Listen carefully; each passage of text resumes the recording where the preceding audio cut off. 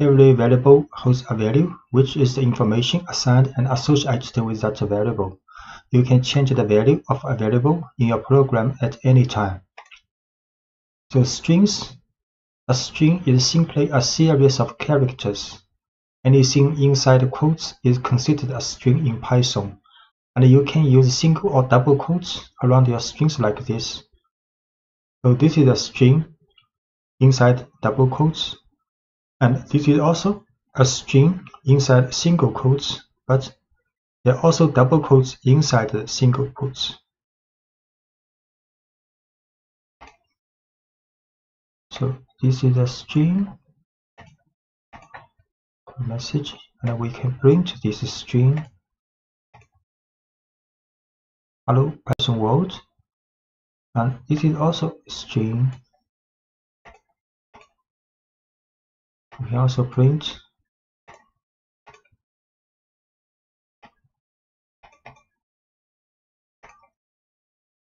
and changing case in a string with methods. So this is a string with all lowercase alphabet. Then you can print name dot title. So each word begins with a capital letter.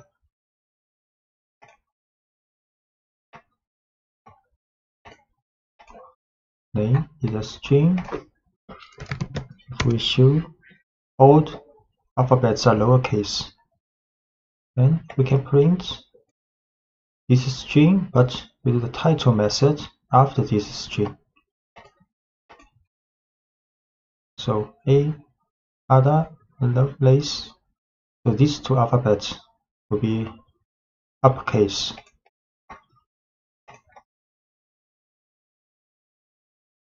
Can also print a name dot up. So all alphabets will be uppercase. Or name dot lower, then all alphabets will be lowercase. So we create string name again. We show name as title case. So we can print with uppercase. All alphabets are uppercase now. And now all alphabets are lowercase.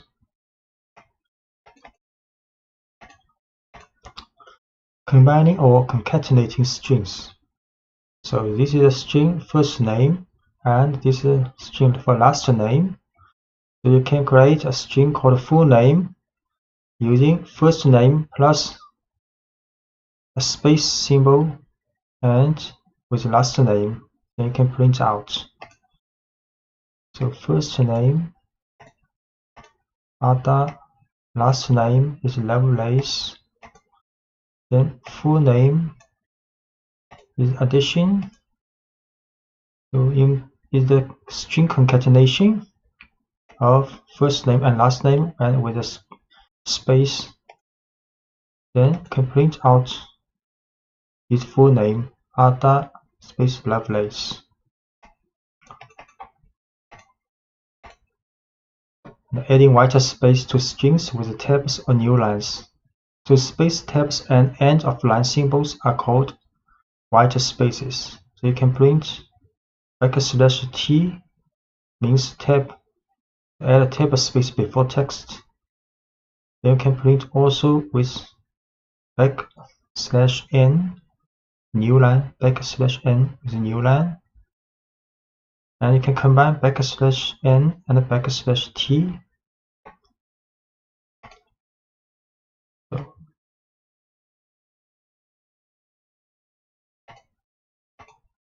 this is for the concatenation. Now we can print Python, then print \t Python. So there are tab space. Also print with a new line. The language Python, C, JavaScript. Can also print with a new line and a tab space. New line and a tab space.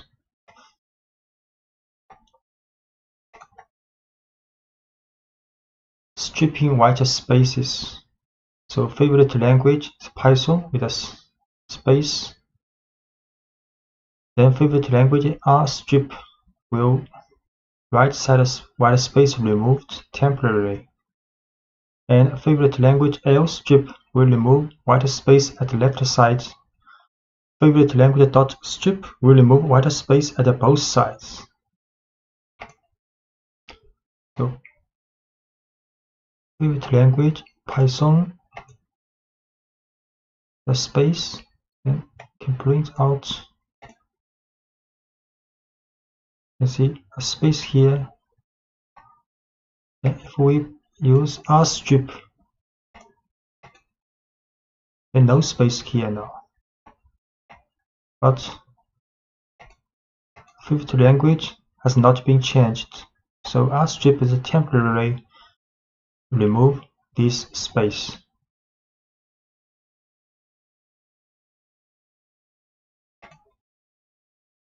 So to remove the white space from the string permanently, you have to store the stripped value back into the variable. So this is favorite language with a string after this, with a space after this string. You can use R strip but assign back to this string variable. So create again favorite language with a string the right side, then we R strip this space and assign back to this variable. Then we show this favorite language again. Now string has been removed permanently. You can add, subtract, multiply, and divide numbers in Python. And 3 double star double asterisk 2 means exponents. So 3 square. And 10% symbol 3 means modulo. So returns the remainder of division. 3 exponent 2 9 age 23.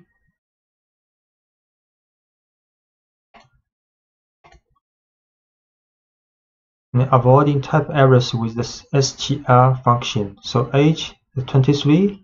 Next, if we create a string variable called message equals happy plus age plus at birthday, then it will have error because Python not allowed you to add numeric variable with string directly, so you have to transform this numeric variable to the type of string before adding together.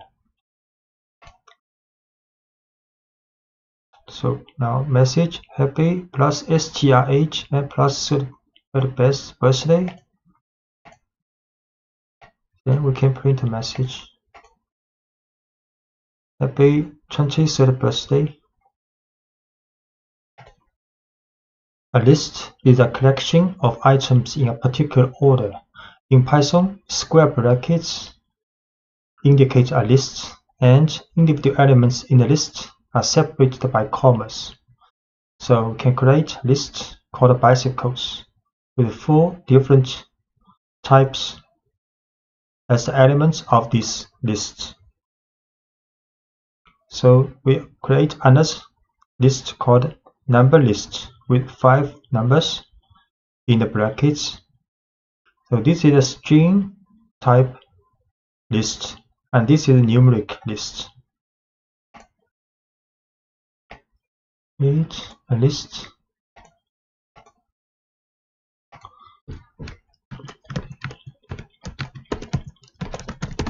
We show this list and create a bicycle list.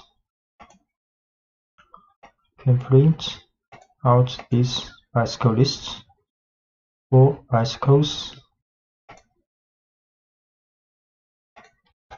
And accessing elements in a list, you can access any element in a list by telling Python the position or index of the item desired.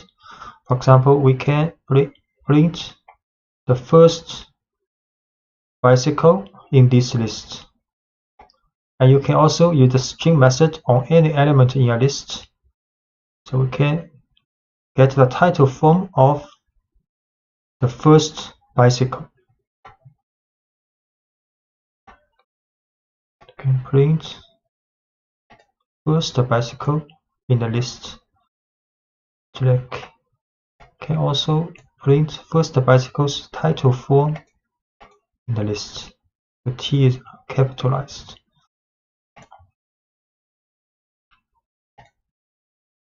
And note that index in the list starts at 0, not 1. And Python considers the first item in a list to be at a position 0, not position 1. The second item in a list has an index of 1. So if we print bicycle bracket 1, then the second item will be pulled out. And if we write print bicycles 3 in the bracket, then the fourth item will be get out. So we can print the second bicycle and print the fourth bicycle. And we can also access items from the end side. So -1 means the last item in a list. -2, the second item from the end of the list, and so on. So we can print the last bicycle. We also print the second item from the end of the list.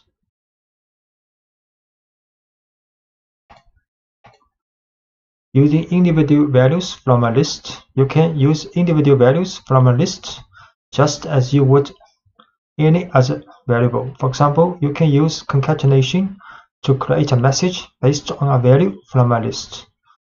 So for example, we can get out the first bicycle and using its title form, then this item concatenated with this string and this string. We create a message with concatenation of string and the bicycle's first element with the title form and plus symbol.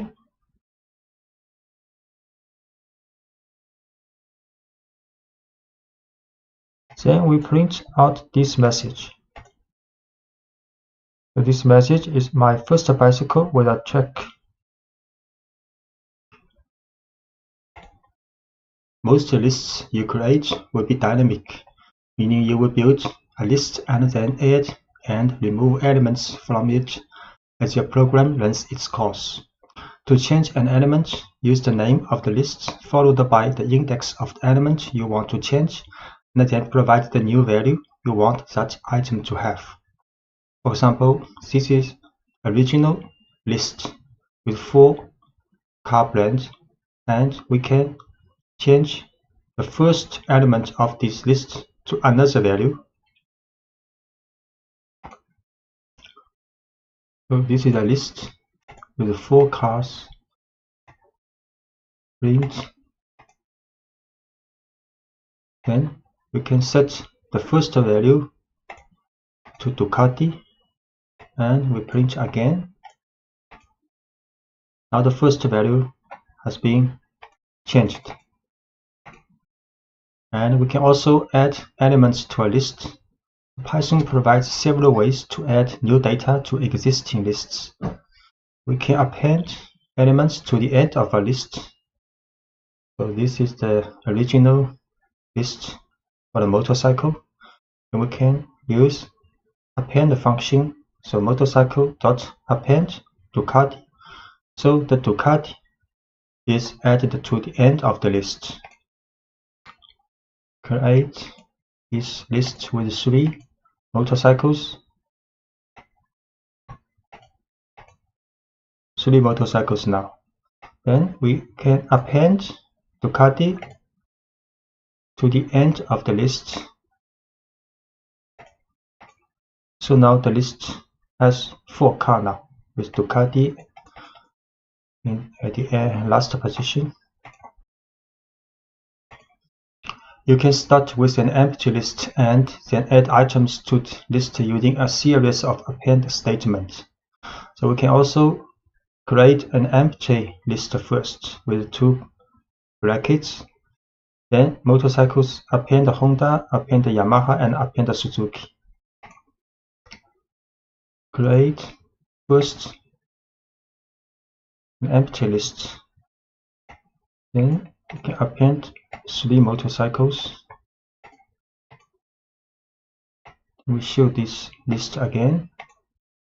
So now the list motorcycle has 3 cars now. And you can also insert elements into a list. So you can add a new element at any position in a list by using the insert method. You do this by specifying the index of the new element and the value of the new item. So this is a list, and we can insert the first position, a new motorcycle here.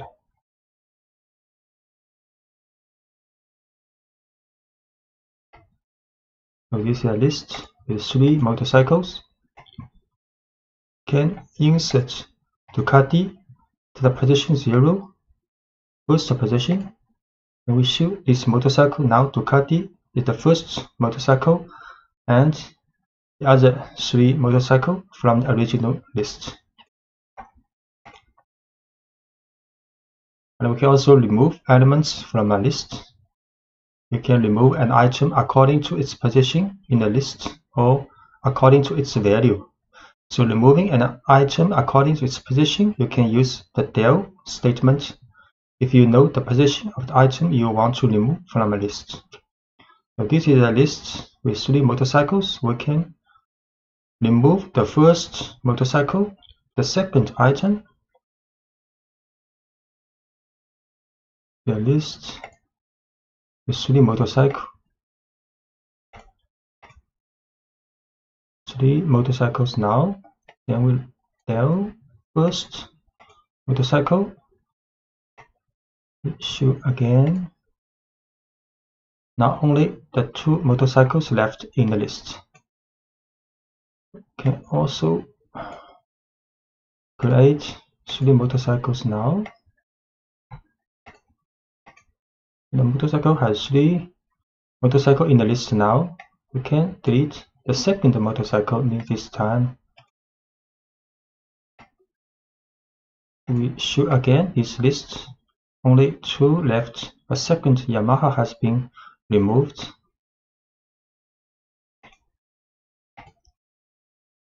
You can use pop method to remove an item. Sometimes you will want to use the value of an item after you have removed it from a list. So the pop method removes the last item in a list, but it lets you work with that item after removing it. So this is a list with 3 motorcycles.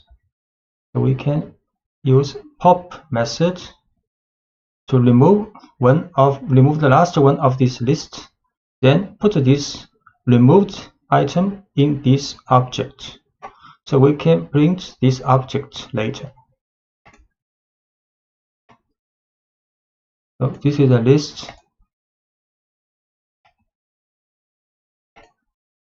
with 3 motorcycles. Then we can use the pop method. Remove the last one of this motorcycle list. Then print again this motorcycles list. Now 2 left. The last one, Suzuki, has been removed. And we can also print this popped motorcycle. Suzuki, that's correct. And popping items from any position in a list. You can actually use pop to remove an item in a list at any position by including the index of the item you want to remove in parentheses. So this is the list with 3 motorcycles. So we can pop 0, so the first item is removed from the original list and stored in variable called first owned.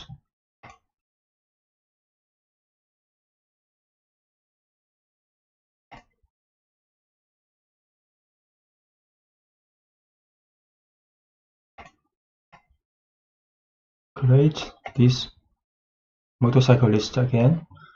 So we pop the first one. Then we can print the first motorcycle I owned was here's the title. This message is the string concatenated with this popped value with a title form.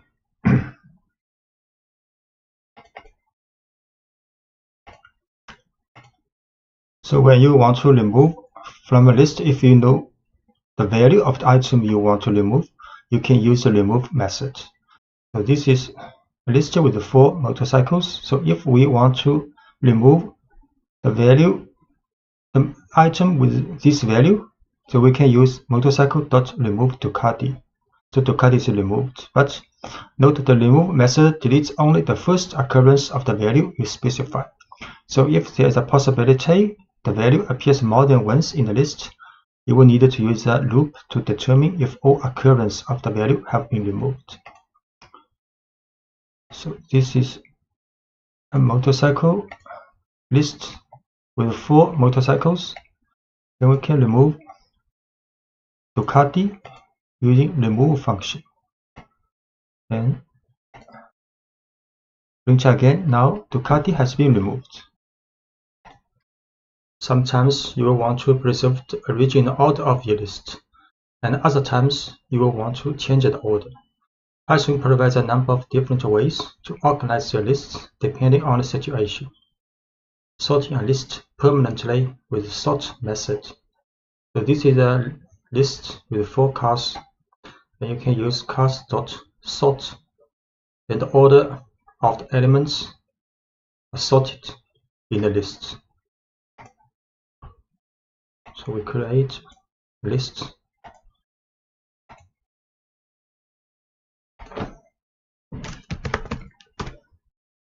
So the order of the elements in the cars, like now, you can use sort. We print again. So now the elements are sorted alphabetically in the list.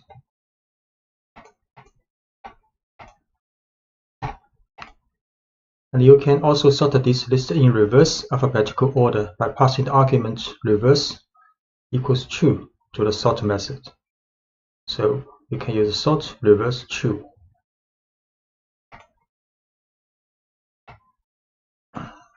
This is a car list with 4 motorcycles. You can sort reverse true. Then print again. So now the elements in the list has been sorted alphabetically with a reverse order. Sorting a list temporarily with the sorted function. The sorted function lets you display your list in a particular order but doesn't affect the actual order of the list. So this is a list of 4 motorcycles. You can use sorted cars. So it will show the list in a sorted order. But if you print this car again, the order has not been sorted. It has the original order. We'll create again this list for the motorcycle. So this is the original order. Copy again. So here is the original list. Print with the sorted function. So this is the sorted list alphabetically. Okay, again print. Here is the original list again. We'll choose. So the original order in the list has not been changed. We can also print the sorted cars in the reverse order. So this is the reverse alphabetical list if we use sorted.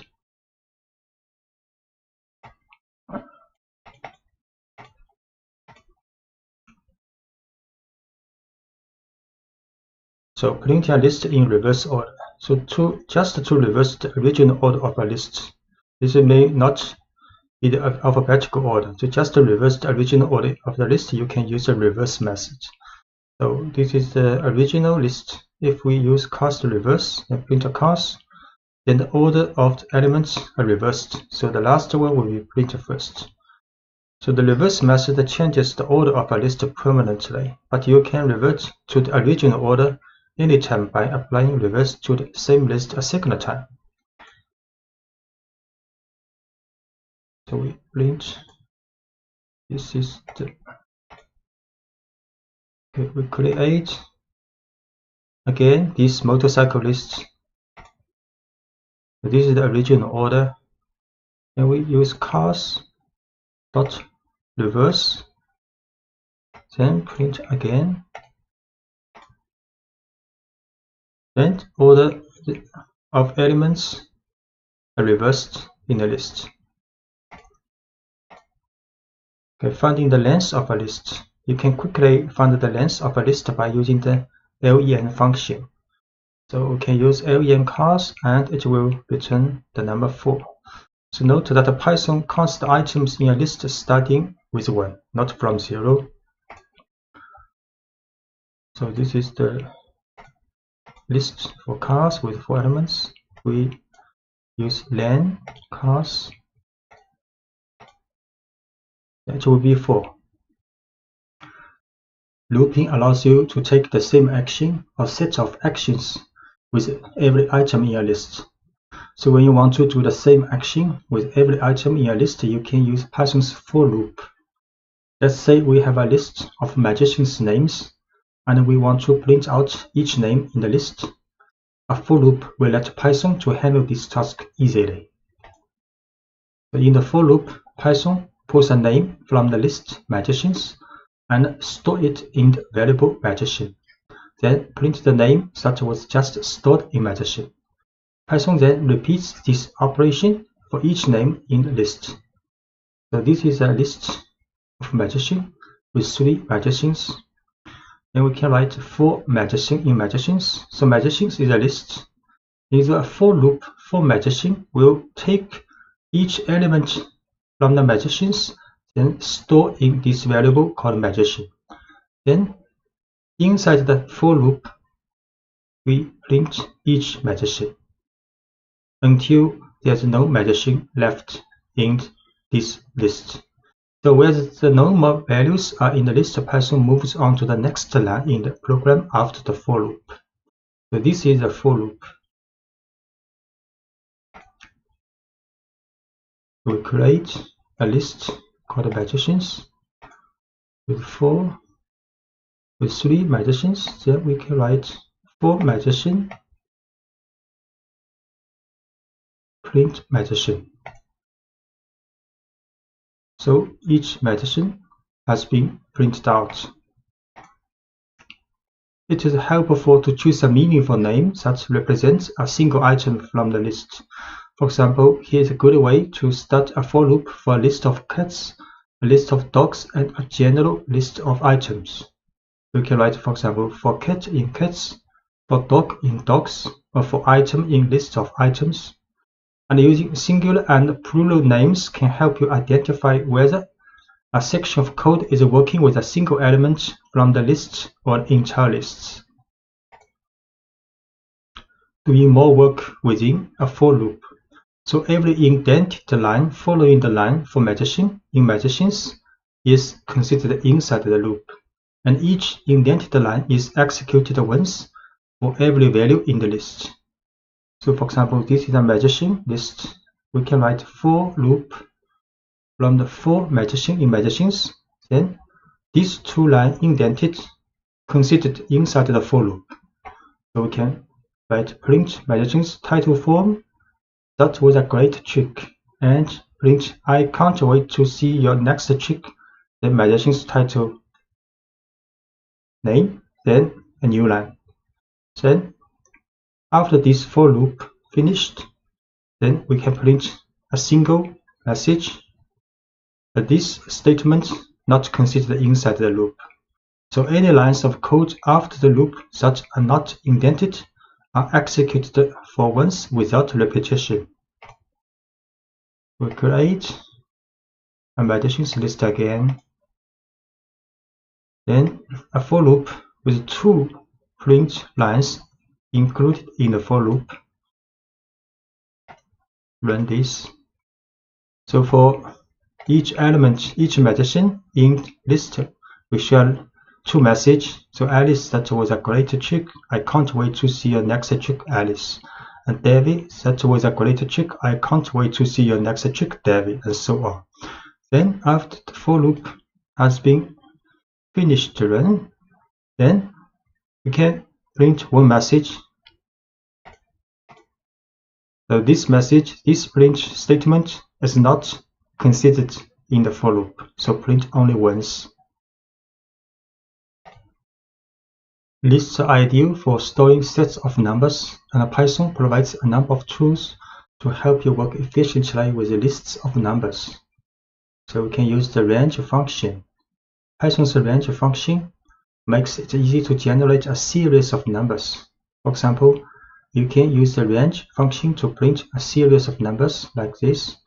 You can write a for loop, a for value in range 1 to 5. You can print a value. The result will print 1, 2, 3, 4. The range 1 to 5 will print a number from 1 to 4. Then for each value of this 1 to 4 will print out. So although this code looks like it should print the numbers from 1 to 5, it doesn't print the number 5. So in this example, range prints only the numbers 1 through 4. This is the result of off by 1 behavior you will see often in Python and many other programming languages. So if you want to print the numbers from 1 to 5, you would use range 1, 6. So for value in range 1, 6, print value. Can print out for value in range 1 to 5, print value. So 1, 2, 3, 4 has been printed out. Use a range to make a list of numbers. If you want to make a list of numbers, you can convert the results of a range directly into a list using the list function. So for example, we can create a list called numbers, and the value is 1 to 5. Then next we can print numbers. We create a list called numbers, then print these numbers. So it's a list 1 to 5.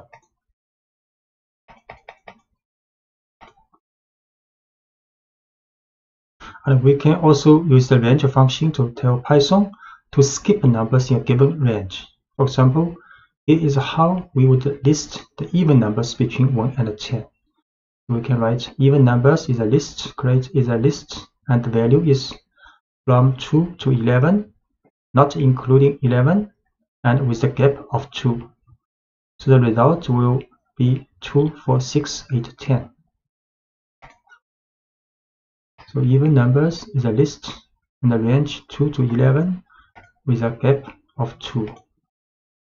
Then we print out this list. This list has 5 elements. And you can create almost any set of numbers you want to using the range function. For example, consider how you might make a list of the first 10 square numbers. So we start with empty list, then write a for loop. So for each value in the range 1 to 11, not including 11, then we write calculate the square of this value, then assign to square variable. Then in the list of squares, we append this square, and so on. Then when the for loop is finished, we print out this squares list.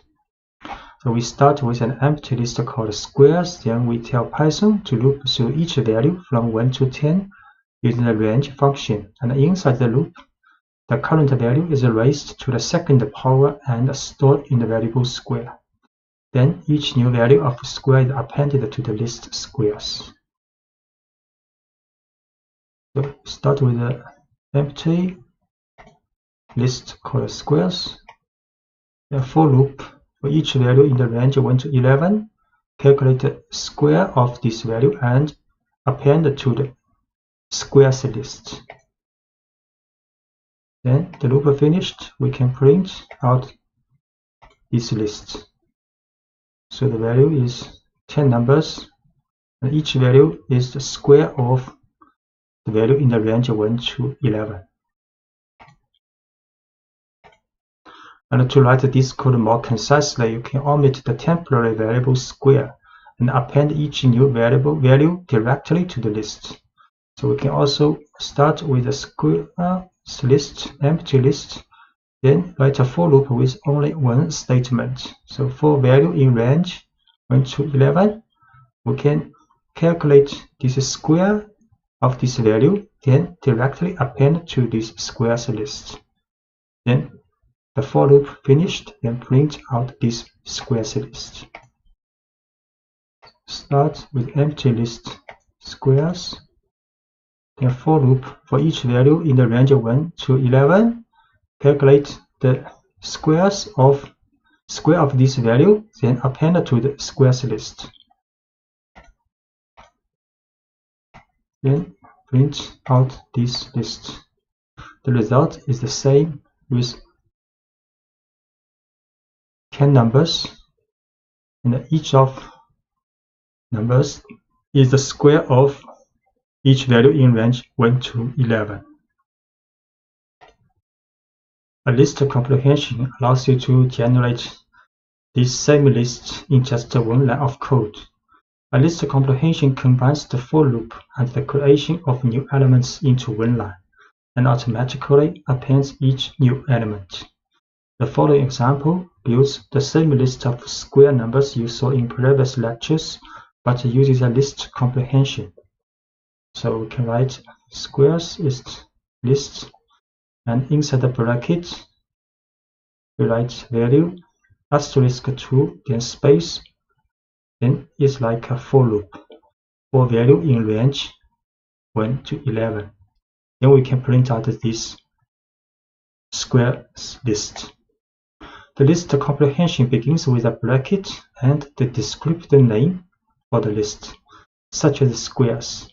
Next, open a set of square brackets and define the expression for the values you want to store in the new list.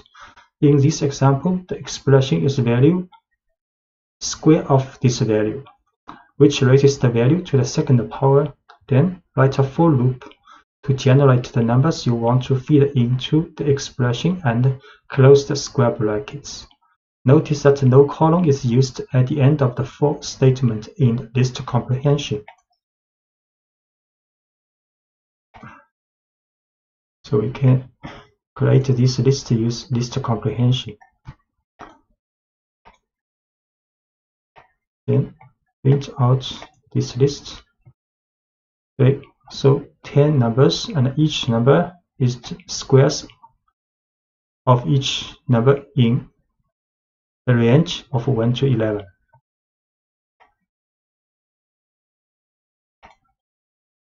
You can also work with a specific group of items in a list, which Python calls a slice.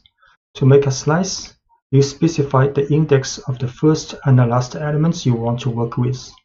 As with the range function, Python stops one item before the second index you specify. So the following example involves a list of players on a team. So this is a list with 5 players, and we can print players bracket 0 to 3, then it will return the first 3 elements. So the code prints a slice of this list, which includes just the first 3 players. So players is a list with 5 players, then can print the first 3 players, and you can generate any subset of a list. For example, if you want the second, third, and fourth items in a list, you would start the slice at index 1 and end at index 4, so 4 not included. Then it will return the second, third, and fourth element. So from the index from 1 to 3, so the second, third, and fourth elements will be returned. So we print the second, third, and fourth elements. And if you omit the first index in a slice, Python automatically starts your slice at the beginning of this list. So if you just write column 4, then it will return the first 4 elements. So we return the first 4 elements with column 4.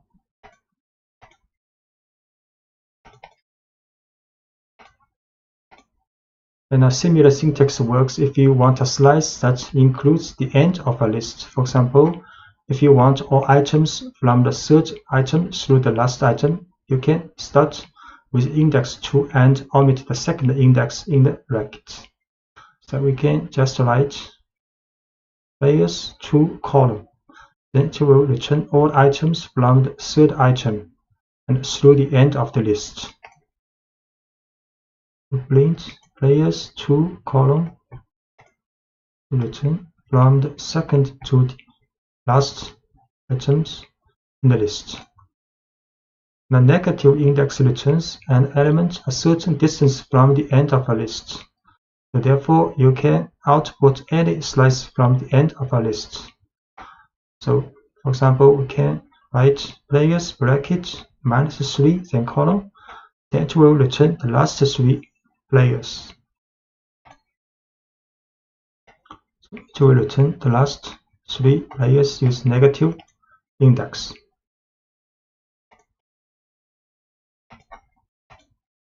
And the looping through a slice. You can also use a slice in a for loop if you want a loop through a subset of the elements in a list. In the next example, we loop through the first 3 players and print their names. For example, you can write for player in players, the slice with column to 3, then from the first to the third element of this list. Then for each element of these 3 elements, we can print each element's title for.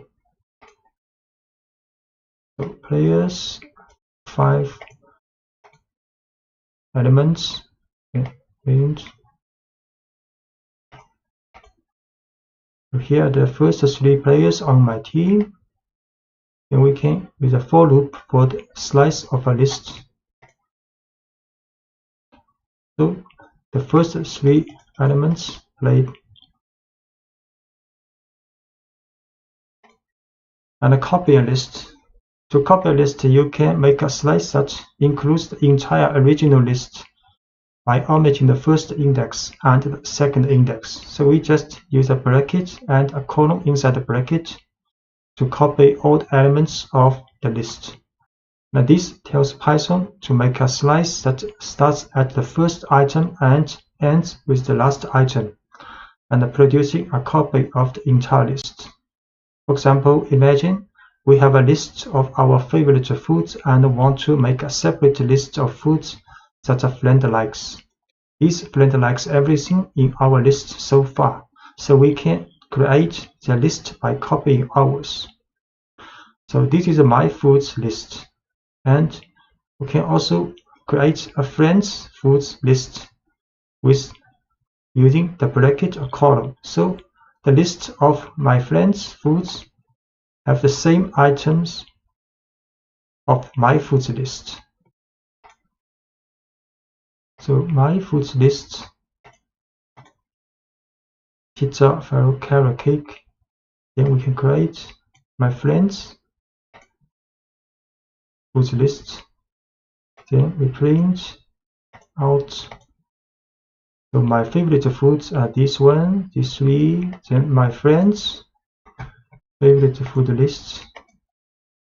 Also these three items lists. To prove that we actually have two separate lists, we will add a new food to each list and show that each list keeps track of the appropriate person's favorite foods.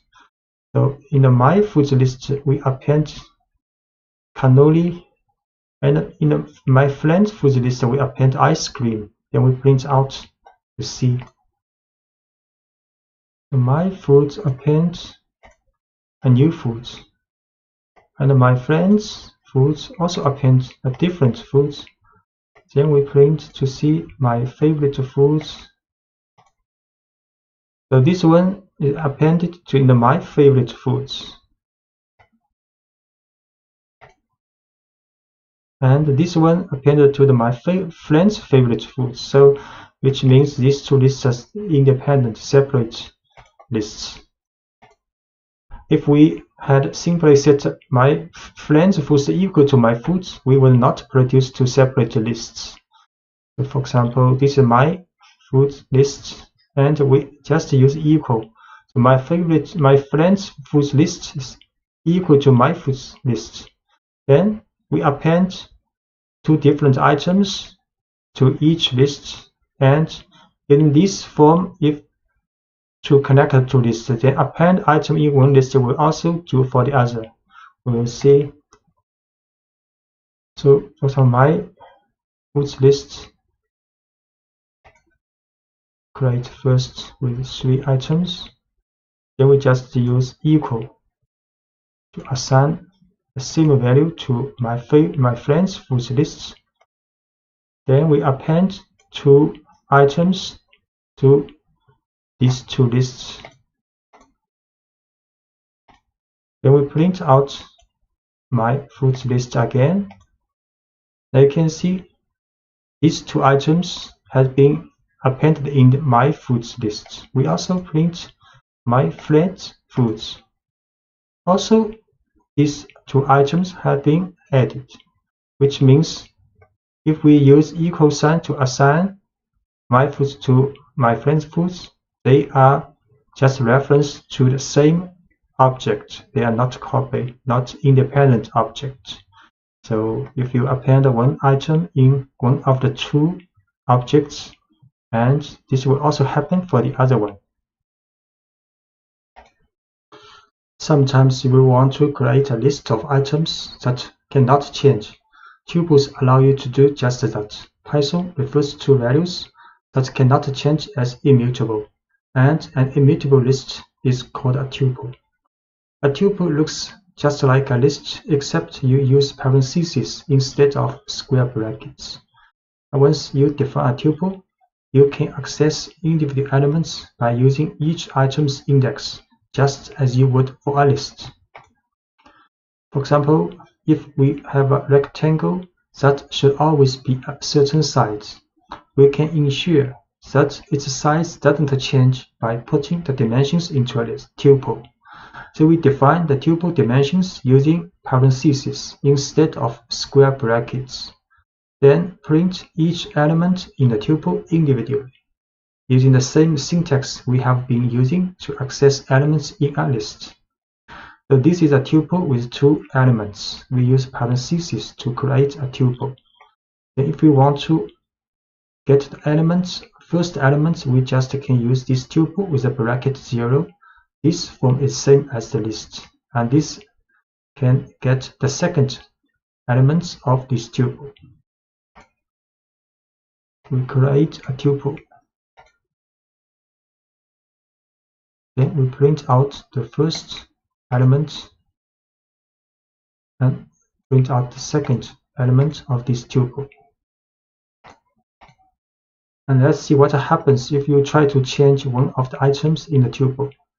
So if we set the first element to 250, and Python will raise an error.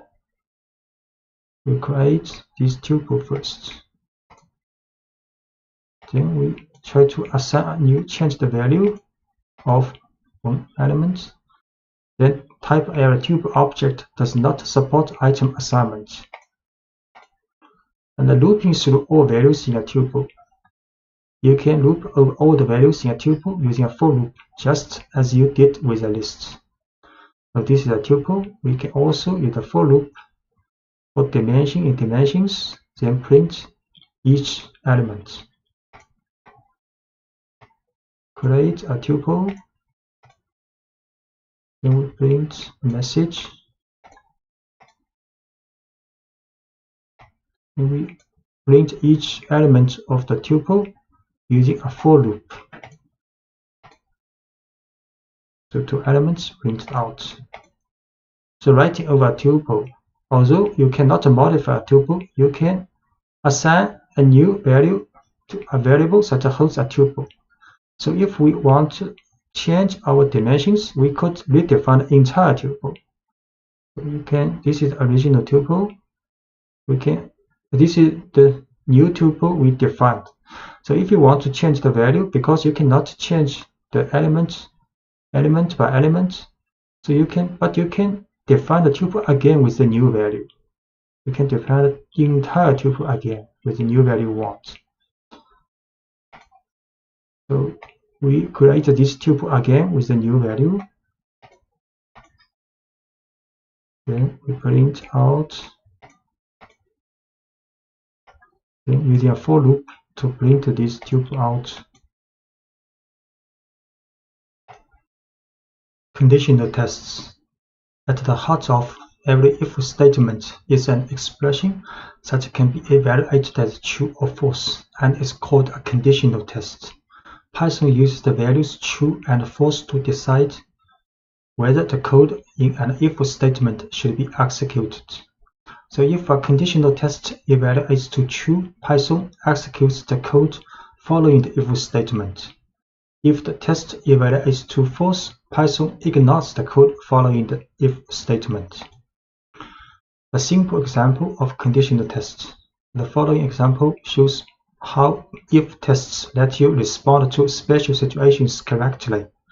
Imagine you have a list of cars and you want to print out the name of each car. Car names are proper names, so the names of most cars should be printed in title case. However, the value BMW should be printed in all uppercase.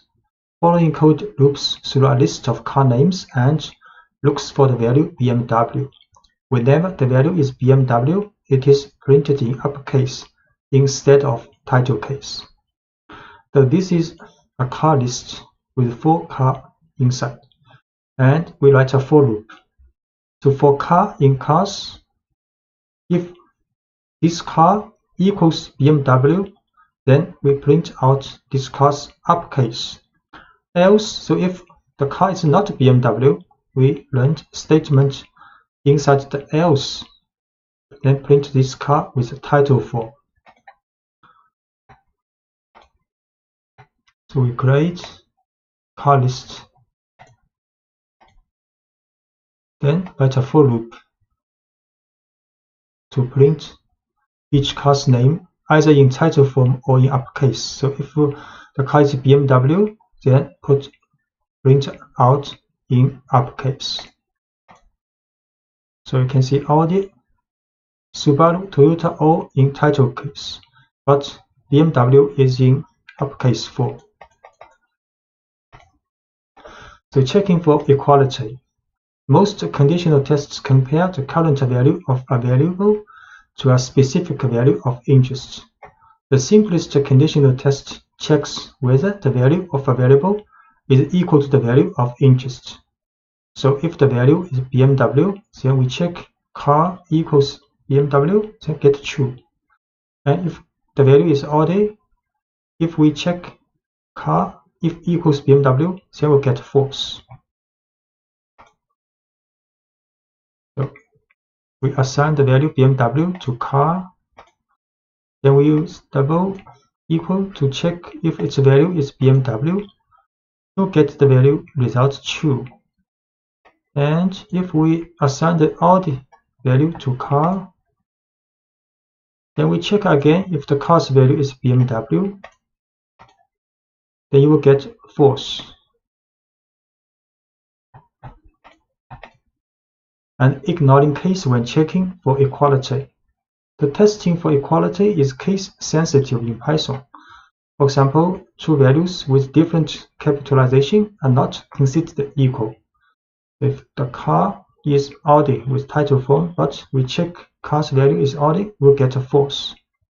So if case matters, this behavior is advantageous. But if case doesn't matter and instead you just want to test the value of a variable, you can convert the variable's value to lowercase before doing the comparison. So we again assign the value Audi with the title form to car. Then we check the condition if the value is equal to Audi with lowercase. But before we run this equal sign, double equal, we add car.lower to transform the car's case to lower before we do the condition test. Notice that the lower function doesn't change the value that was originally stored in car. So the car's case is still Audi. And this lower is just a temporary transform this value to lowercase to do conditional tests. So we see car's value is Audi with title form. Then we check its value equals to lowercase Audi to get false. And we set again, for example, car's value is Audi, but we use lower function before doing the conditional test to get a true now. The checking for inequality. So when you want to determine whether two values are not equal, you can combine an exclamation point and an equal sign. So this means not equal. So we will store a requested pizza topping in a variable and then print a message if the person did not order anchovies. So this is request a topping called mushroom, this value. So if request a topping not equal to anchovy, then we'll print holded anchovies.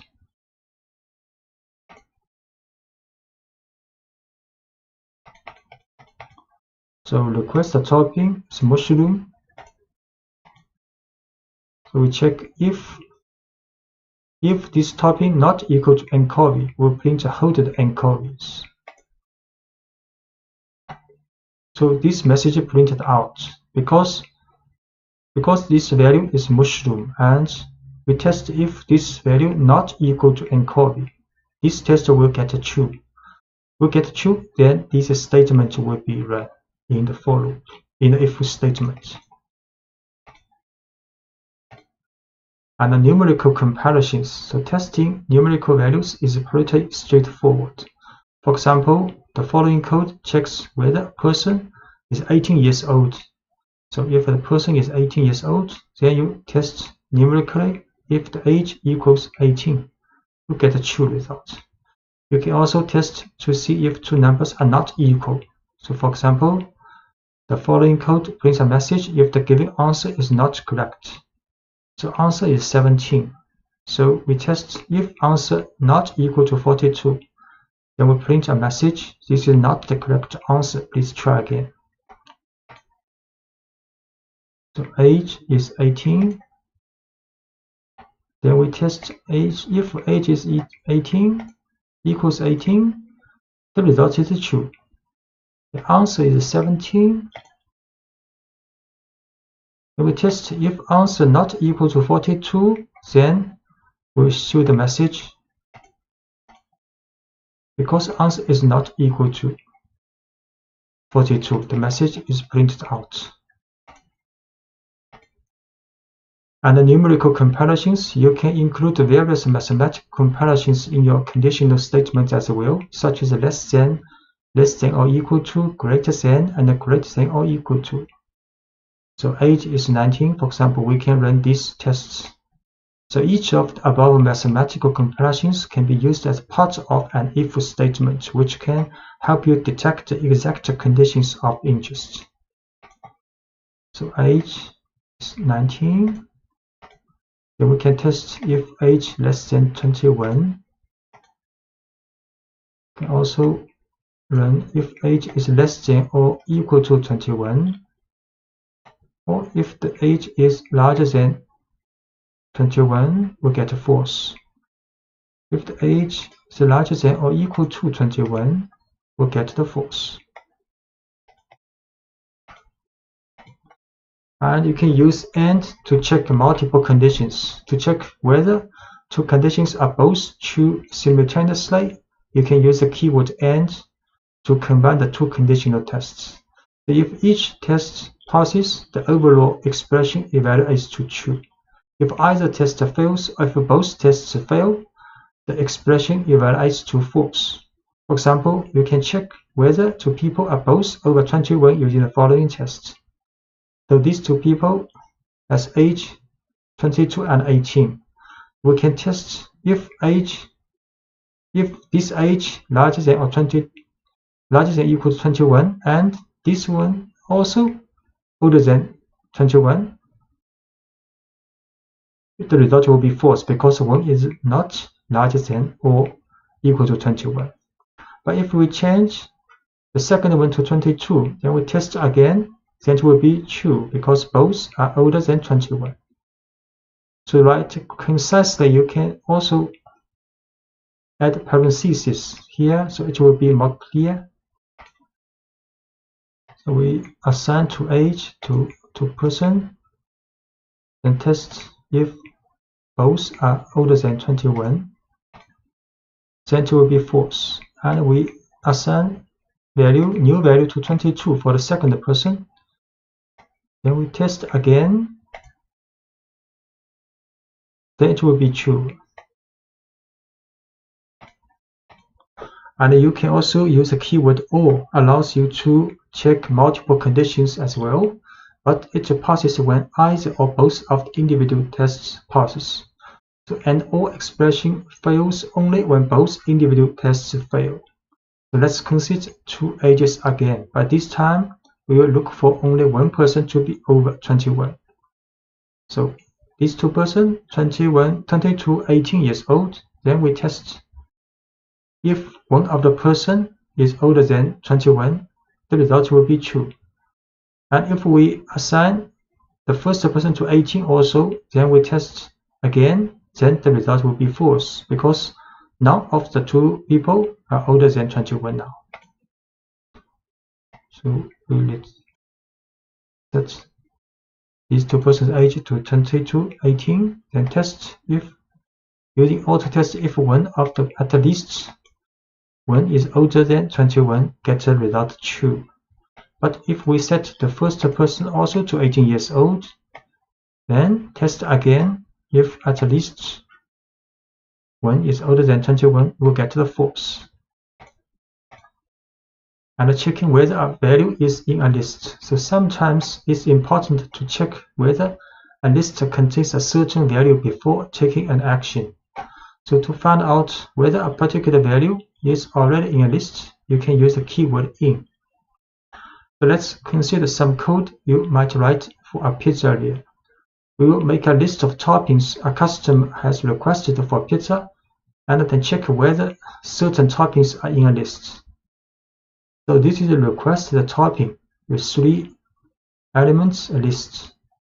Then we will run the conditional tests. Mushrooms in requested toppings. This is true because mushroom in. But if we run the pepperoni in requested toppings, we'll get false because this list does not contain pepperoni. The requested topping is a list called pizzeria. Then we run the conditional test. Mushroom in requested topping, get the true in results. If we run pepperoni in requested topping, the result is false. And you can also check whether a value is not in a list. So similarly, you might want to know if a value does not appear in a list. You can use the keyword not in this situation. For example, consider a list of users who are banned from commenting in a forum. You can check whether a user has been banned before allowing that person to submit a comment. So this is a list for the banned user with 3 people. So another user called Mary.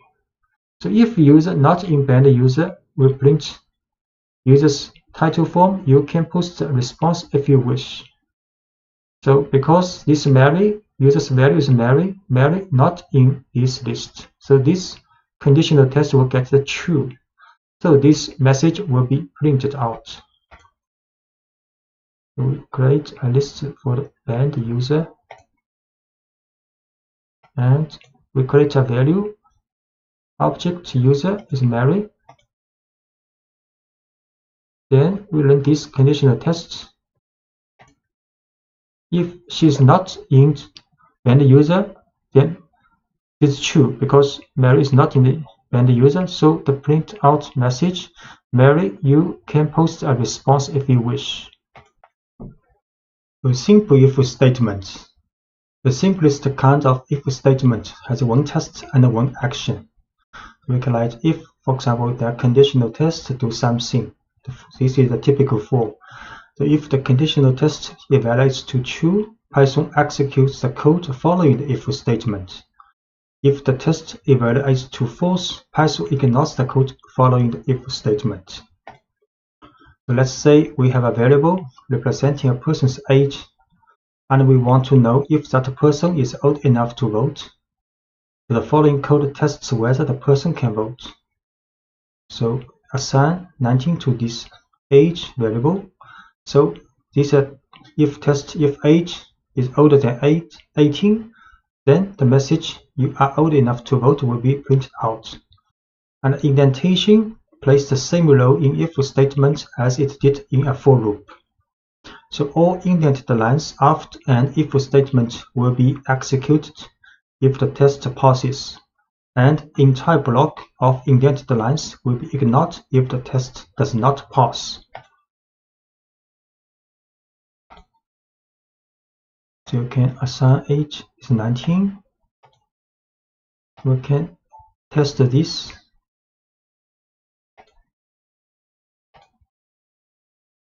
Because it's older than 18, so these two statements are run. So you can have as many lines of code as you want in block following the if statement. So let's add another line of output if the person is old enough to vote, so asking if the individual has registered to vote yet. So these two messages will be printed out. An if-else statement. And if-else block is similar to a simple if statement, but the else statement allows you to define an action or set of actions that are executed when a conditional test fails. So we will display the same message we had previously if the person is old enough to vote, but this time we will add a message for anyone who is not old enough to vote. So if we assign 17 to the age, then test if age is 18, is larger older than 18, we will print these two messages. But if this test fails, so we will run the else statement.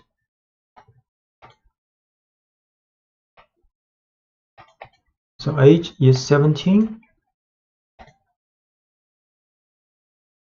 Then we test if age is older than 18, then print this message.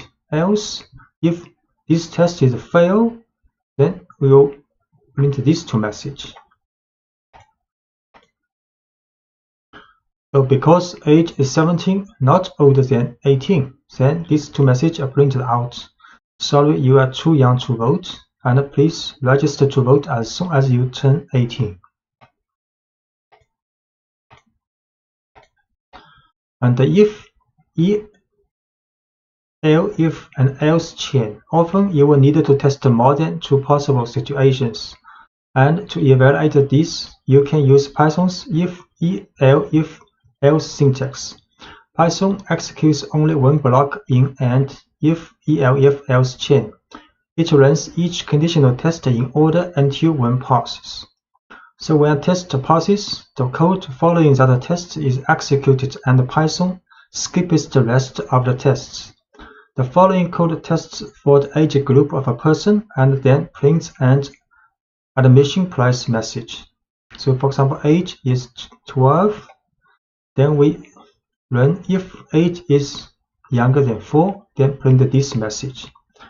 But this message, if this is fail, then Python will test this conditional test. If it is younger than 18 but older than 4. If this passes, gets a true result, then this message will be run. Then the if test, then the statement after the if test will be run. So if both of these conditional tests fails, then Python will run this message. We see age is 12. We'll test using if, elif, and else. The admission is 5 now because 12 is not younger than 4. Then this gets false. Then Python will test the next. Next will be true because younger than 18. So the statement inside the elif will be run. Then Python will finish this if statement, if, elif, else statement.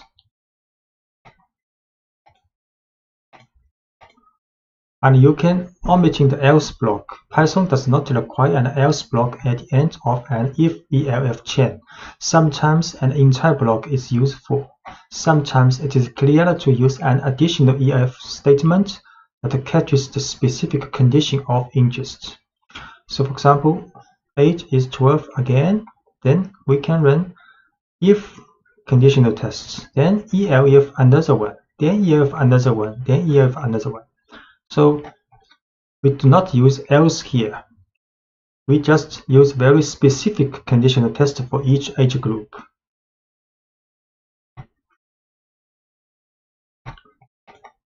So we see age is 12.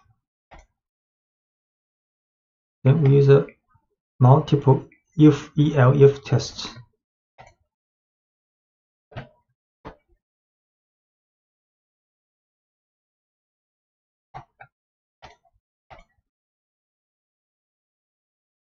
So in this if, elif test, price has been assigned one of each value. Then next we print out this value. We see your admission cost is 5. So age 12 for this group, price 5, because not younger than 4 but younger than 18. And the else block is a catch-all statement. It matches any condition that wasn't matched by a specific if or elif test, and that can sometimes include invalid or even malicious data.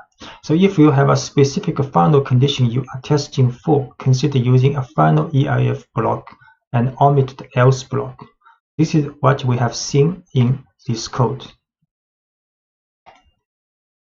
You can do some interesting work when you combine lists and if statements. You can watch for special values that need to be treated differently than other values in the list. You can manage change conditions efficiently, such as the availability of certain items in a restaurant throughout a shift. You can also begin to prove that your code works as you expect it to in all possible situations. So checking for special items. So let's continue with the pizzeria example. The pizzeria displays a message whenever a topping is added to your pizza as it is being made. The code for this action can be written very efficiently by making a list of toppings the customer has requested and using a loop to announce each topping as it is added to the pizza. So this is a request a topping list with 3 items. Then we can write a for loop for request a topping in request a toppings for each element of this list. Then we print adding this request a topping. So you can create a list called request toppings. Then you can write for loop. For each request topping in request toppings, print add this request topping. So it's very clear: add mushroom, add green peppers, add extra cheese. Then last one, outside of for loop will print a final message. The job finished. But what if the pizzeria runs out of green peppers, and if statement inside the for loop can handle this situation properly? So this is request topping, and in the for loop we can test using if statement. So if request topping equals green peppers, then a message, sorry, we are out of green peppers right now, will be printed out. Otherwise, if this test is a fail, which means if the request topping is not equal to green peppers, then the message adding this request topping will be printed out. So create a request topping again. Then this for loop. In the for loop, we use an if statement to test if it is a green pepper. So the message is like this. So adding mushroom, and for the green peppers, the message will be like, sorry, we are out of green peppers right now. And for the extra cheese will be printed like adding extra cheese. So this is the last message of the for loop.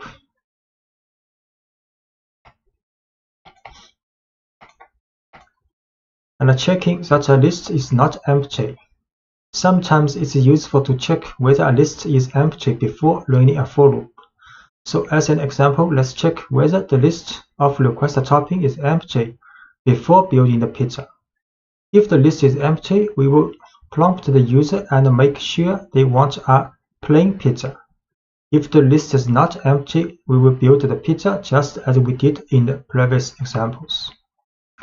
So we first create an empty list to request toppings.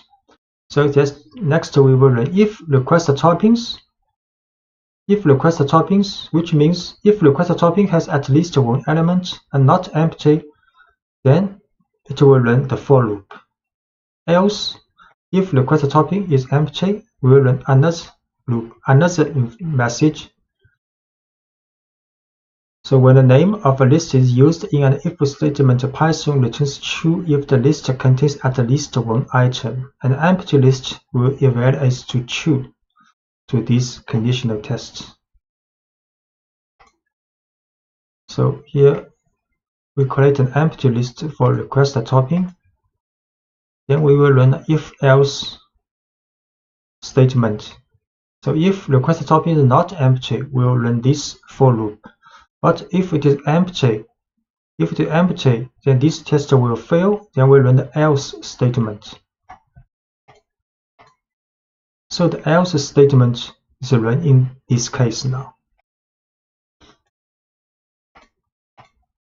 Using multiple lists. What if a customer actually wants French fries on their pizza? You can use a list and if statement to make sure your input makes sense before you act on it. So let's watch out for unusual topping requests before we build a pizza. And the following example defines two lists. The first is a list of available toppings at the pizzeria, and the second is the list of toppings that the user has requested.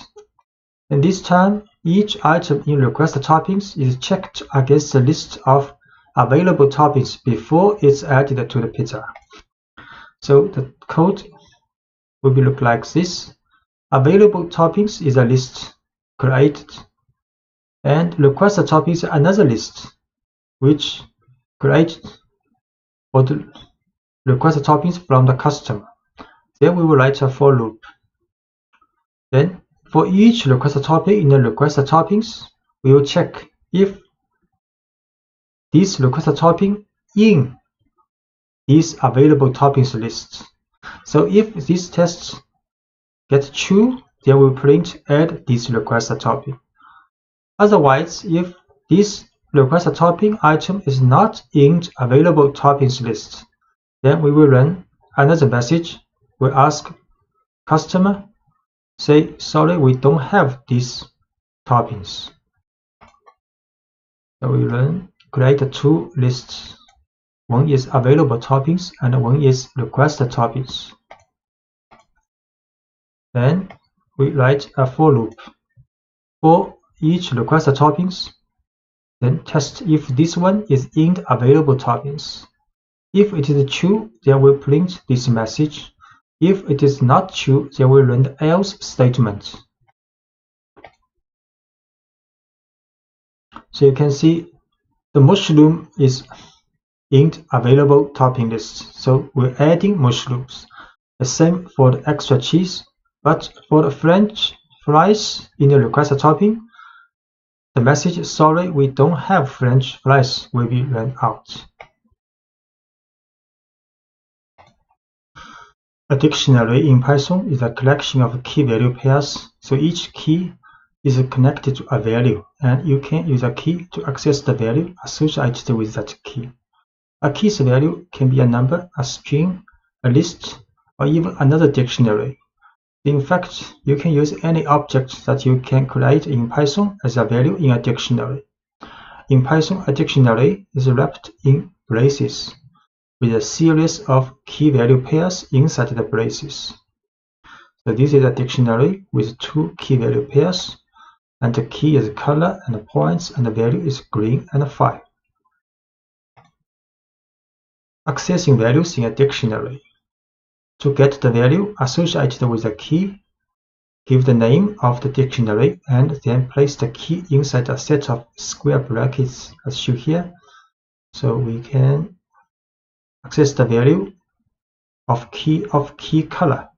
So this will print out the value of color.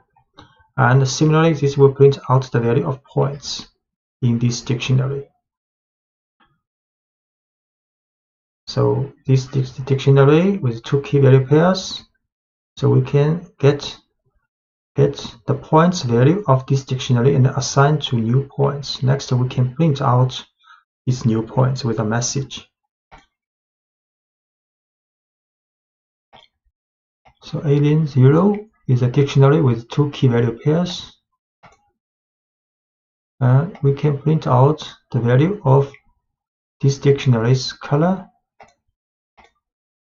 Its color is green. And we can print out the value of points. Points is 5. We can create this dictionary again. And we can get out the value of points and assign to this variable called new points. Then we can print out a message using these new points. So you just earned 5 points. So you can add new key value pairs to a dictionary. To add a new key value pairs, you would give the name of the dictionary followed by the new key in square brackets along with the new value. So let's add 2 new pieces of information to the alien 0 dictionary. The alien's x and y coordinates. So this is original dictionary has 2 key value pairs. Then we can add a new key value pair called x position equals 0 and y position equals 25. So this is the dictionary with 2 key value pairs. And print out this dictionary, 2 key value pairs. Then we add another 2 key value pairs. And we print out again. Now the dictionary has 4 key value pairs, color, points, x position, and y position, and their values. Notice that the order of the key value pairs does not match the order in which we added them. So Python doesn't care about the order in which you store each key value pairs in a dictionary. It cares only about the connection between each key and its value. And you can start with an empty dictionary. sometimes convenient or even necessary to start with an empty dictionary and then add each new item to it. To start filling an empty dictionary, can define a dictionary with an empty set of braces and then add each key value pairs on its own line. So we can start with an empty dictionary with 2 braces. Then we add 1 key value pairs using alien 0, brackets color equals green, and points equals 5. So add these 2 key value pairs into this dictionary. We start with an empty dictionary. Then we add these 2 key value pairs into a dictionary. Then print out again. Now the dictionary has 2 key value pairs. Can modify values in a dictionary. To modify a value in a dictionary, give the name of the dictionary with the key in square brackets and then the new value you want associated with that key. So for example, consider an alien that changes from green to yellow as a game process progress. So we create a dictionary with only 1 key value pair, color is green. Then we can modify the value of this key color to yellow. So we create first key value pair green in this dictionary, and we print out the alien's color. The alien is green now. Then we modify the color to yellow in this dictionary. And we can print out again. The alien is now yellow now. And you can set dictionary with, for example, for X position, Y position, and a speed medium. Can print original position for this alien X position. So position is 0 now, original. Then we can move the alien to the right. So if alien 0 speed is slow, X increment is 1. And else if speed is medium, then increment is 2, and else increment is 3. So because X speed is medium now, so the increment is 2. And we can also we can run this test first. So X increment will be assigned with a 2 value now. Then we can modify the position X position with current position plus X increment. So run this to modify the value of X position. So print new X position. Now you'll see new position 2 because have increment with 2 value to the X position.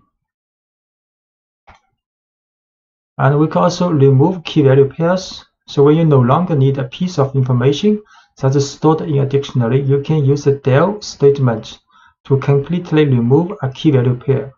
All del needs is the name of the dictionary and the key that you want to remove. For example, let's remove the key points from the alien 0 dictionary along with its value.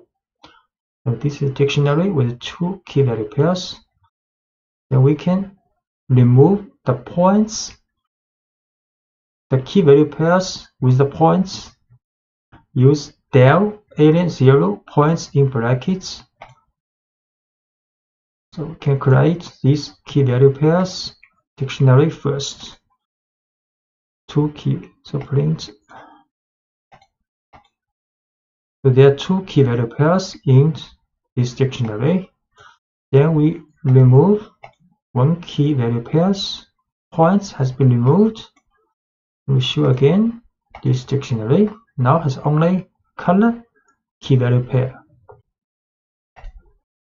Because a dictionary can contain large amounts of data, Python lets you loop through a dictionary.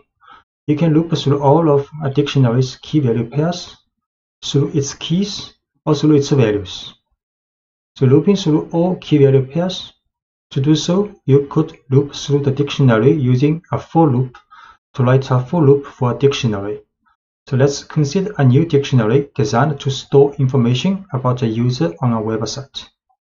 The following dictionary will store one person's username, first name, and last name. So this is a dictionary called user, and will store username Fermi, first name Enrico, and last name Fermi. Then we can write a for loop for key value in user this dictionary's items attribute. So this username items attribute will return the key value pairs. Then for each key value pair, we will print key and its value and value its value. So you create names for the two variables that will hold the key and the value in each key value pair. You can choose any names you want for these two variables. So you can choose any name for these two variables. The second half of the for statement includes the name of the dictionary followed by the method items, which returns a list of key value pairs. The for loop then stores each of these pairs in the two variables provided. So we can create dictionary for the user. Then we can write a for loop, and in the user zeros items, then we print out this information. So all the key value pairs in this dictionary are printed out. The username value, first name value, last name value.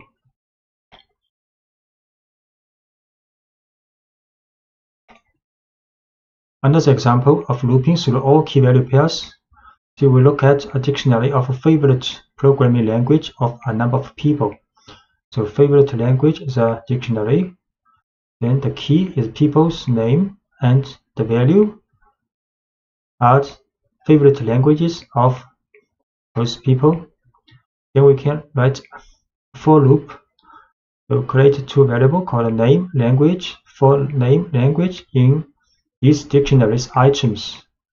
Then we can print names title form, concatenate with a message, and then concatenate with languages title form. So favorite language is a dictionary. Then a for loop will print out information for each person's favorite language. So Yan's favorite language is Python, Sarah's favorite language is C, and so on. So looping through all the keys in a dictionary. So you can use the keys method.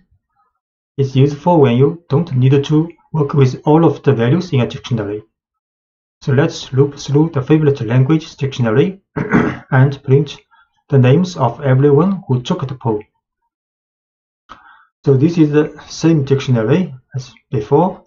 Then we can write also for name, create one variable called name in this dictionary's keys attribute. So then can print out each name's title form. So this is a dictionary. Then a for loop in dictionary's keys attribute. Then only the keys and the people's name are printed out.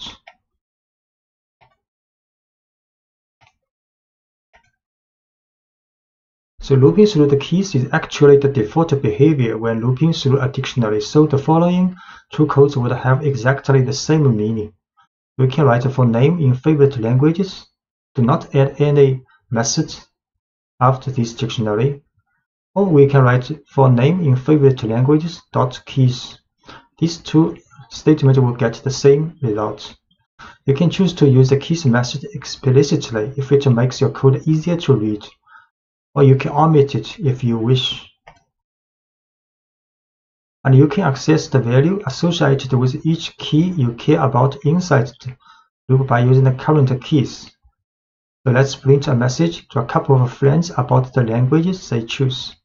So we will loop through the names in a dictionary as we did previously, but when a name matches one of our friends, we will display a message about their favorite language.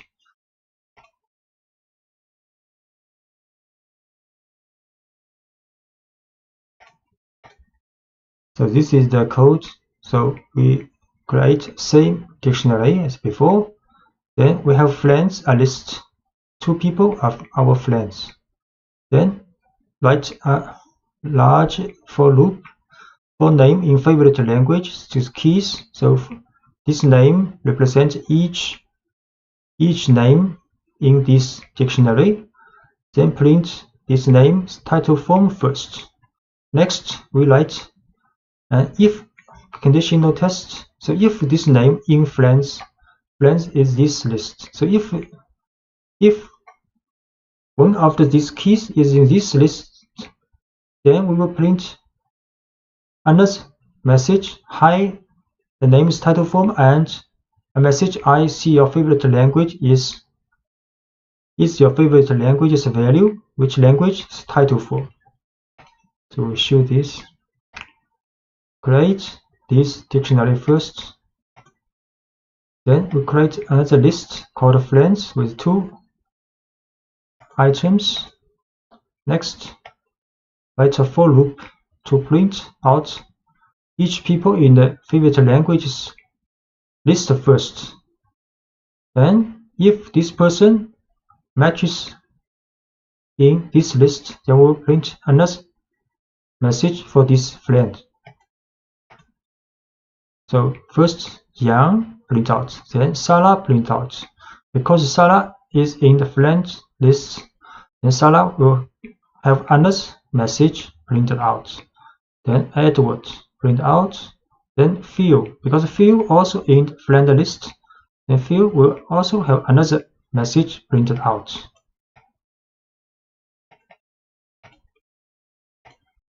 And you can also use the keys method to find out if a particular person was polled. So this time, let's find out if Erin took the poll. Same dictionary we produce. Then if Erin not in favorite language keys, we use not in. So favorite language.keys will return a list of these keys in the dictionary. And Erin if not in, so print Erin, please take your poll. And the keys method isn't just for looping, it actually returns a list of all keys, and the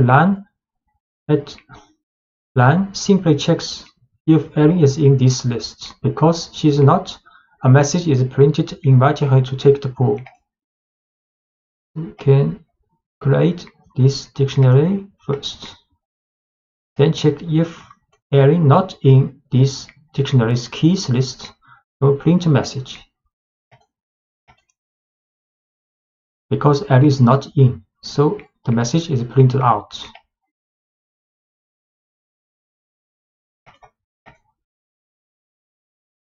You can also loop through a dictionary's keys in order. So one way to return items in a certain order is to sort the keys as they are returned in a for loop. You can use the sorted function to get a copy of the keys in order. So create this list. Then we use naming sorted favorite languages keys, then print out.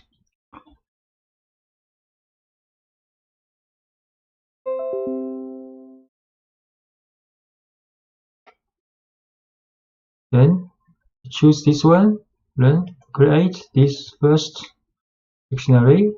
Then we just sorted this list first before we choose each item in this list.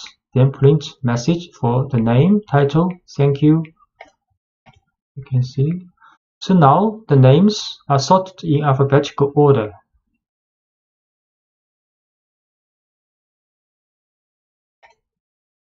And looping through all values in dictionary. If you are primarily interested in the values that the dictionary contains, you can use values method to return a list of values without any keys. For example, say we can loop through loop and print out a programming language pool without the name of the person who chose each language. So this is the same dictionary. Then we can print a message following language has been mentioned. Then write a for loop. In this time, we use the values method for this dictionary, and then for language, the values method will get all values parts in the dictionary. Then we print out these old languages title for. So create this list, the dictionary first, then print a message. Then we use a for loop to print out all languages in this list. Sometimes you will want to store a set of dictionaries in a list, or a list of items as a value in a dictionary. This is called nesting. You can nest a set of dictionaries inside a list of items inside a dictionary, or even a dictionary inside another dictionary. So first, look at a list of dictionaries.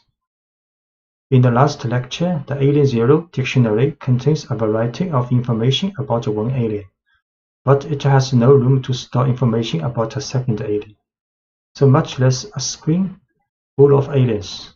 How can you manage a fleet of aliens? One way is to make a list of aliens in which each alien is a dictionary of information about that alien. For example, the following code builds a list of 3 aliens. So we create 3 aliens with different information, for example, different colors. Then we can store these 3 aliens in a list called aliens. Then next, we can write a for loop for alien in aliens, print out each alien. Actually, each alien is a dictionary's information with key value pairs. A more realistic example will involve more than 3 aliens with code that automatically generates each alien. So in the following example, we also can use range to create a fleet of 30 aliens. So we can start with an empty list. Then next, use a for loop. For loop in the range from 0 to 30. For each alien number, we create each alien, new alien. Then append this new alien in the aliens list. Actually, each alien's information is the same. So next, we can show the first 5 aliens in this alien list. Print out. We should create 3 aliens first. Each one a dictionary. Then we can put these 3 aliens in a list. Then next, using a for loop for alien in aliens, print out each alien. So each alien is a list printed out. The next, we make an empty list first. Then we create 30 aliens and put them in this list. Then we can print out the first 5 aliens in this aliens list. Actually have the same values, key value pairs for these 5. And we can also print the length of aliens, how many aliens in this list. So the total number of aliens is 30. So these aliens all have the same characteristics, but Python considers each one a separate object, which allows us to modify each alien individually. So imagine that one aspect of a game has some aliens changing color and moving faster as the game progresses. For example, to change the first 3 aliens to yellow, medium speed aliens worth 10 points each. We can do this. We write a for loop for the first 3 aliens in this list, then the if test, if alien's color is green, then we change it to yellow and change the speed to medium and change the alien's point to 10.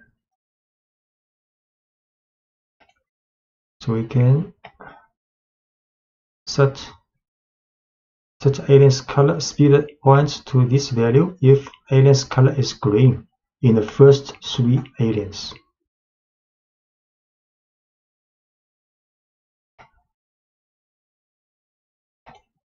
So next, let's look at a list in a dictionary situation. So it is sometimes useful to put a list inside a dictionary. For example, consider how you might describe a pizza that someone is ordering. If you were to use only a list, all you could really store is a list of the pizza's toppings. So with a dictionary, a list of toppings can be just one aspect of the pizza you are describing. So in the following example, 2 kinds of information are stored for each pizza: a type of crust and a list of toppings. So the list of toppings is a value associated with the key toppings. To use the items in the list, we give the name of the dictionary and the key toppings as we would any value in the dictionary.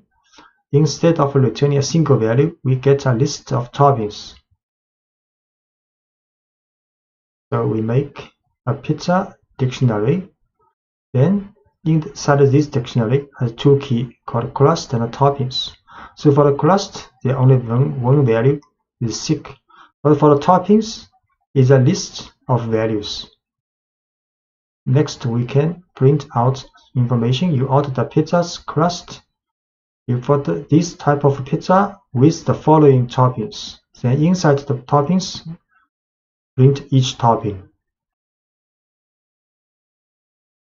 So we create a dictionary, pizza, and with 2 keys, especially for the toppings, the keys is a list. Then we can print out information. You order the pizza. Which kind of pizza? The crust, thick pizza. You order the thick crust pizza with the following toppings. Then a loop for topping in pizza toppings. So pizza toppings will get this list because this list is the value of the key toppings. Then this is a list of with 2 elements. Then a for loop for topping in this list can print out each topping. So each topping are printed out.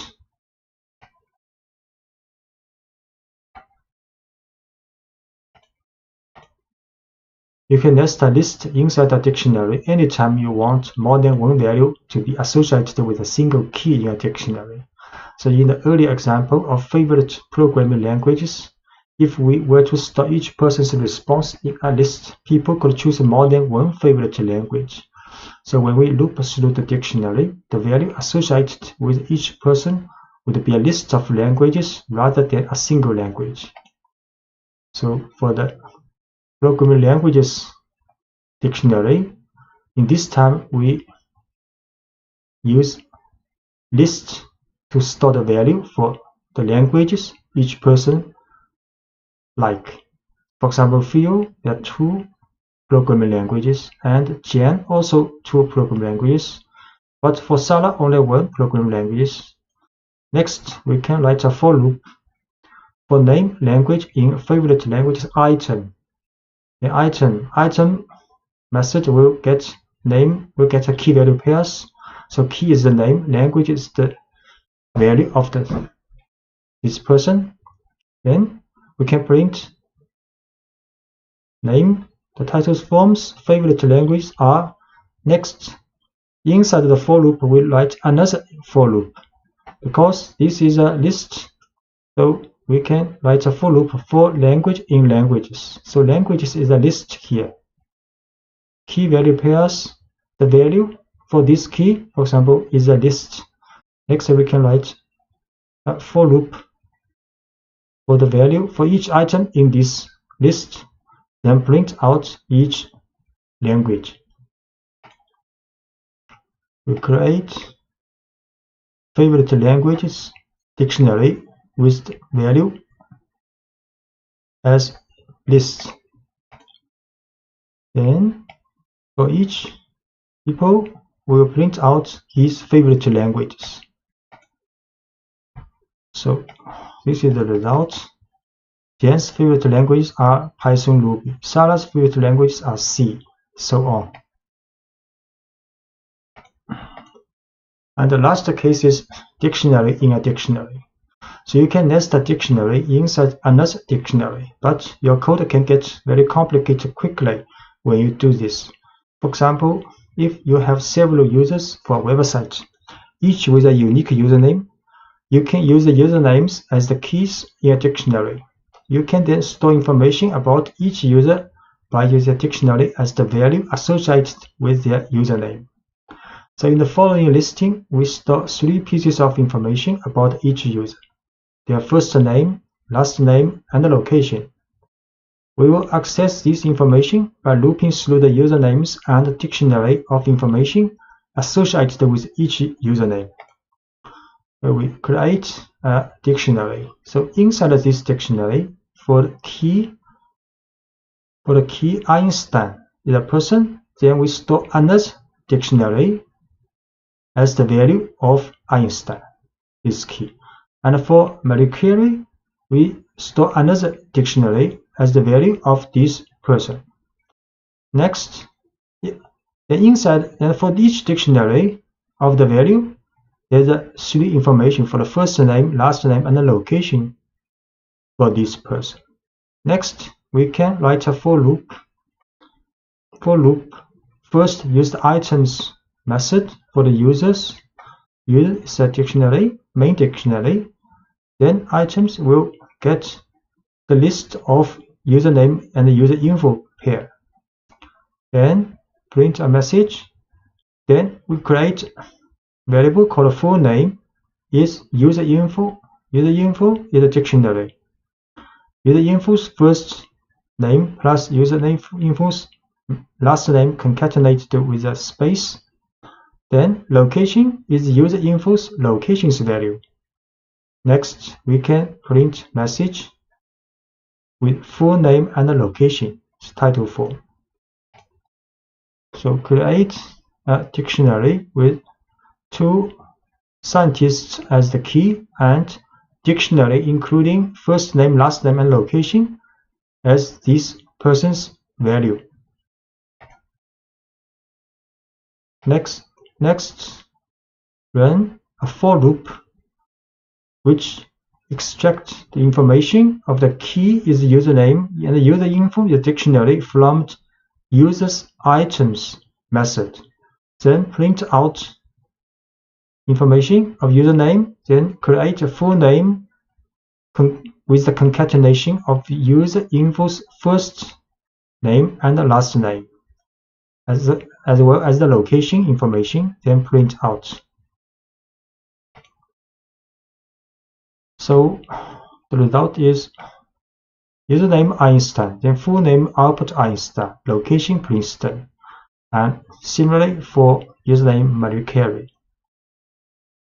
In this lecture, you will learn how to accept the user input in Python, so your program can then work with it.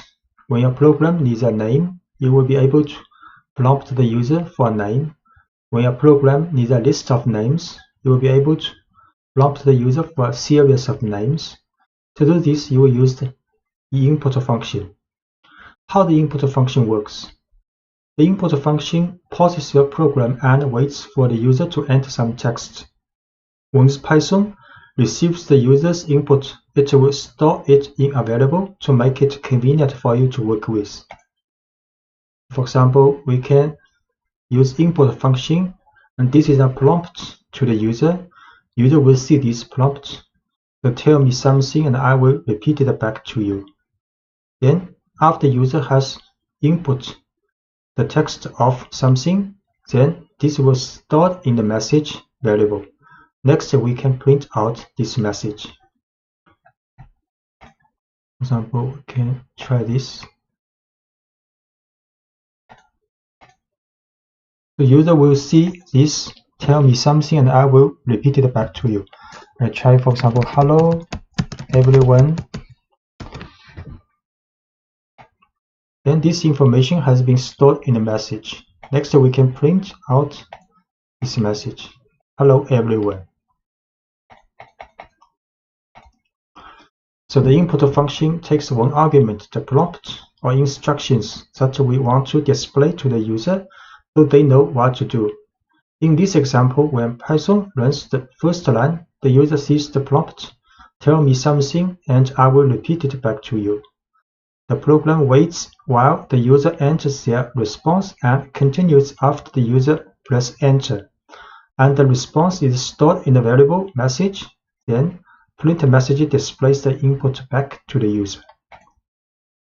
And when you run input in Spider, sometimes comes with internal problem with this function. One way to solve this problem is to upgrade the Spider to version 5.3.0 using command and Anaconda prompt. So you can start Anaconda prompt in Windows Start menu, activate your environment. You have create an environment called NumPython, for example. Then you activate this NumPython environment, use conda activate NumPython. Then you can install Spider with the version 5.3.0 using this command pip install spider equals 0 double equal. After it is successfully finished, then check if the version of Spider is 5.3.0. You can use conda list Spider will show this information. Then you start Spider from Windows. You start menu Anaconda. So writing clear prompts. Each time you use the input information, you should include a clear, easy-to-follow prompt that tells the user exactly what kind of information you are looking for. Any statement that tells the user what to enter should work. For example, add a space at the end of your prompt after the colon in the preceding example to separate the prompt from the user's response and to make it clear to your user where to enter their text. So for example, you can set the prompt to input as please enter your name here with a space.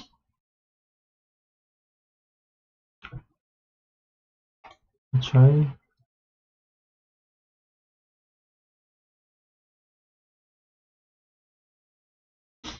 And build a multi-line string for the prompt. Sometimes you will want to write a prompt that's longer than one line. For example, you can store your prompt in a variable and pass that variable to the input function.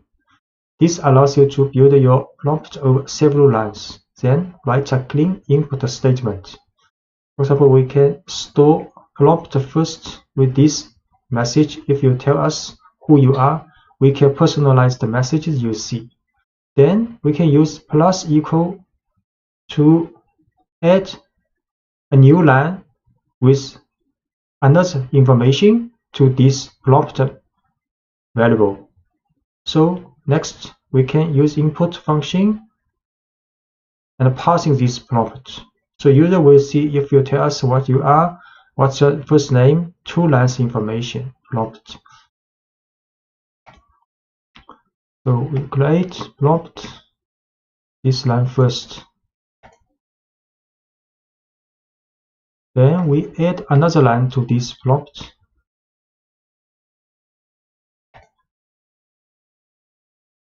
Then we use input and with this prompt to the user. So user will see 2 lines for the prompt.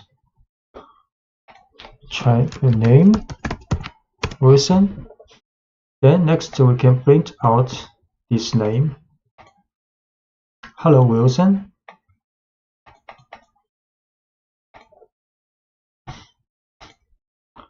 Using int to accept a numerical input. So when you use the input function and the user inputs a number, Python interprets it as a string. If all you want to do is print the input, this works well. But if you try to use input as a number, you have to use the int function, which tells Python to treat the input as a numerical value. The int function converts a string representation of a number to a numerical representation as shown here. So user will see this prompt, how old are you? So if, for example, if he inputs 21, then the age will store this 21, but this value is a string. So next, you can use int function to change this string value to a numerical variable. Then we can use some numerical comparison. For example, if his age is older than 18. We try it. How old are you in inches?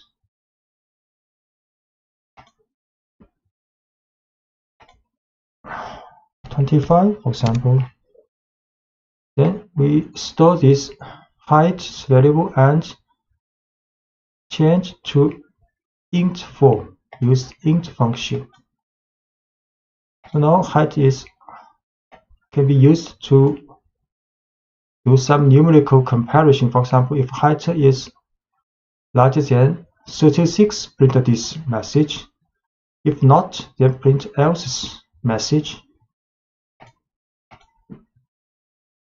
So you will be able to write when you are a little older.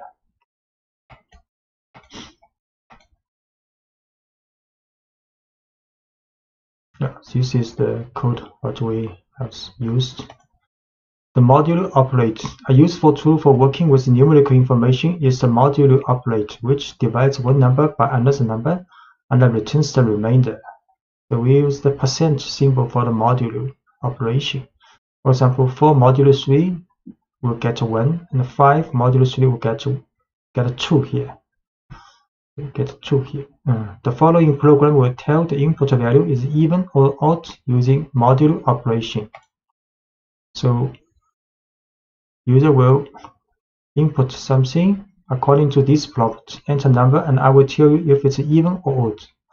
Then use int function to change this number as a numerical variable. Then we can use an if statement test to test if the number is modulo 2 will be 0. If modulo 2 0, then this number is an even number. We'll print is even information. If not, then this number is odd number. So first we'll accept a user input. For example, input 19. Then use int function to set number as numerical value. Then we can run this if-else statement. So the number 19 is odd. The for loop takes a collection of items and executes a block of code once for each item in the collection. In contrast, the while loop runs as long as or while a certain condition is true. You can use a while loop to count up through a series of numbers. For example, the following while loop counts from 1 to 5. We set current number to the first initially. Then we do a while loop, check if current number less than or equal to 5, then print this current number. Then inside this while loop, we also increase this current number with 1. Then it will go back, check again if this condition still true. So and so on until run the current number if not less than or equal to 5, then the while loop stops.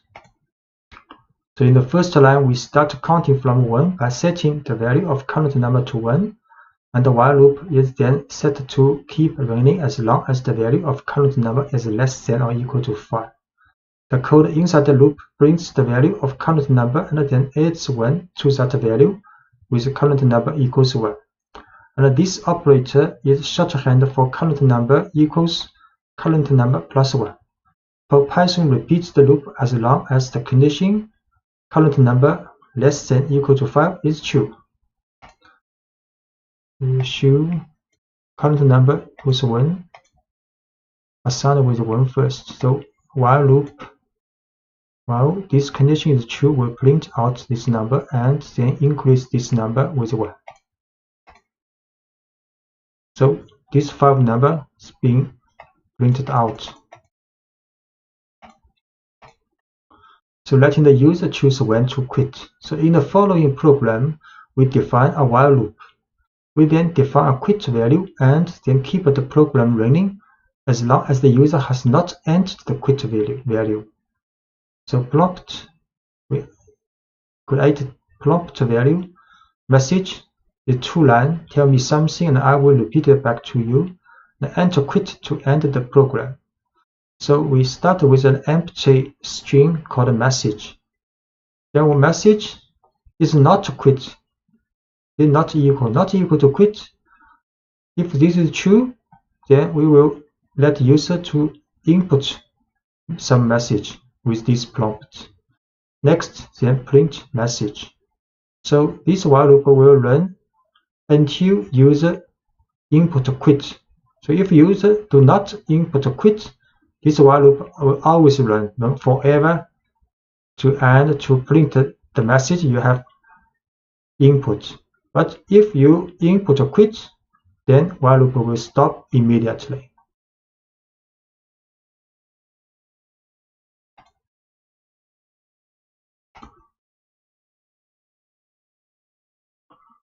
So we create this prompt variable,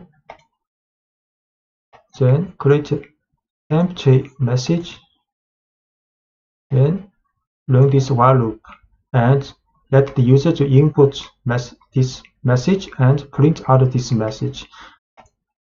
Try hello. So print out hello has been printed out. Okay. Everyone print out. So now we input a quit. So quit print out and while loop stopped.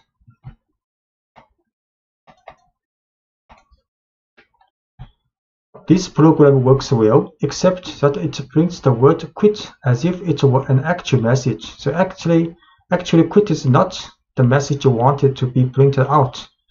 The simple if test fixes this. This is same 2-line prompt and same for start with an empty message. Then inside the while loop, we can get the input from the user. Then we will test if this message not equal to quit, then we can print this message.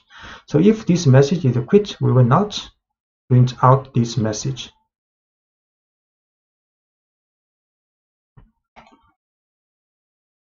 So we can try this. This is the same as before. Then the while loop has been changed with adding an if statement. If the message is not quit, then we print out this message. Then hello. Then hello is printed out. Everyone printed out. But we input a quit, message not printed out, and while loop also stopped. Using a flag. So in the previous example, we had the program perform certain tasks while a given condition was true. But what about more complicated programs in which many different events could cause the program to stop running? So if many possible events might occur to stop the program, trying to test all these conditions in one while statement becomes complicated and difficult. So for a program that should run only as long as many conditions are true, you can define one variable that determines whether or not the entire program is active.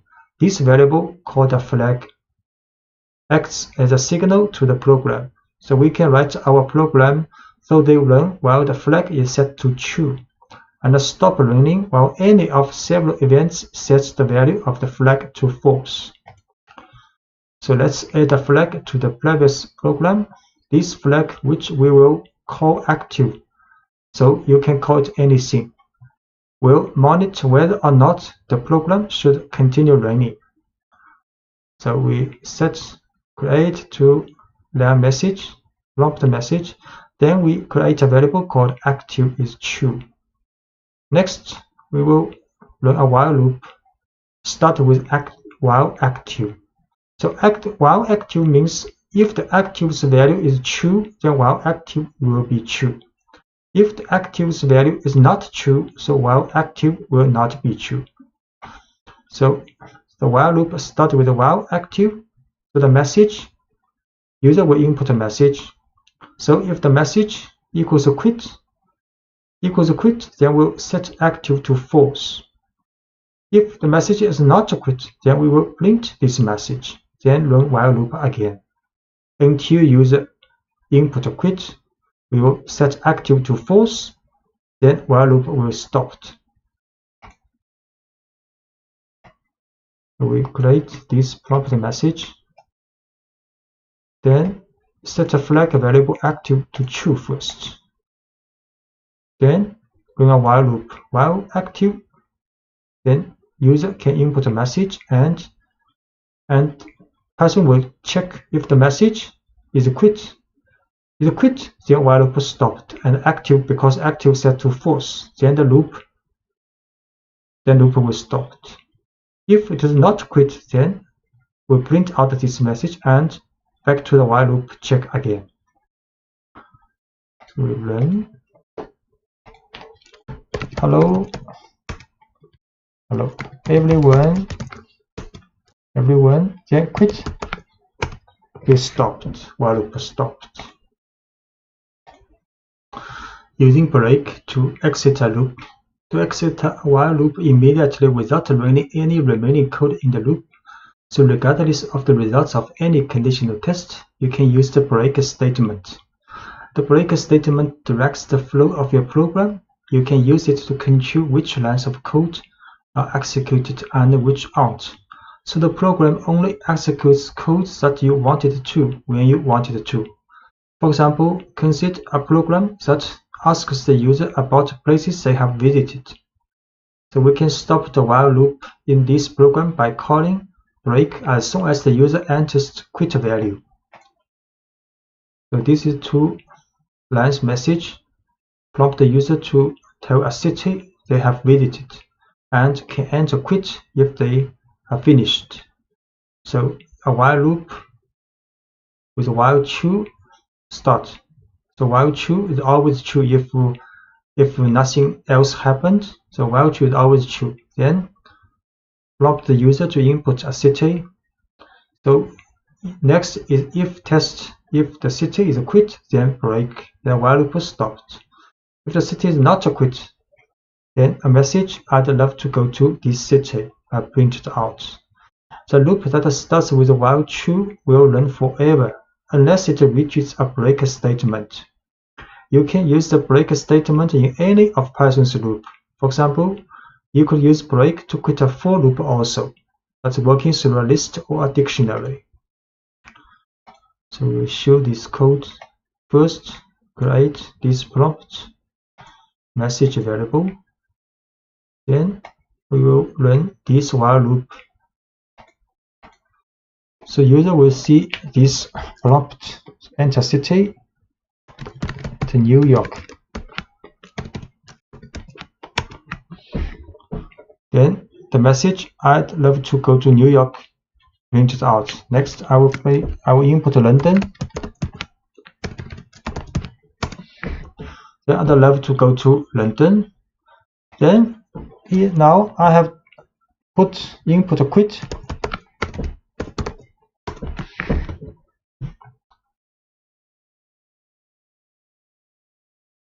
So the while loop stopped.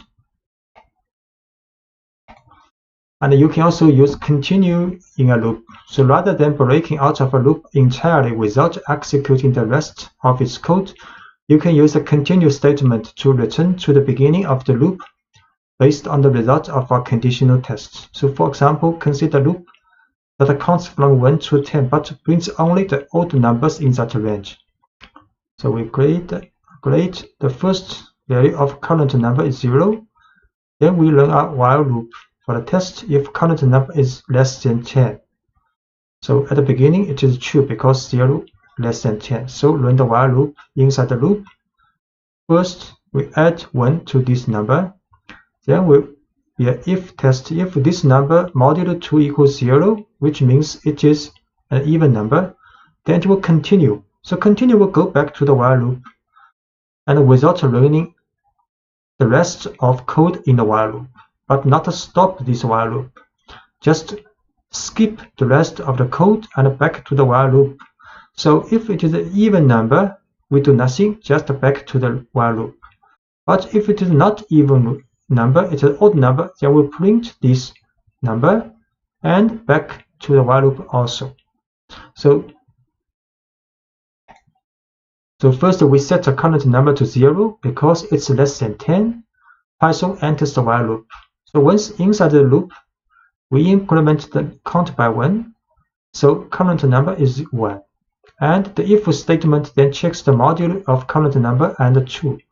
If the modulo is 0, which means current number is divided by 2, the continue statement tells Python to ignore the rest of the loop and return to the beginning.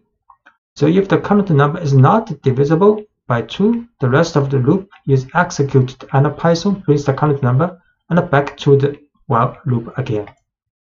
So we will show current number is 0. Then a while loop will print out only odd number. So only odd number 1, 3, 5, 7, 9 are printed out, and the even number not printed out, and the code using continue. So you will not stop the while loop, just skip the rest of the code in this run. To keep a track of many users and pieces of information, we will need to use lists and dictionaries with our while loops. A for loop is effective for looping through a list, but you shouldn't modify a list inside a for loop because Python will have trouble keeping track of the items in the list. To modify a list as you work through it, use a while loop. Using while loops with lists and dictionaries allows you to collect, store, and organize lots of inputs to examine and report on later.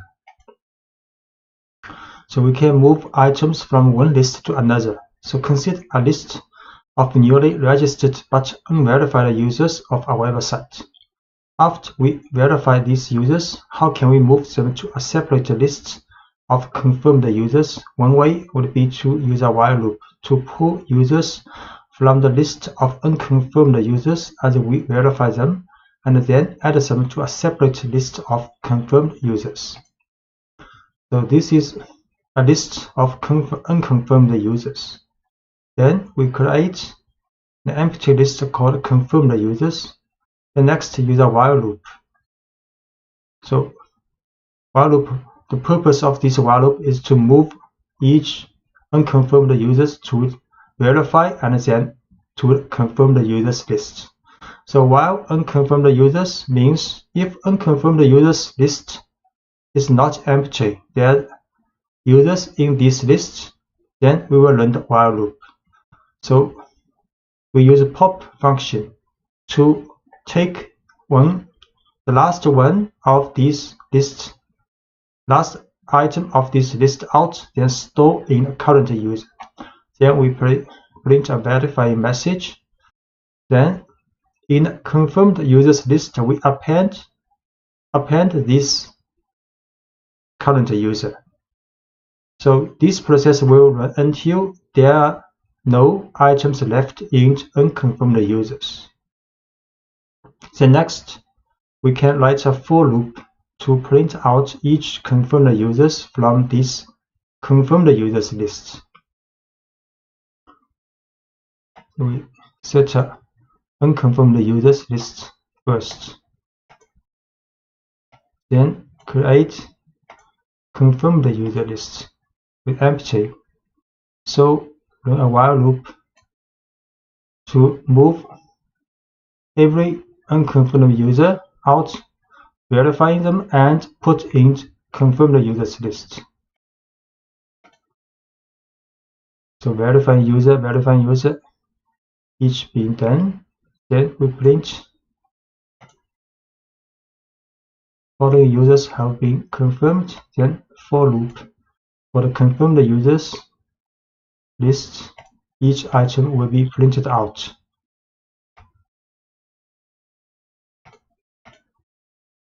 And you can remove all instances of specific values from a list.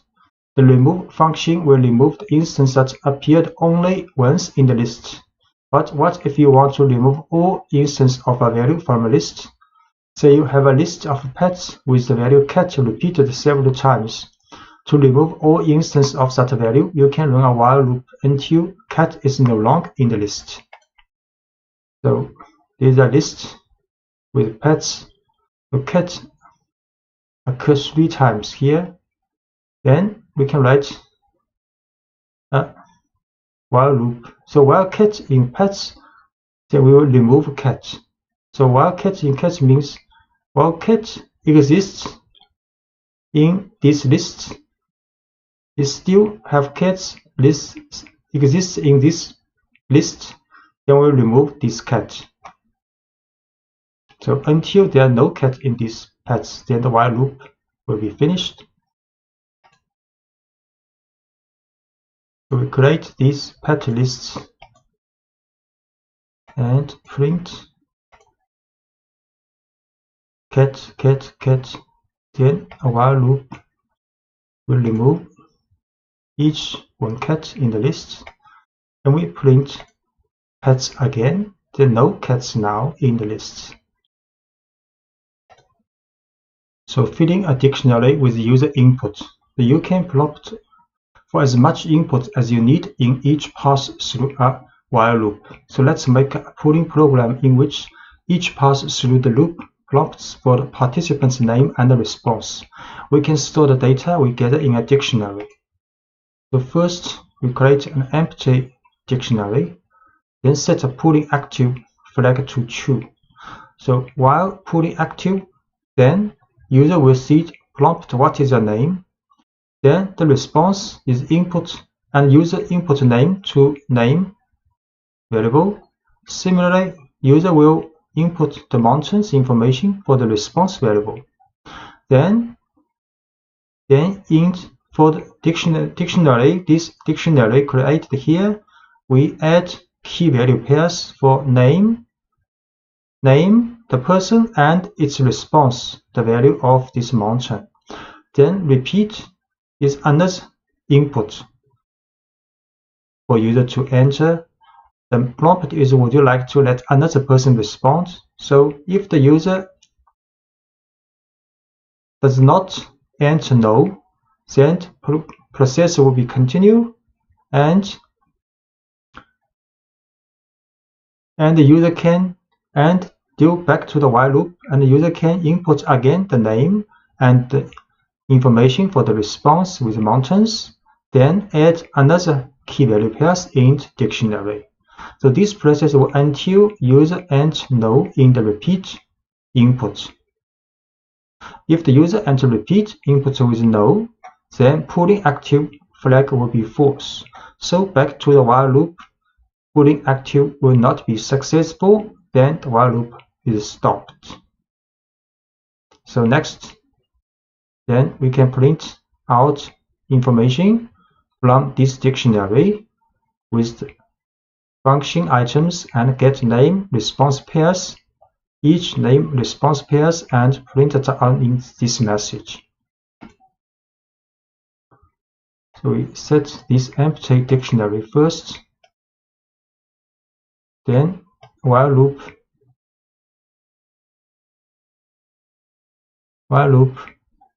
In the while loop, user will enter name and response of the mountain, and while loop will set key value pairs in this dictionary.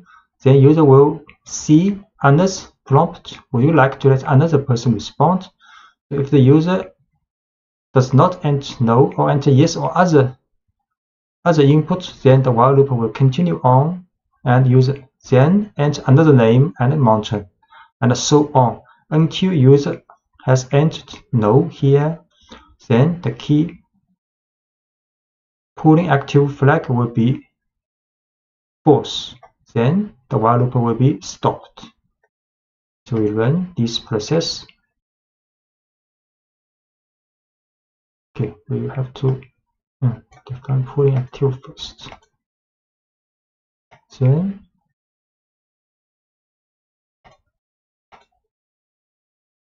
what's your name? Wilson. Himalaya is mountain.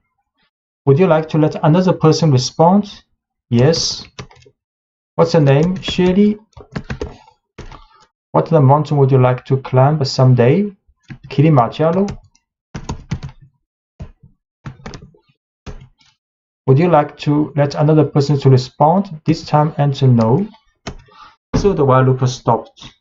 Then we print out the results. Pulling results, and for name items, a for loop to get out all the key value pairs in this dictionary, and print out all information. Wilson would like to climb Himalaya, and Shirley would like to climb Kilimanjaro. In this lecture, you will learn to write functions, which are named blocks of code that are designed to do one specific job. So when you want to perform a particular task that you have defined in a function, you call the name of the function responsible for it. If you need to perform that task multiple times throughout your program, you don't need to type all the code for the same task again and again. You just call a function dedicated to handling that task, and the call tells Python to run the code inside the function. So we define a simple function. Here's a simple function named greet user that prints a greet message. So we use diff greet user. Then this is the description of this function. Use triple quotes. Then inside the function, print a message hello. Then we can call this function just write greet user. The keyword diff to inform Python that you are defining a function. Then next name of the function is greet user. Then parentheses are empty here means no more information needed to run this function. And a comment called a docstring enclosed in triple quotes, which describes what the function does. The docstrings are enclosed in triple quotes. Greet users could call the function. So we define a function called greet user, and inside the function print hello message. Then we call this function just print greet user and parentheses. The function greet user can not only tell the user hello, but also greet them by name. So for the function to do this, you enter username in the parentheses of the function's definition at the diff greet user. So by adding username here, you allow the function to accept any value of username you specify.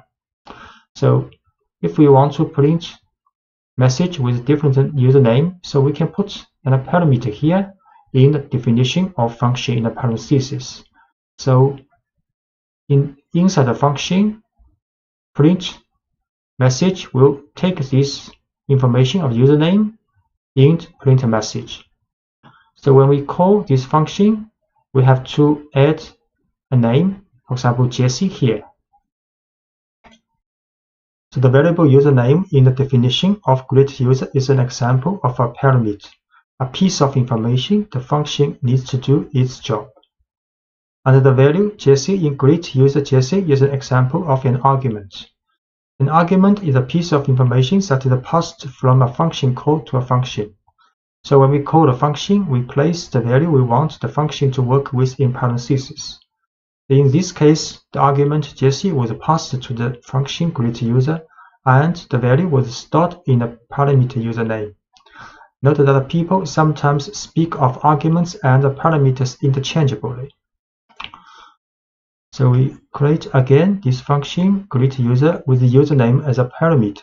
Then we can print a message using this username.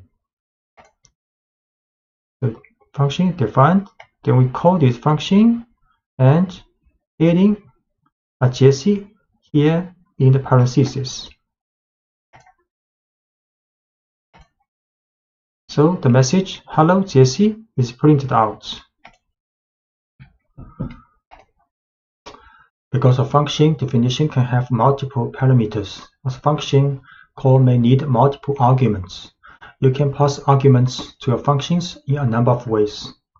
You can use positional arguments, which need to be in the same order the parameters were written, keyword arguments, where each argument consists of a variable name and a value, and the lists and dictionaries of values. So, positional arguments. When you call a function, Python must match each argument in the function call with a parameter in the function definition. The simplest way to do this is based on the order of the arguments provided. So values matched up this way are called positional arguments. To see how this works, consider a function that displays information about pets. The function tells us what kind of animal each pet is and the pet's name. We define a function called describePet with two parameters needed to run this function. First is animal type, second is pet name. Then in the function definition, we print a new line, then a message "I have this type, animal's type." Then print another line, this animal type's name is pet name's title form. So when you call this function, you have to write describePet, then the type first, then name second. Or you can run again, call the dog is the type, then Willie is the name. So we define this function first. Then we call this function. Then I have a hamster. My hamster's name is Harry. We call again with this information input. I have a dog. My dog's name is Willie. So order matters in positional arguments. You can get unexpected results if you mix up the order of the arguments your function call when using positional arguments. So for example, if you call this function but write this order, Harry hamster, so this will print the message "not you want." And a keyword arguments. A keyword argument is a name-value pair that you pass to a function. You directly associate the name and the value within the argument. So when you pass argument to the function, there is no confusion. Keyword arguments free you from having to worry about correctly ordering your arguments in function call. So let's rewrite the pets examples using keyword arguments to call describePets. So we can also call this function. Then in the parentheses we write key value. So you can write any order if you input the key value pairs. And we can also call a pet name right first, Harry, and animal type second. It's correct. So the order of keyword arguments doesn't matter because we explicitly tell Python which parameter each argument should be matched with. So we call using keyword arguments. So I have a hamster. My hamster's name is Harry. Then call again with this keyword order. So I have a hamster. My hamster's name is Harry. The return result is the same. And default values. So when writing a function, you can define a default value for each parameter. If an argument for a parameter is provided in a function call, Python uses the argument value. If not, it uses the parameter's default value. For example, if you notice that most of the calls to describe a pet are being used to describe dogs, so you can set the default value of animal type to dog. Now anyone calling describe pet for a dog can omit that information. We can define this function with pet name, but animal type we set a default value as dog. So when you print, when you call this function, if it is a dog, you can just input the name of this pet. You need not input a dog, but the function definition with the default value have to be put after the argument parameter without default name, without default value. So dog, because the default value for animal type is dog, so we have to put this parameter in the end in the function definition. So when we call this function, we can also write pet name Willie. So in both calling without animal type in the input, so the function will assume that animal type is dog. So we create this function with the default value with dog for the animal type. Then call this.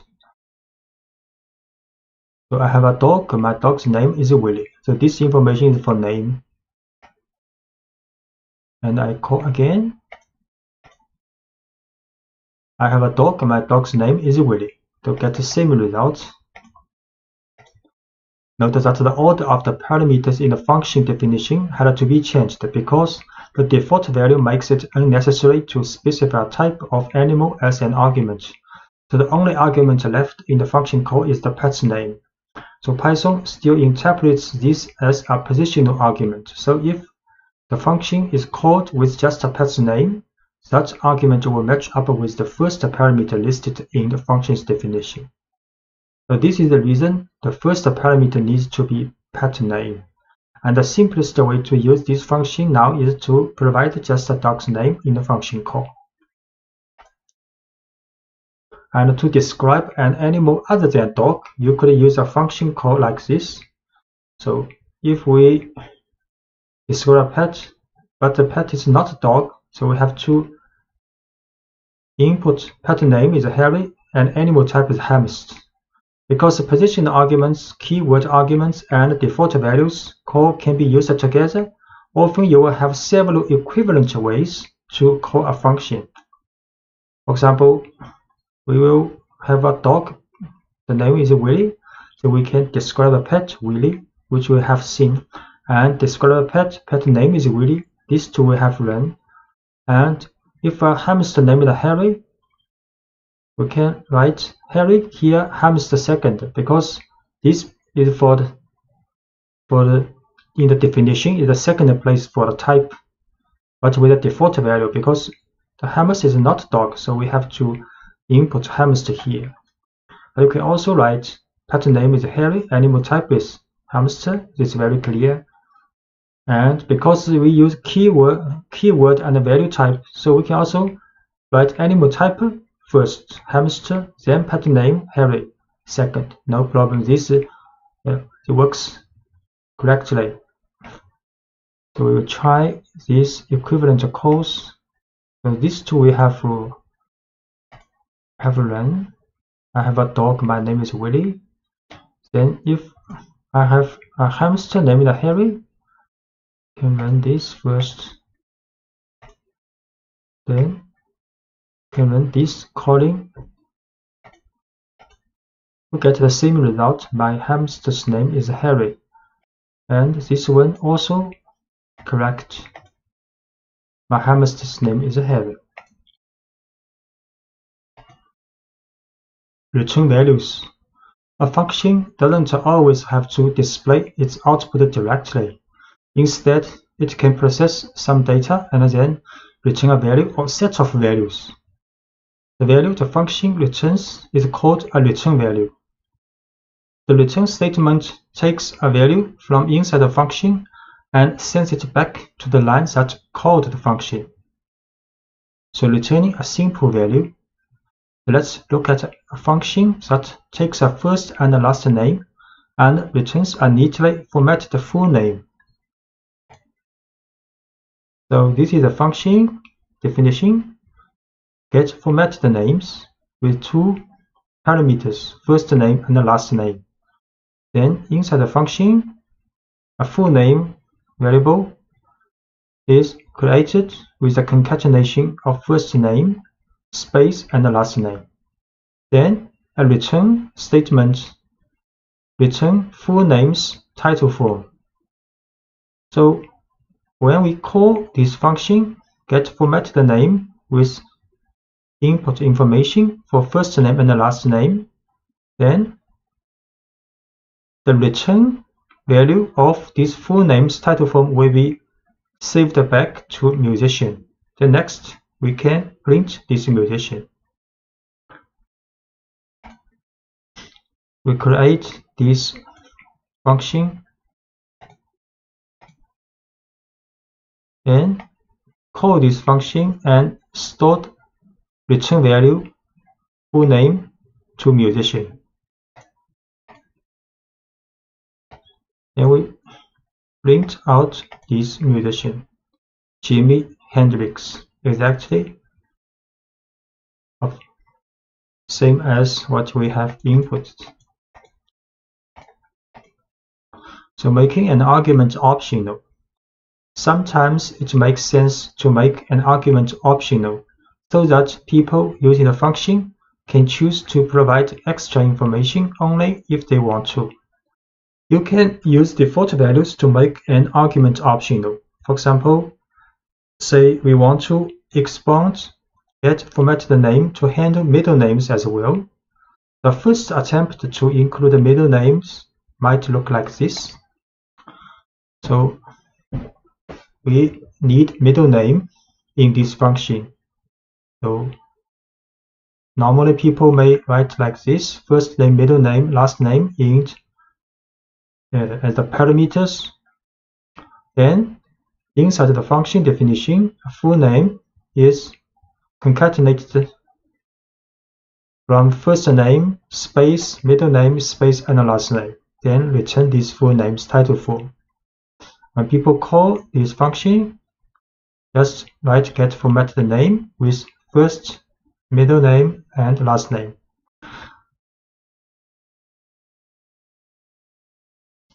So we try this function definition and call this function with first name, middle name, and last name. Is a positional argument. Passing position argument. So then after calling this function, the musician will get the value of this returned value full name. Then we print this musician. So first name John Hooker Lee printed out. This function works when given a first, middle, and a last name. The function takes in all three parts of a name and then builds a string out of them. But middle names aren't always needed, and this function as written would not work if you try to call it with only a first name and a last name. So this function does not work when people have not middle name to input. The better solution would be to make middle name optional. So we can give the middle name argument an empty default value and ignore the argument unless the user provides a value. So this is a better solution for definition of this function. So inside the parenthesis position, we write first name, last name, then middle name and last with a default value of empty string. Then inside the function, we use if-else test. So if middle name means if the middle name is not empty, which means if user inputs some middle name, then the full name is the concatenation of these three names together. Else means if user did not input the middle name, So full name is only first name concatenated with last name. Then in the end, function will return full name, the title form. So when we call this function, no matter whether the people has middle name or not middle name, this function works. So in this case, we call this function with only first name and last name. Then in this case, we can call function with first name, last name, and middle name. Just note middle name have to be put in the last place, because in the definition, first name, last name is a middle name. We create this function first with middle name as default, has a default empty string. Then we call this function with only first name and last name. Then we print so only first name, last name. And we call this function with first, last, and middle name input. Then print this musician. Now three name, first name, middle name, and last name. A function can return any kind of value you need it to, including more complicated data structures like lists and dictionaries. For example, the following function takes in parts of a name and returns a dictionary representing a person. We define a function called buildPerson. Information in parameters are first name, last name. So the person is a dictionary created in the function. And for this dictionary, there are two key value pairs. First is the first value is the first name from the parsing of this first name, and key last, the value is last name passed from these positions parameter. So then function return person, this dictionary, when you call this function. So next we call this function buildPerson, then with information for first name, last name passing. We create this function with a return a dictionary of a person. Then we call this function and with passing first name and the last name, and stored back to the musician. So the musician is a dictionary because this function returns a dictionary.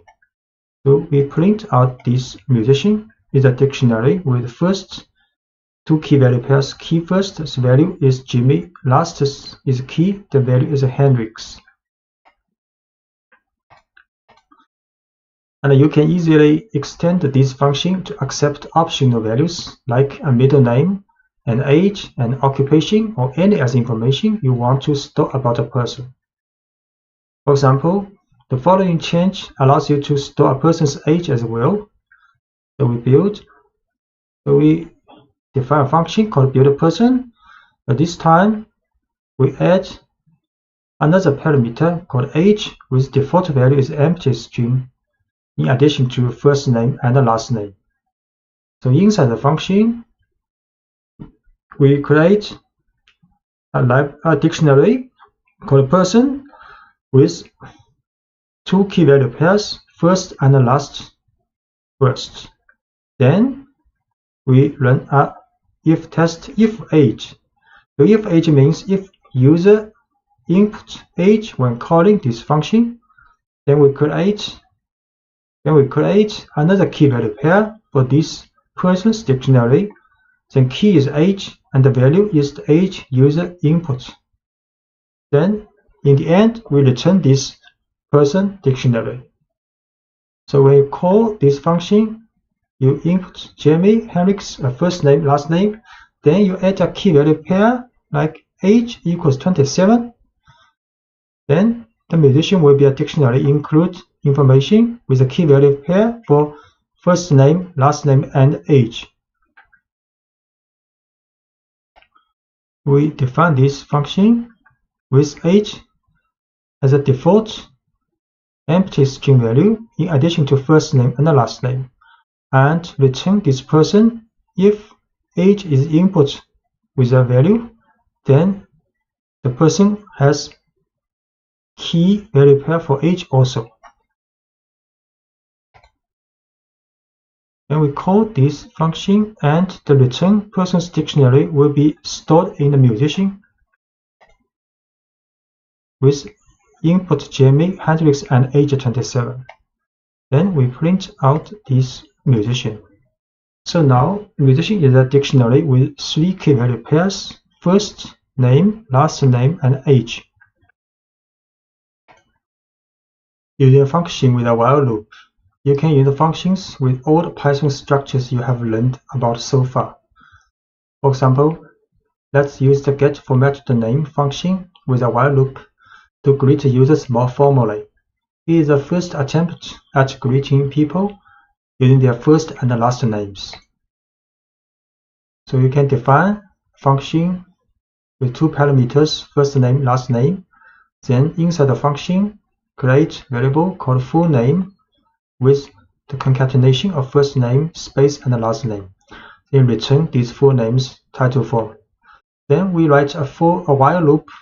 So while true, it will be always true if nothing happens. So in the while loop, print message for the user to input a name, and if user input a Q, then it will be quit. Then the while loop will stop. Then next, create 2 variable called fName, get the information of the first name, the LName get information of last name user input. Then format the name, calling this getFormatTheName function, and store the return value of full name to format the name. Then print message including this formatted name. In the previous example, we use a simple version of getFormatTheName that doesn't involve middle name, and the while loop asks the user to enter their name, and we prompt for their first and last name separately. But there is one problem with this while loop: we haven't defined a quit condition, and the while loop will be run infinitely. We want the user to be able to quit as easily as possible, so each prompt should offer a way to quit. The break statement offers a straightforward way to exit the loop at either prompt. In the following example, we add a message that informs the user how to quit, and then we break out of the loop if the user enters the quit value at either prompt. So the program will continue greeting people until someone enters Q for either name. So we change the while loop here. After user see the input for the first name, after user input, there will be a if conditional test. So if user input Q for the first name, then it will be break, then the while loop will stop. So if the next for L last name input from the user also will be a if test. If this time user input Q, then also will be break. We try to use this. Create this function first, then we run a while loop which include Q if user input. So first name Wilson, last name Shirley, then hello Wilson Shirley, then first name James, last name Wilson, then print it out. Then we input Q, and the while loop stopped. Passing a list to a function. You will often find it useful to pass a list to a function. whether it is a list of names, numbers, or more complex objects, such as dictionaries. When you pass a list to a function, the function gets direct access to the contents of the list. Say we have a list of users and want to print a greeting to each. The following example sends a list of names to a function called greetUsers, which greets each person in the list individually. So we define a function called greetUser with parameter called names, and the names is a list. So inside the function, there's a for loop for name in names. So get each element of this names list, then set it to variable name. Next, we create a message with the concatenation of hello and the names title for, then print this message. So when we call this function, we create a user names with 3 names in this list, then call this function greetUsers with passing this usernames list. We define this function first, then create a list called usernames, and call this function with passing this list. Then greeting message for each person in the list has been printed out. Hello Hannah, hello Chai, hello Margot. Modifying a list in a function. When you pass a list to a function, the function can modify the list. So any changes made to the list inside the function's body are permanent. Consider a company that creates 3D printed models of designs that the users submit. So designs that need to be printed are stored in a list, and after being printed, they are moved to a separate list. The following code does this without using function. So if we do not use a function, we will use the following codes. So we create a list called unprinted designs with 3 elements, then create a completed models with empty list first. Then we write a while loop. So while unprinted designs, if there's any element left in unprinted designs, then we pop out this element, the last element in this list, then set to current design. Then we print a message, so printing model, printing this current design now. Then we append this current design to this completed models list we created here. So when the while loop runs until unprinted design is empty, because we pop it out empty. So then the while loop are finished and all items have been moved from the unprinted design to the completed models. So next we can print out this information for each completed model in the completed models list.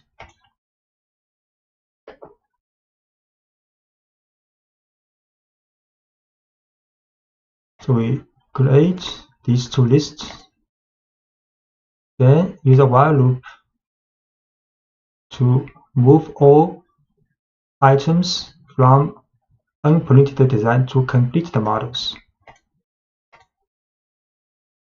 So printing model, so each element has been printed. Then we print a message following having completed, then a for loop in this completed models list, print each model. Each model has been completed. So we can recognize this code by writing 2 functions, each of which does one specific job. The first function will handle printing the designs, and the second will summarize the prints that have been made. So we define the function print models with 2 parameters, a list of designs that need to be printed and a list of completed models. So given these 2 lists, the function simulates printing each design by printing the list of unprinted designs and filling up the list of completed models. Then define a function called showCompleteModels with one parameter, the list of completed models. So given this list, showCompleteModels function will display the name of each model that was printed. So this is the code. So we first define a function called printModels. So there are two parameters, unprinted designs and completed models. Both are lists. So then inside the function is a while loop, very similar to the while loop we see in the previous pages. Then the current design is the pop value from the unprinted designs if unprinted design is not empty. Then we print a message, we print this current design now. Then we append this current design to the completed models list.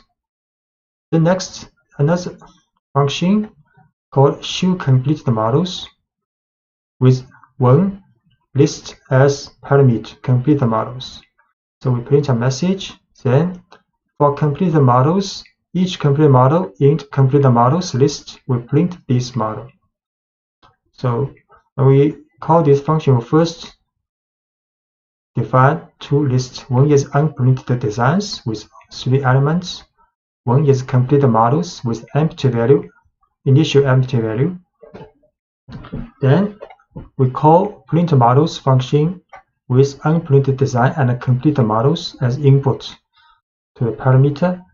Then we call showCompleteModels with completed models as input.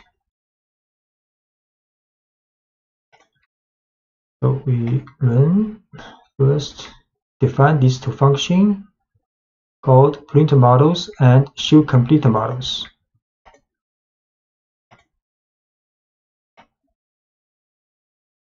Then we define two lists. One is unprinted design and one is complete design with empty lists.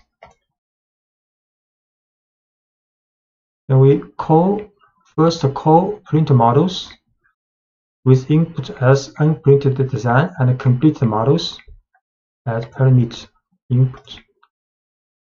So 3 models has been printed. Then we show the printed models. So the complete models now has 3 elements, and if we run show the unprinted design again, it is empty now. So which means for the calling this function, printModel calling this line, we input two lists, and both have been changed. So for the unprinted designs, it's empty now, and for the completed models, it's now full of 3 completed models. So passing lists to the function will be changed. And preventing a function from modifying a list. So sometimes you want to prevent a function from modifying a list. For example, say that you start with a list of unprinted design and write. In this case, you can address this issue by passing the function a copy of the list, not the original. So any changes the function makes to the list will affect only the copy, leaving the original list intact. So you can send a copy of a list to a function like this. So if we call this function again, we can use the bracket colon. This is a copy of this list. So this list will not be changed after running the function. The slash notation makes a copy of the list to send to the function. If we did not want to empty the list of unprinted designs in previous example, we could call printModels like this. So printModel unprinted design with a colon. So this list will not be empty after we have called model. We try this. So these two lines are the same as before. We create two lists. One is unprinted design and one is empty design. Empty for the complete models at first. Then we call this function called print model with unprinted designs, but we use a column here. So unprinted designs, this list, original list will not be affected. But completed models, this list will be affected, will be filled with each element from unprinted designs. So we call again for show completed models.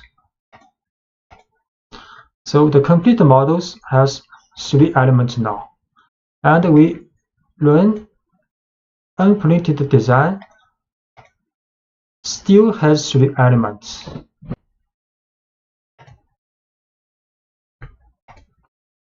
Passing an arbitrary number of arguments to function. Sometimes you want to know ahead of time how many arguments a function needs to accept. Fortunately, Python allows a function to collect an arbitrary number of arguments from the calling statement. For example, consider a function that builds a pizza. It needs to accept a number of toppings, but you can't know ahead of time how many toppings a person will want. The function in the following example has one parameter, asterisk toppings, but this parameter collects as many arguments as the calling line provides. So we define a function called makePizza with the parameter asterisk toppings. Then we print these toppings. And when we call this function makePizza, we can input one argument pepperoni, or we can input with 3 or many more arguments when we calling this function. So the asterisk in the parameter name toppings tells Python to make an empty tuple called toppings and pack whatever values it receives into this tuple. So in these 2 cases, pepperoni or mushrooms, green peppers, extra cheese will be stored in these star toppings, and this asterisk toppings will be a tuple, will be used in the function.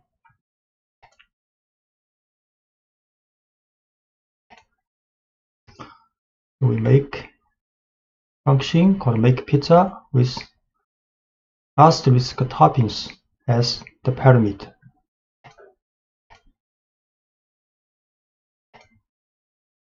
Then we call this function, this time with only one item, pepperoni, as the argument for this parameter. Then to in output, print this one with tuple with only one element. Then this time call this function, but with 3 toppings as arguments input. Then Python will print out a tuple with 3 elements.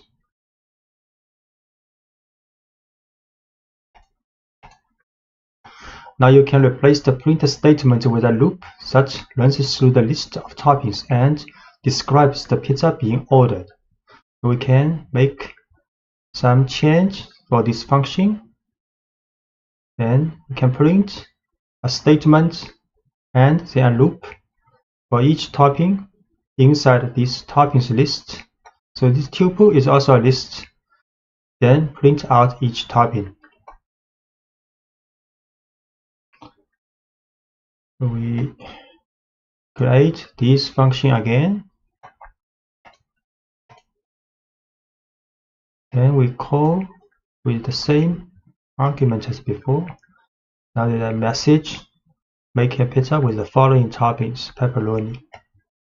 And call this function with 3 arguments passing. Then make a pizza with the following toppings with these 3 toppings. And mixing positional and arbitrary arguments.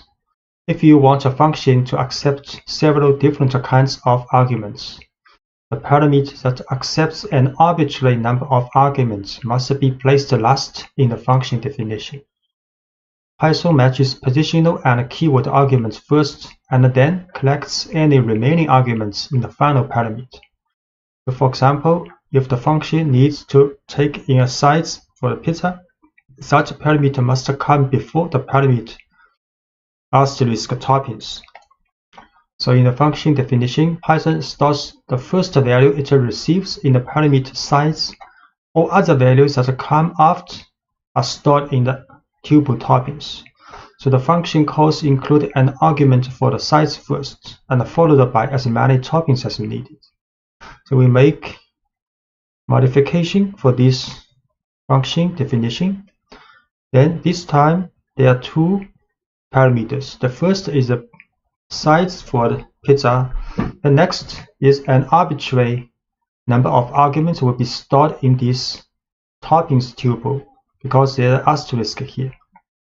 Then inside the function we print a message using the string value of this size. Then in a for loop, same as before, we print out this topping. So when we call this function, the same form for the calling as before,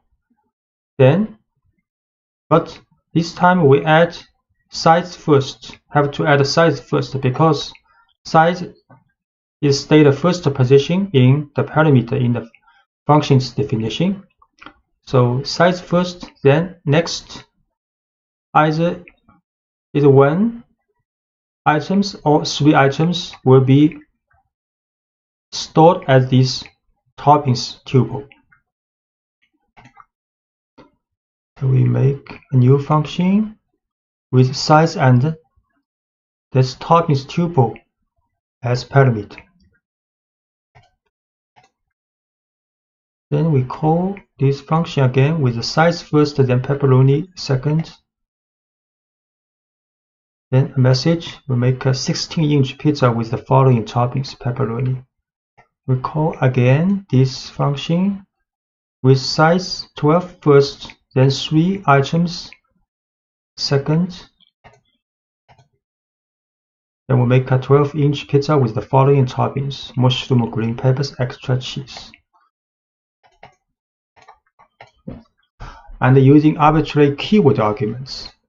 Sometimes you will want to accept an arbitrary number of arguments, but you want to know ahead of time what kind of information will be passed to the function.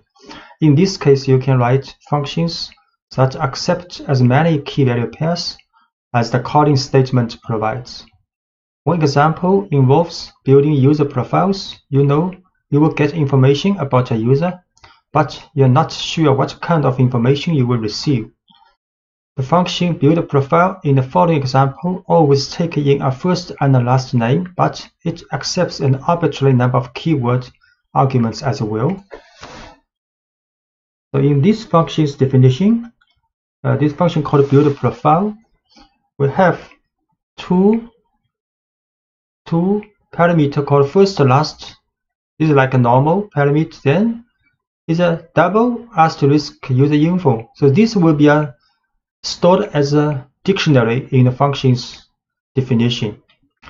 So in the function, we define an empty dictionary first.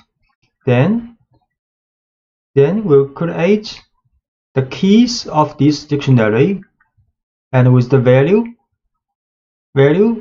coming from the parsing of this parameter, same as for the last name.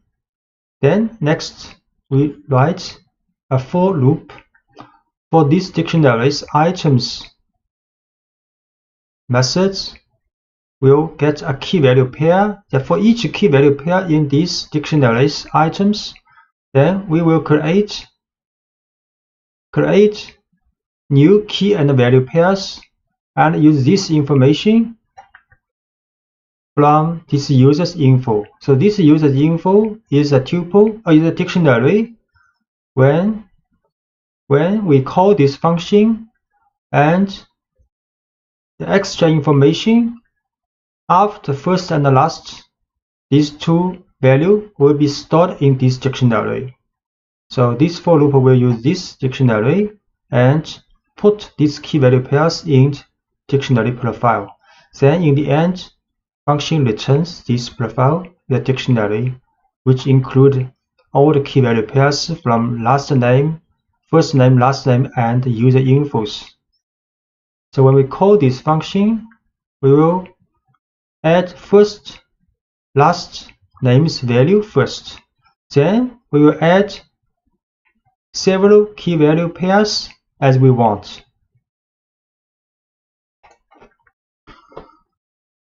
So we create this function with first, last, then a dictionary as parameter. We call this function with Albert Einstein as first and last name, then location as Princeton, field is physics as two extra key value pairs. Then we print this user file. So the print result will be a dictionary with 4 key value pairs. So first name Albert, last name Einstein, and location Princeton, and field physics.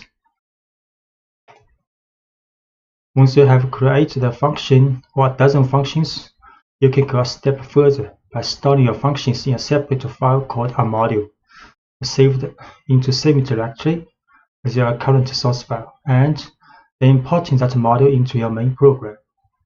An import statement tells Python to make the code in your module available in the currently running program file. So storing your functions in a separate file allows you to hide the details of your program's code and focus on its higher level logic. It also allows you to reuse functions in many different programs. So when you store your functions in separate files, you can share those files with other programs without having to share your entire program.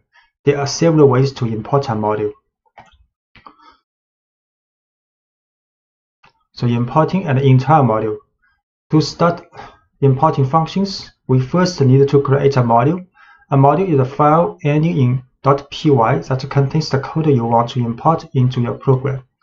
So let's make a module file called pizza.py that contains the function make pizza. So this function is written in the file pizza.py in the working directory. So this function is same as the function we made in the previous lectures, with size and these tuple toppings as input parameter. Then print a message with the size of this pizza and print out each topping.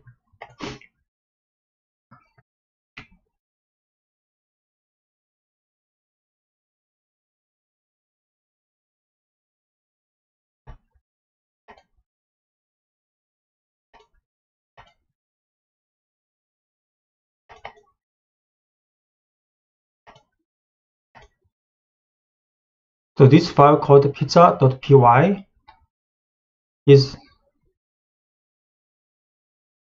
a module file stored in the working directory, and their own function in this file called make pizza.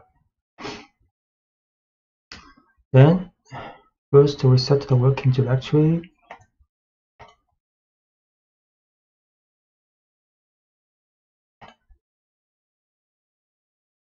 Then we can import the module pizza. We just create it and then make 2 calls to make pizza using the for. So we can first import this module called import pizza. Pizza is a file pizza.py, but we have need not add extension here, just import pizza. Then we can call this function make pizza using pizza.makePizza. Then is the argument for the input. Similarly, we can use pizza.makePizza and input with size, then more than 1 toppings for the pizza. So when Python reads this file, the line import pizza tells Python to open the file pizza.py and copy all the functions from it into this program. To call a function from an imported module, enter the name of the module you imported, pizza, followed by the name of the function make pizza, and separated by a dot. This code produces the same output as in the previous lecture, such without storing function into a module.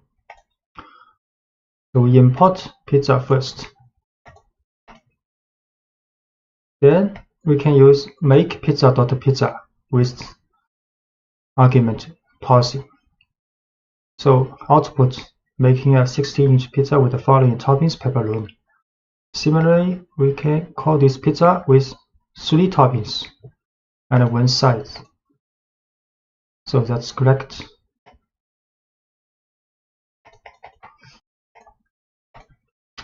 And you can also import specific functions from this import module file. You can also import a specific function from a module. Here is the general syntax for this approach. You can also write like from module name, import this function name.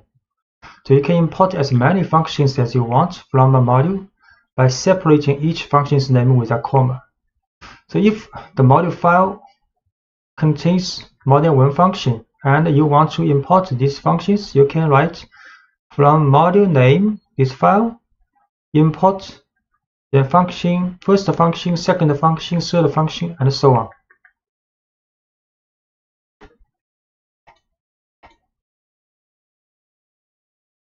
So the make pizza example would look like this if we want to import just the function we are going to use. So we can write from pizza import make pizza.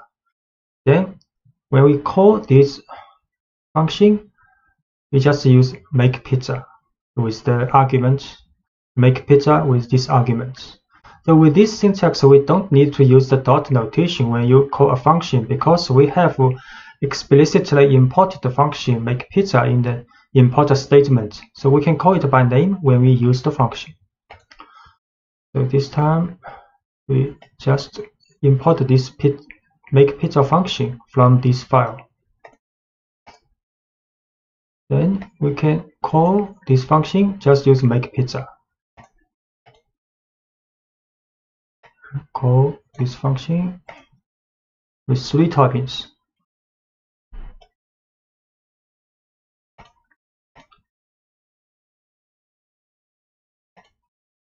And using s to give a function an alias. So if the name of a function you are importing might conflict with an existing name in your program, or if the function name is long, you can use a short unique alias, an alternate name similar to a nickname for the function. You will give the function this special nickname when you import the function.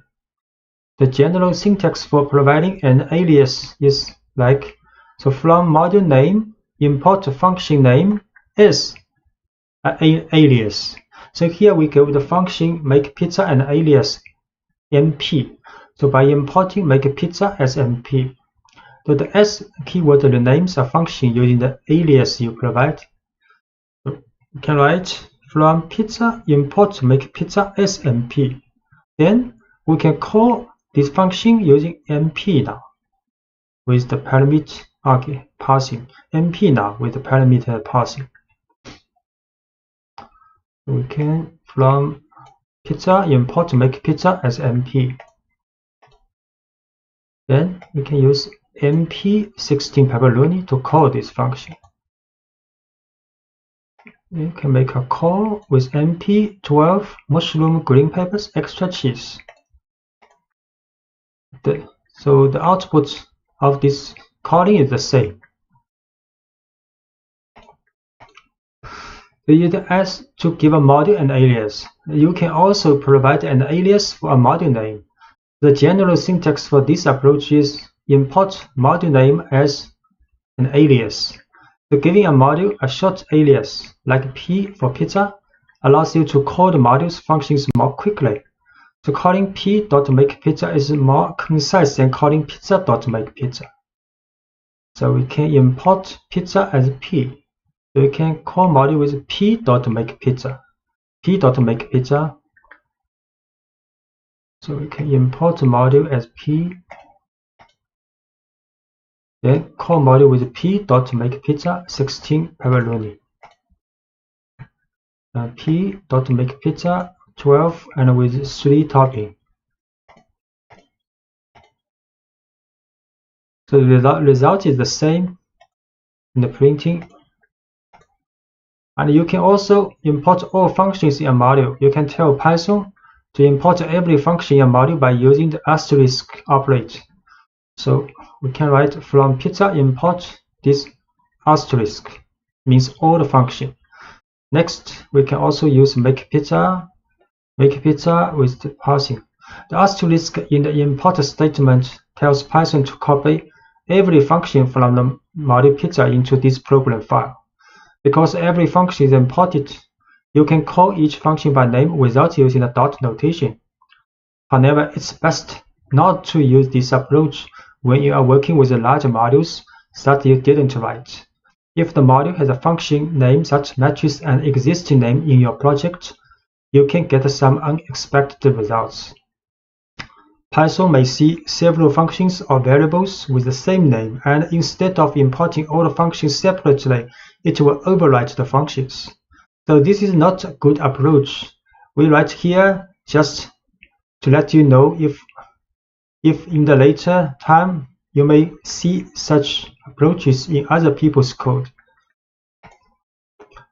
So we can try this, make from pizza import with the asterisk. Then we can call this function with just make pizza. The result is the same. So the best approach is to import the function or functions you want, or import the entire module and use the dot notation. Class object-oriented programming is one of the most effective approaches to writing software. In object-oriented programming, you write classes that represent real-world things and situations, and you create objects based on these classes. When you write classes, you define the general behavior that a whole category of objects can have.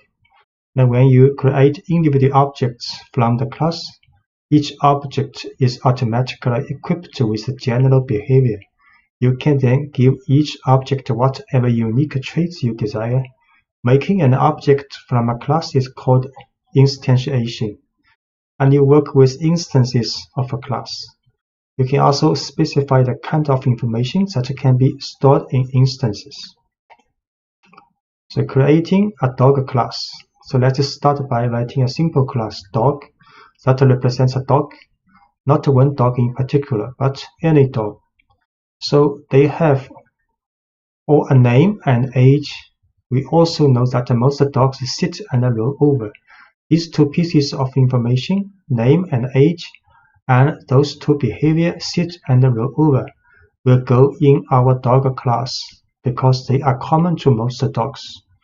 After our class is written, we will use to make individual instances, each of which represents one specific dog. So this is a dog class. So class dog. Then this is a description of this class. Then we define df initial method. So every class has an initial method with the parameter self and a name age. Then inside this method function, then we define self.name is a name, because we need a name when we create this class for instantiation, and self-age is the age, these two information. Then we define two functions or called methods of this class. So sit, inside the sit parentheses, we pass self. So this means all the dog will have this sit method, same as roll over. Then inside these two function method, then we print the name of this dog and is now setting a message. And similarly for rollover, we print this dog is rollover. So by convention, capitalize the name referred to classes in Python. The parentheses in the class definition are empty because we are creating this class from scratch. So the initial message A function that's part of a class is a method, and everything you learned about the functions applies to methods as well. The initial method is a special method. The Python runs automatically whenever we create a new instance based on the dog class. Now, this method has two leading underscores and two trailing underscores. There are two underscores here and two underscores. We define the initial method to have three parameters: self, name, and age. The self parameter is required in the method definition, and it must come first before the other parameters. And it must be included in the definition because when Python calls the initial method later to create an instance of dog, the method call will automatically pass the self argument. And every method call associated with a class automatically passes itself, which is a reference to the instance itself. It gives the individual instance access to the attributes and the methods in the class. So when we make an instance of dog, Python will call the initial method from the dog class, and we will pass dog a name and an age as arguments. The self is passed automatically, so we don't need to pass it. Whenever we want to make an instance from the dog class, we will provide the values for only the last two parameters, name and age. And the two variables defined each have the prefix self. So any variable prefixed with self is available to every method in the class. And we will be able to access these variables through any instance created from the class. So self name equals name takes the value stored in the parameter name and stores it in the variable name, which is then attached to the instance being created.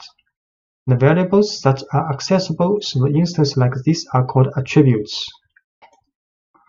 And the dog class has two other methods defined sit and roll over. Because these methods don't need additional information like a name or age, we just define them to have one parameter self.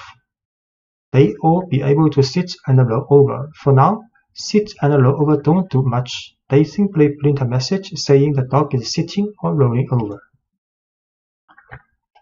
So we create a class now.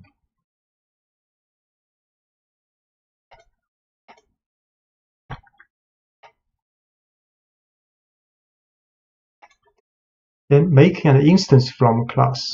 The class dog is a set of instructions that tells Python how to make individual instances representing specific dogs. So let's make an instance representing a specific dog.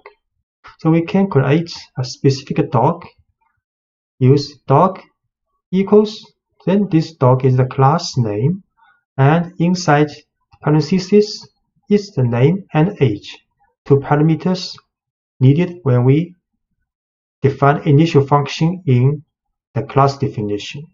So we tell Python to create a dog whose name is Willy and whose age is 6. When Python reads this line, it calls the initial method in dog with the arguments Willy and 6.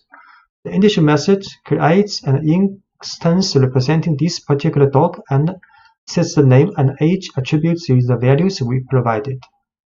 The instance is stored in variable myDog. We create an instance myDog with Willy and 6 age old.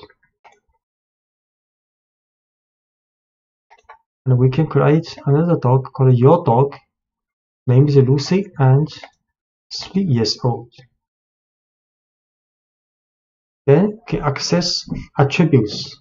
To access the attributes of an instance, you use dot notation. So we can get the name and age of my dog using myDog.name and myDog.age. For example, we can print a message using myDogs.names title4 and print a message of myDogs.age years old. You can print a message. So my dog's name is Willy.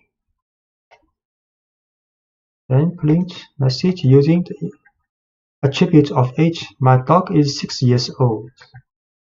And we can also print your dogs. Your dog's name is Lucy. And print using your dog's age attribute. Your dog is 3 years old.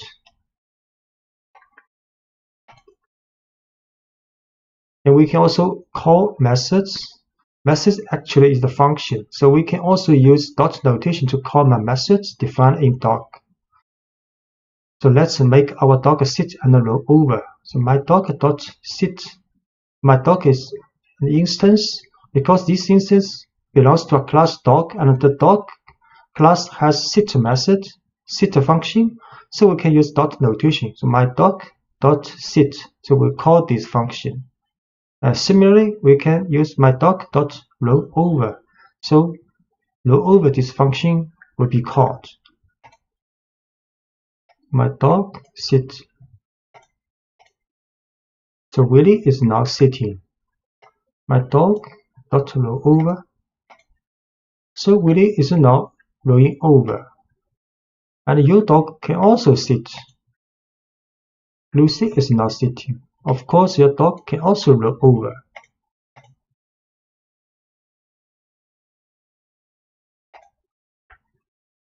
So let's write a new class representing a car. Our class will store information about the kind of car we are working with, and it will have a method that summarizes this information. So we defined initial method with the self parameter first. We also give 3 other parameters: make, model, and year. A method called getDescriptiveName that puts a car's year, make, and model into one string neatly describing the car. Then we make an instance from the car class and store it in variable myNewCar. Then we call getDescriptiveName to show what kind of car we have. So this is a class for car, capitalized class for car.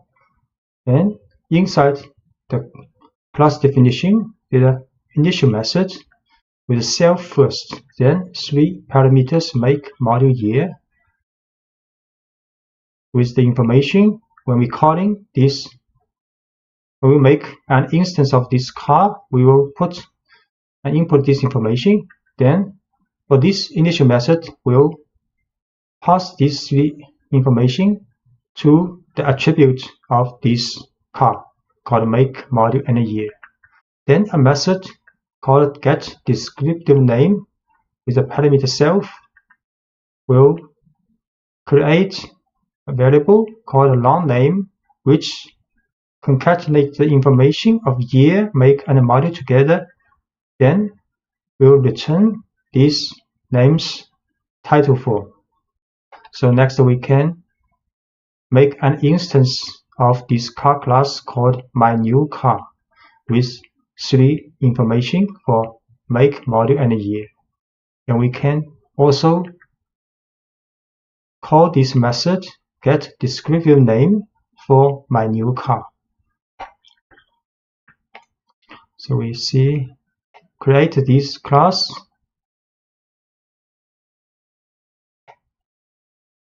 Okay, we can wait. There are lots of other methods.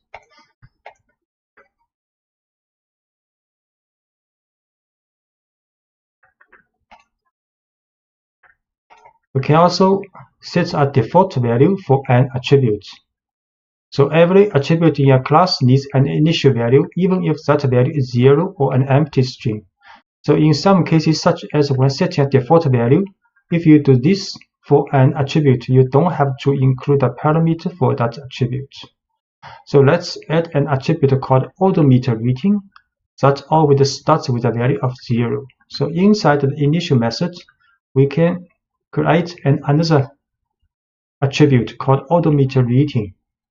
Odometer reading, but with the initial value 0. So in this function, initial function, we do not need other information for this attribute, which means when we call this class to make an instance, we do not need to add odometer reading when we calling.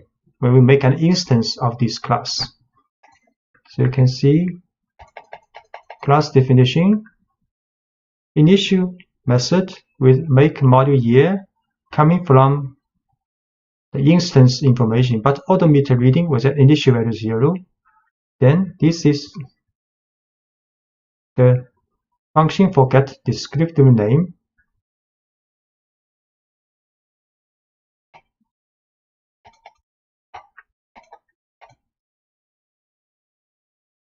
Then we will also add a method called read odometer that help us read each car's odometer. So read odometer function with self as parameter will print this car's odometer reading attribute in the message. So when we have this instance called my new car, we can use this method with dot notation, my new car dot read odometer. So calling method read odometer will read a car's current mileage. So we can this function define read odometer self, then we print out this car's odometer reading attribute in the message. And we can also modify attribute values. You can change an attribute's values in 3 ways.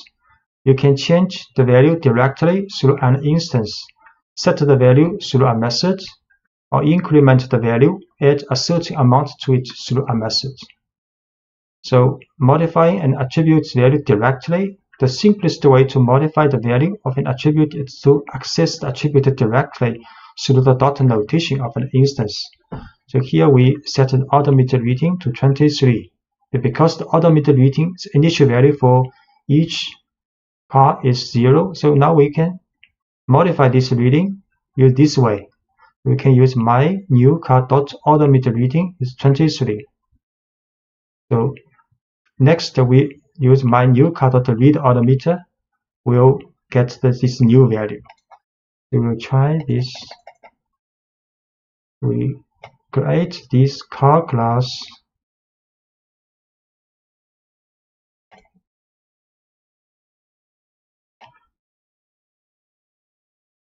Then create an instance of this car with all the A4 and the 2016 year. Then we can print descriptive names information. This method is dot notation. The dot notation for this car's information. Then we can read odometer.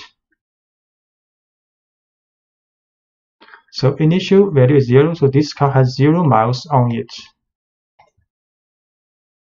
And we can also make odometer reading, modify the odometer reading directly using dot notation. So we can read odometer reading again now. So this car has 23,500 miles now.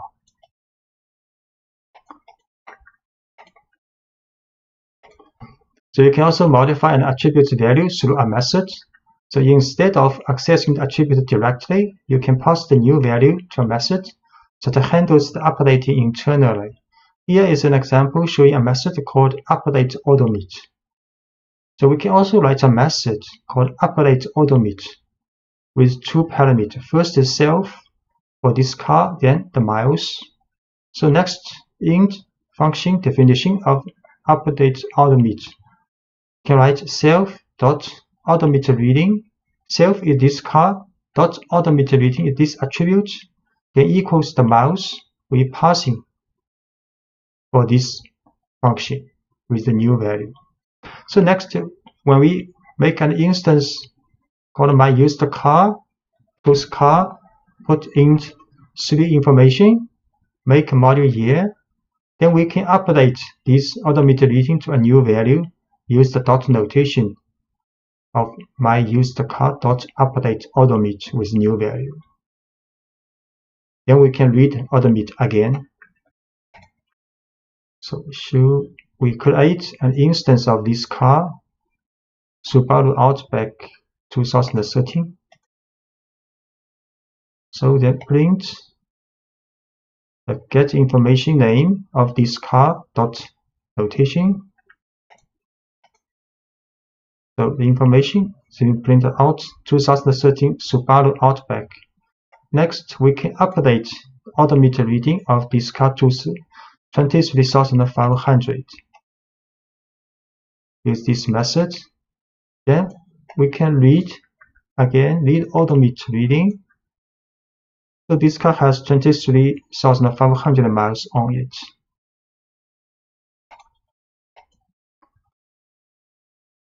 So we can extend the method update odometer to do additional work.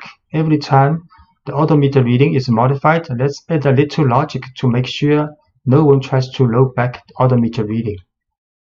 So we can define update odometer self miles with inside the function with if statement. So if miles larger than the current odometer reading, then we assign these new miles to the odometer reading. So if this conditional test is not true, which means the miles is less than the current odometer reading, we will not assign these new miles to the odometer reading. We will print a message: you cannot roll back an odometer.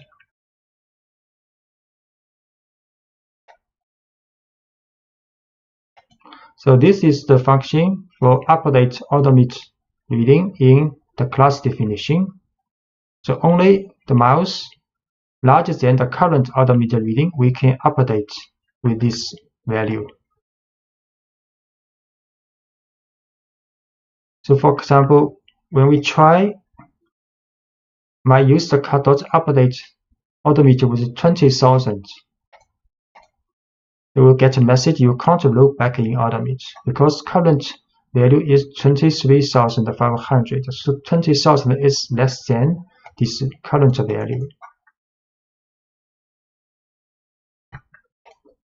So incrementing an attribute value through a method. So sometimes you will want to increment an attribute value by a certain amount rather than set an entirely new value. Say we buy a used car and put 100 miles on it between the time we buy it and the time we re-register it. Here is a method that allows us to pass this incremental amount and add that value to the odometer reading. So we can define a function called increment odometer, with self is the car and miles is increment the value with two parameters. So inside the function, we can write self means that this car dot odometer reading plus equal means odometer readings attribute of this car will be incremented with this value, miles, which have been passed for the function. So when we create this instance called myUsedCar of car class with the information Subaru Outback 2013, we can use a function, use dot notation with the myUsedCar.increment odometer, this function, and with input value was 100. So then the car's odometer reading will be incremented with 100 miles upon the current value. Then we can also read odometer reading. So we'll try create an instance first called myUsedCar. Then we print out the information of this car. Then we read odometer of this car is 0 miles now. Then we can update this car's odometer reading. Then we read odometer reading again, 23,500 now. Then we increment odometer with 100. Then we read again this car. Now has 23,600 miles on it. Inheritance of classes. The inheritance, you don't always have to start from scratch when writing a class. If the class you're writing is a specialized version of another class you wrote, you can use inheritance. So when one class inherits from another, it automatically takes on all the attributes and methods of the first class. The original class is called the parent class, and the new class is the child class. The child class inherits every attribute and method from its parent class, but is also free to define new attributes and methods of its own. So, the initial method for a child class. The first task Python has when creating an instance from a child class is to assign values to all attributes in the parent class. To do this, the initial method for a child class needs help from its parent class. So as an example, let's model an electric car. An electric car is just a special kind of car, so we can base our new electric car class on the car class we wrote earlier. Then we will only have to write code for attributes and behavior specific to electric cars. So let's start by making a simple version of the electric car class which does everything the car class does. So this is the car class. Part of the car class called is a parent class in this case.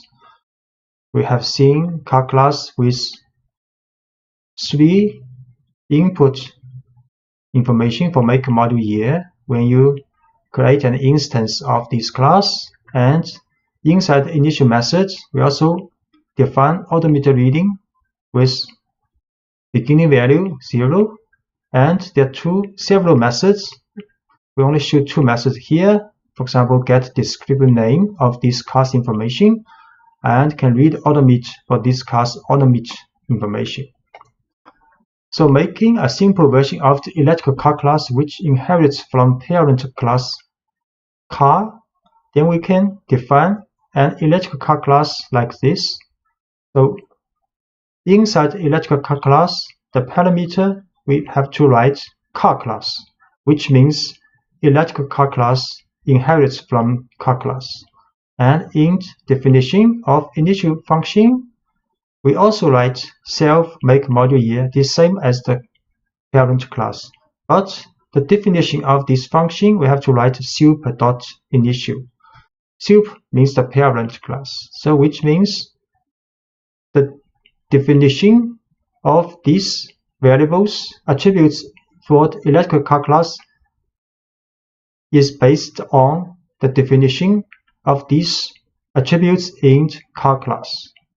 So when we call or make instance of electric class, we can just write electric car, then with the information Tesla Model S 2016, and we can also use the method, for example, get descriptive name, same as we using this function method for a normal car.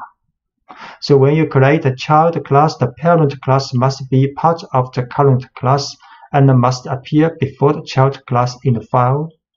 So we define the child class electric car, and the name of the parent class car must be included in parentheses in the definition of the child class. And the initial method for child class. The initial method takes in the information required to make a car instance, and the super function is a special function that helps Python make connections between the parent and the child class.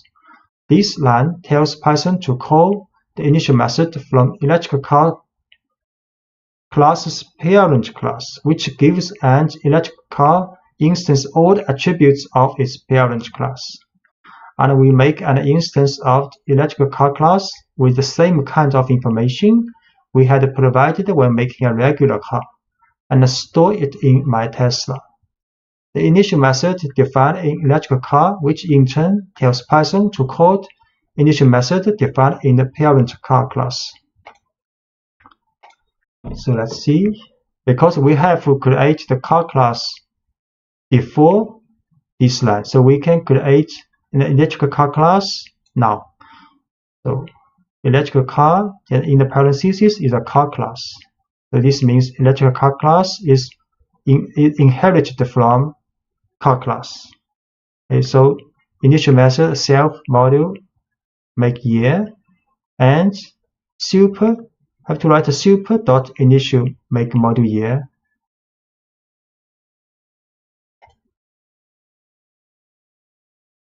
Then we can call and make an instance of electric car now. With Tesla Model S 2016, then we can use this method which defined in the parent class. So get descriptive name. Although we do not need to create this function in electric car class definition because we inherit from car class, and the car class has this method defined in car class definition. So we can use this. The information is 2016 Tesla Model S. Working with attributes and methods for the child class.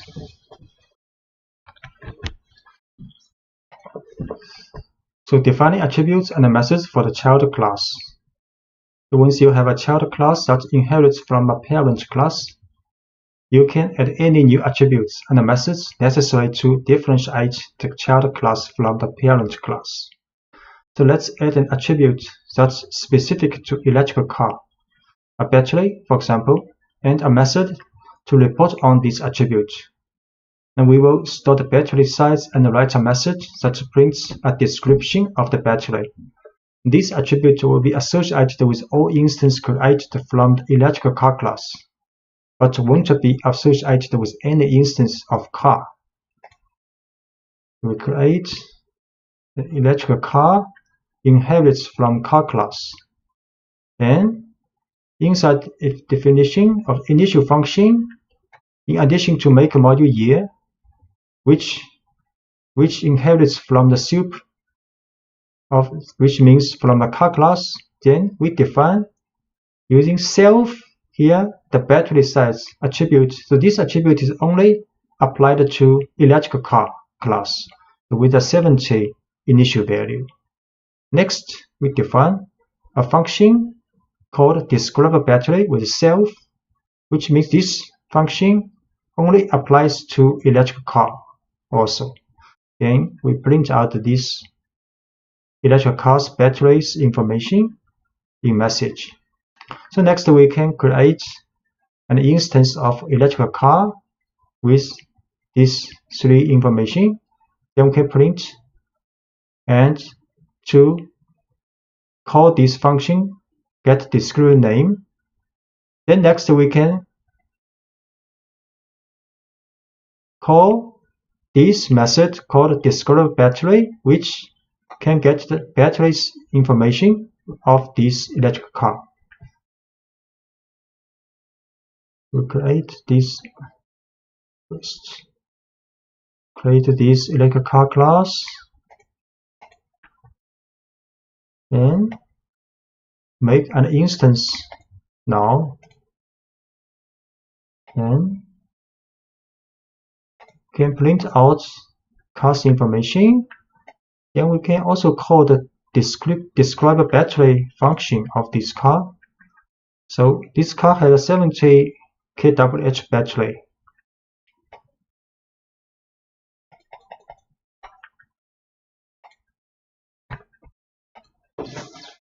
So override methods from the parent class. So you can override any method from the parent class that doesn't fit what you are trying to model with the child class.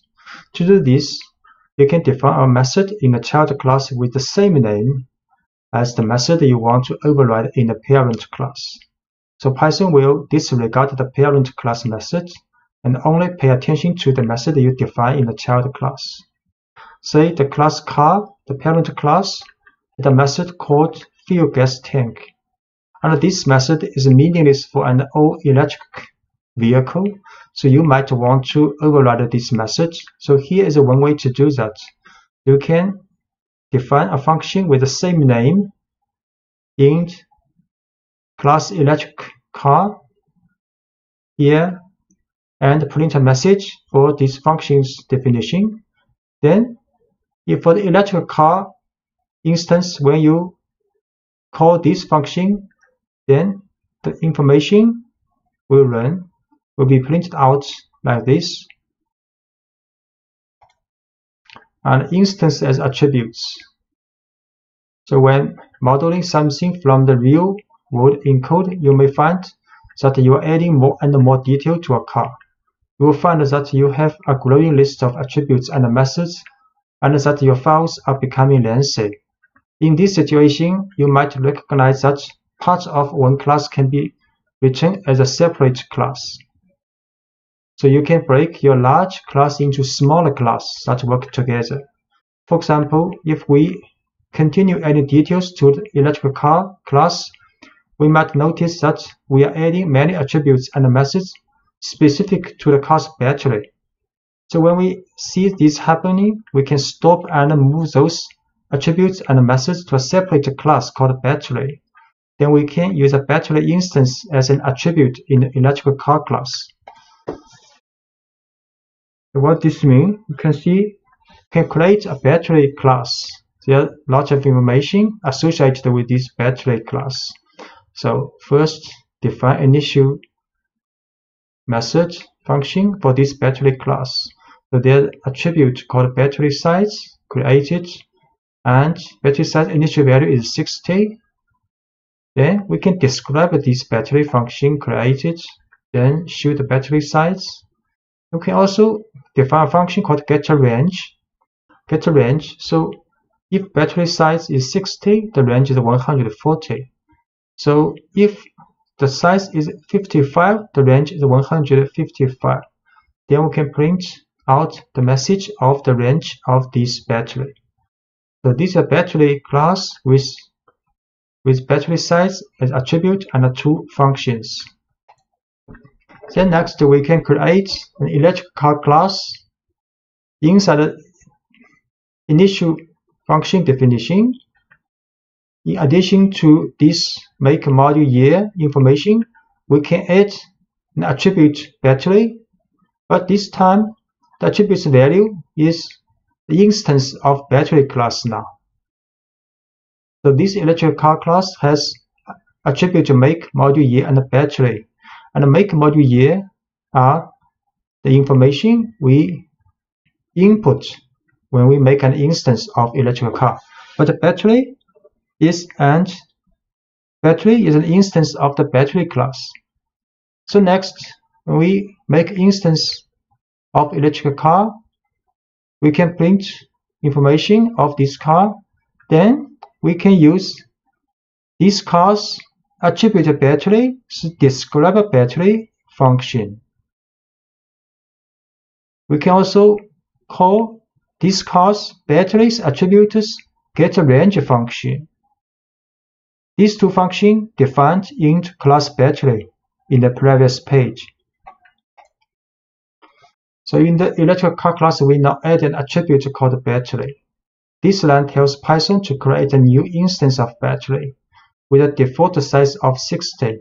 Because we are not specifying a value, and store that instance in the attribute battery. This will happen every time the initial method is called, and the electrical car instance will now have a battery instance created automatically. Then we create an electrical car and store it in the variable myTesla. But when we want to describe the battery, we need to work with the car's battery attribute and methods. So these two lines use dot notation. MyTesla's battery dot describe battery is a function defined in class battery. Similarly, myTesla.battery dot getRange, this function defined in class battery. So we show this, create a class called battery.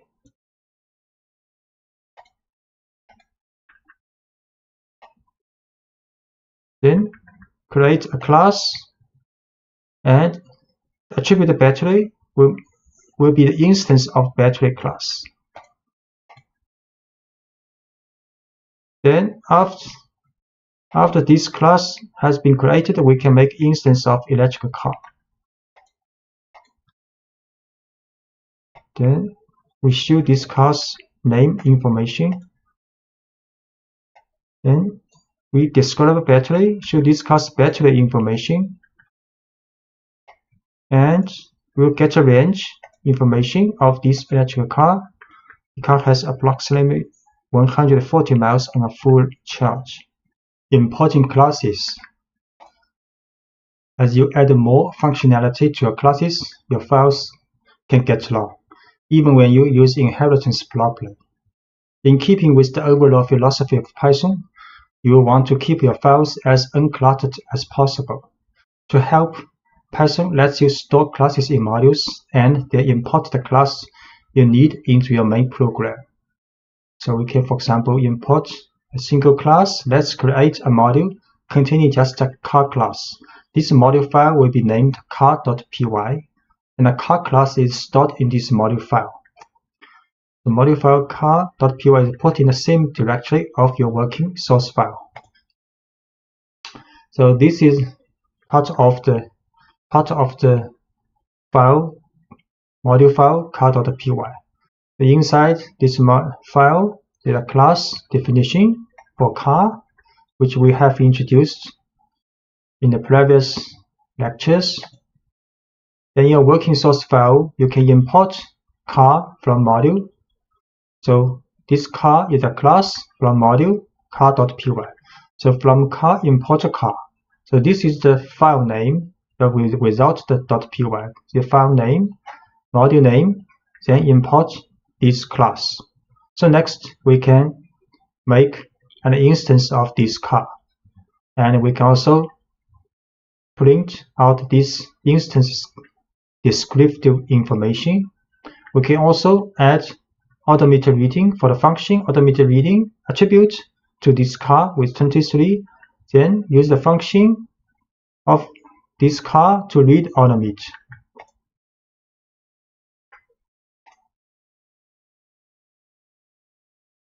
So we first set a working directory because this file called car.py stored in this working directory.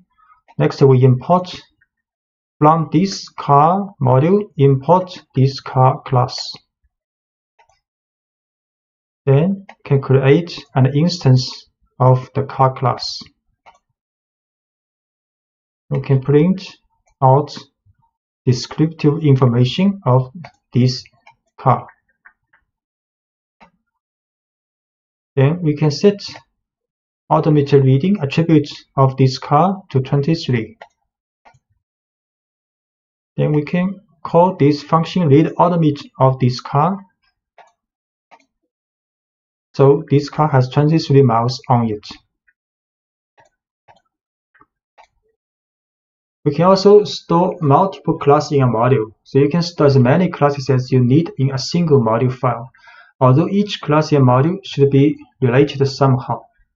The class battery and electrical car both help represent cars, so let's add them to the module car.py. So in the file car.py, we add class battery also, which we have introduced in the previous lectures. And for the battery class, we also has getRange, for example, getRange function. And we also store electrical car class in this file car.py. So when you import multiple classes from a module, you can use from car import car class, then comma electrical car class. So next, in our program, we can make instance from car, or we can make instance from electrical car. And we can also print out attributes or information of this car and attribution of this electrical car. So we see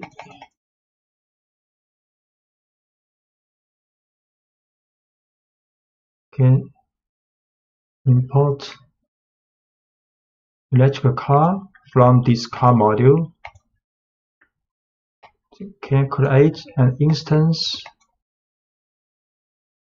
and print out descriptive information of this electric car, and we can print out descriptive battery of this electric car.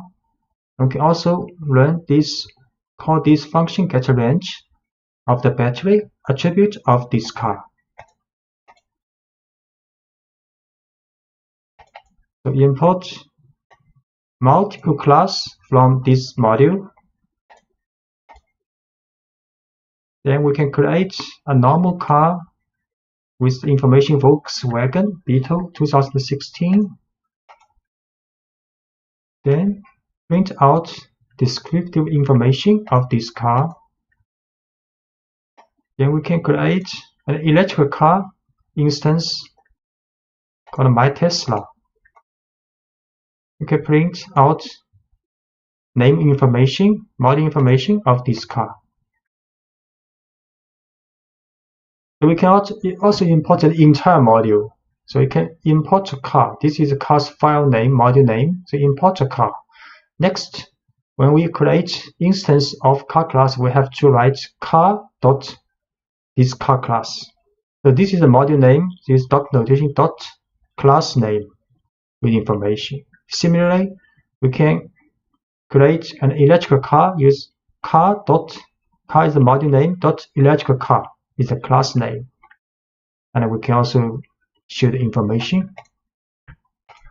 So we import. This time we import the whole entire module. Import car. Then we can create a normal car instance. Use the car dot car class, and you can print out the descriptive name information of this car.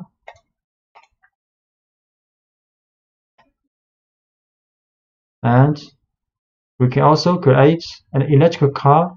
Use the car dot notation electrical car. And print out information of this electrical car. Reading from a file. So when you want to work with the information in a text file, the first step is to read the file into memory. You can read the entire contents of a file, or you can work through the file one line at a time. So reading an entire file.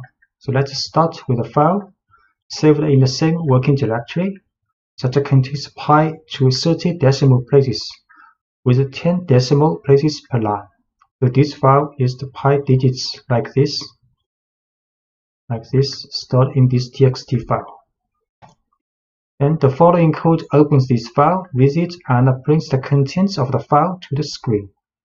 So start with a with open this file as a file object.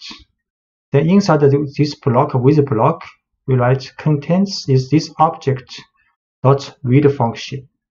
Then we can print contents, and the result will be like this. So we first set working directory. Then we read this file. Use with open this file as file object. Then contents is this object to read. Then print this information. But we use rstrip here. We will talk about it later.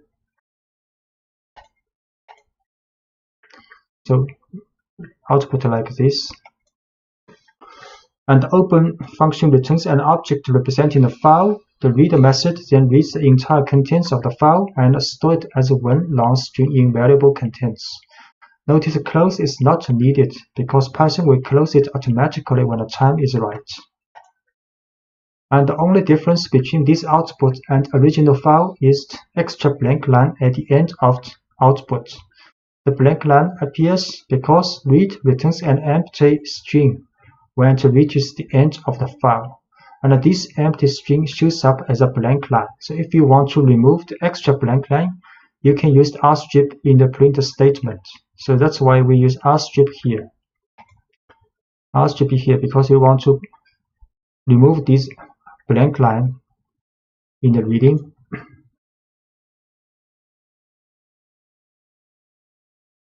The file path. Sometimes, depending on how you organize your work, the file you want to work won't be in the same directory as your program file. To get Python to open files from a directory other than the one where your program file is stored, you need to provide a file path which tells Python to look in a specific location on your system. So we use a relative file path can tell Python to look for a given location relative to the directory where the currently running program file is stored.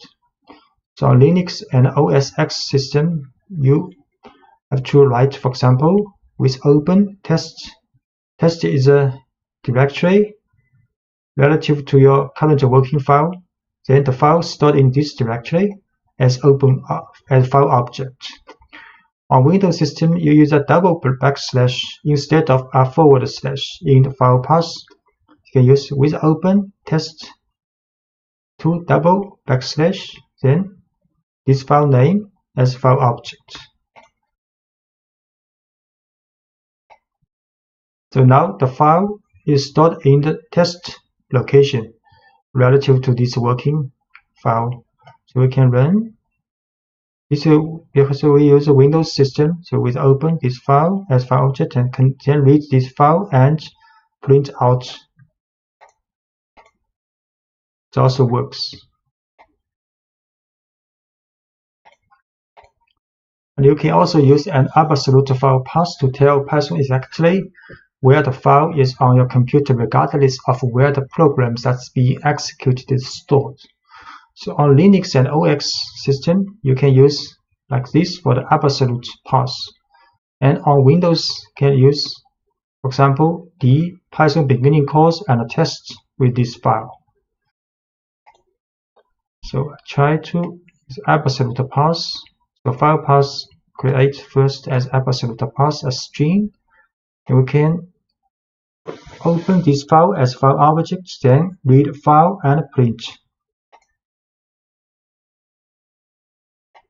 Also works. And read line by line. You can use a for loop on the file object to examine each line from a file one at a time. For example, this is file name. You can open this file, then inside the with block, write a for loop. For line in file object, then print this line. Read line by line. File path first. Then with open this file, then read line by line. For line in object, print this line. So every line is printed out. And these blank lines appear because an invisible new line character is at the end of each line in the text file. The print statement adds its own new line each time we call it, so we end up with two new line characters at the end of each line, one from the file and one from the print statement. So we can use rstrip on each line in the print statement to eliminate these extra blank lines. So we can use rstrip here also to remove the extra blank line. Rstrip here this time. So now it's much better.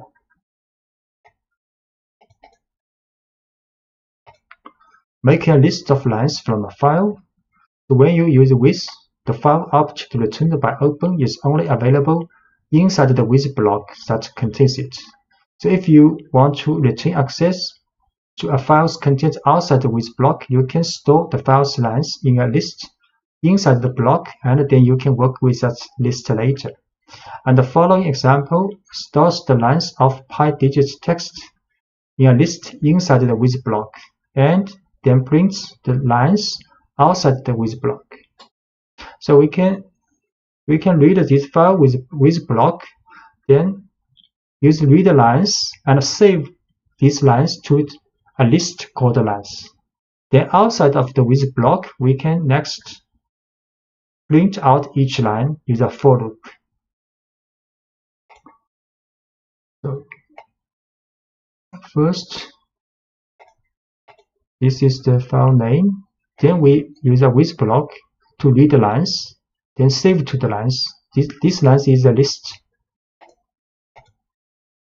Then next, outside of the with block, we can use a for loop to read each lines and print out.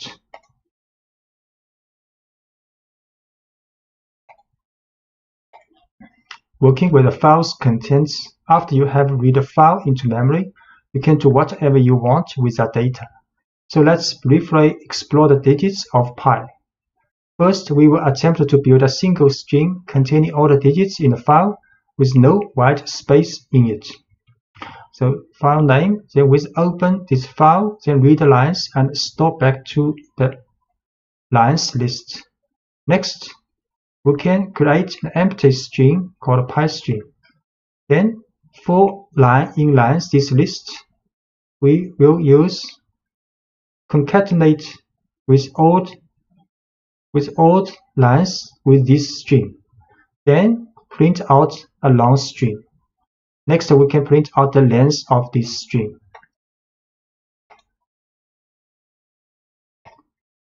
So, file name,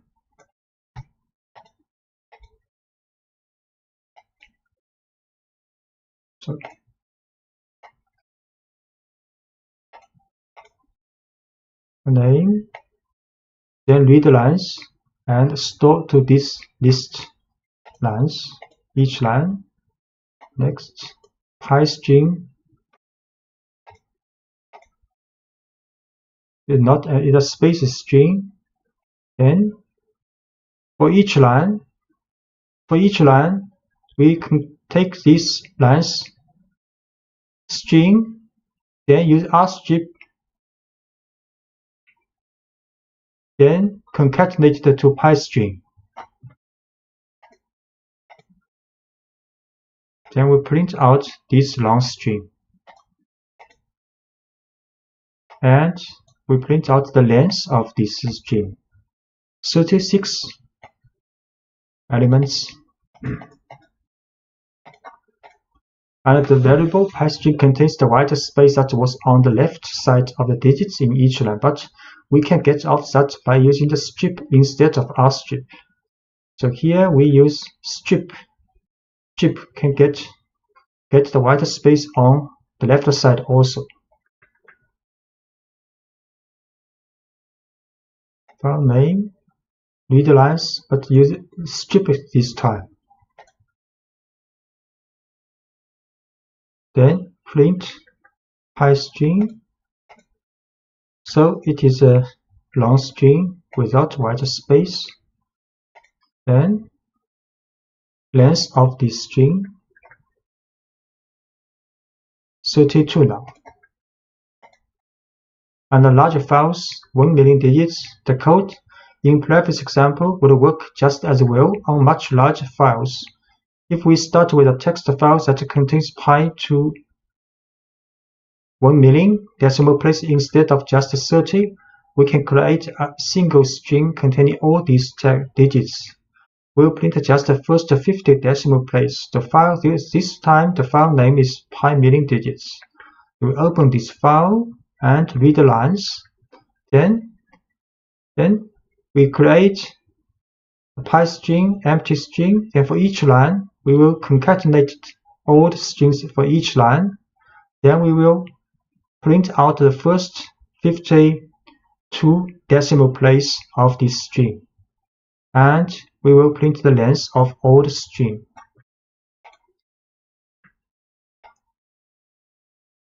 So this file name. Then with open, we read this file for each line to a list. Then create an empty string. Then for each line, we get the string out and concatenate it together. But with the strip for to remove the white space. Then we print out the first 50 decimal places for this long string. And we print the length of the whole string. 1 million 2 because 1 million decimal place.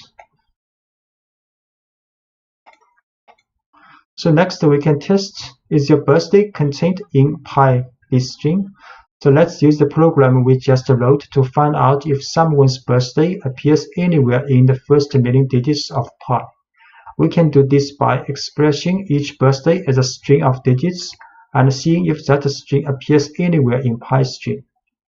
So we can use the input for user to input your birthday. Then we test if birthday in PyStream will print out this message. If birthday not appear in the PyStream, we'll print another message. So create and read is the same as before. Then next we can let the user to enter birthday. For example, okay,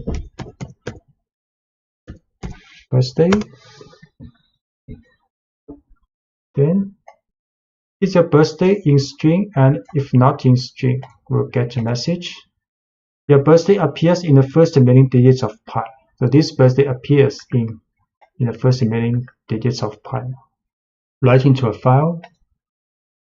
To write a text to a file, you need to call open with a second argument, telling Python that you want to write to the file.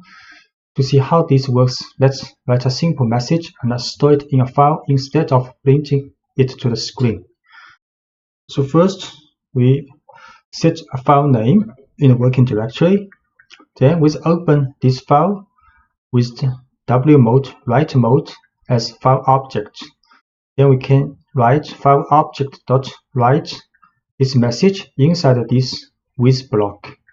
So the argument W tells Python that we want to open the file in write mode. You can open a file in read mode with R, write mode with W, and append mode with A. One mode that allows you to read and write to the file with R+. If you omit the mode argument, Python opens the file in read-only mode by default. So we set the file name. Then we open this file with the write mode, then write a message.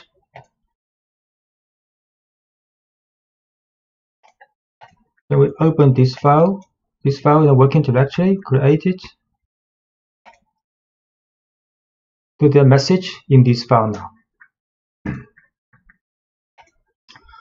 The open function automatically creates the file you are writing to if it doesn't already exist. However, be careful opening a file in write mode W, because if the file does exist, Python will erase the file before returning the file object.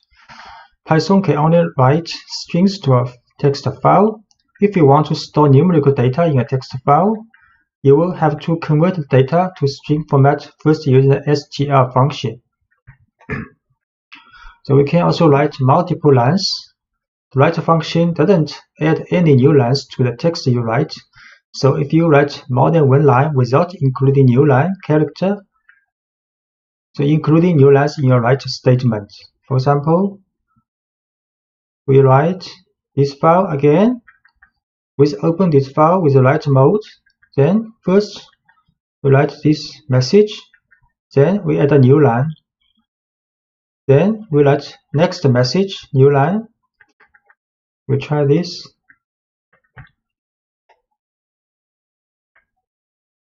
In this file, then write 2 lines message. Then we open this file. Now there are 2 lines message in this file now. And we can also append to a file.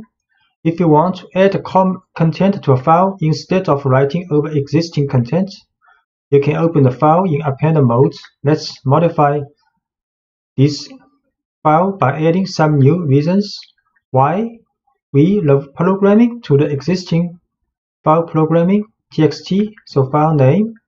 Then open this file with append mode. So we write 2 more lines in this file. Try this. We open this file to the same file with append mode. Then write 2 message. Then we see this file again. So now there are 4 lines in this file. So 2 lines appended to the first 2 lines.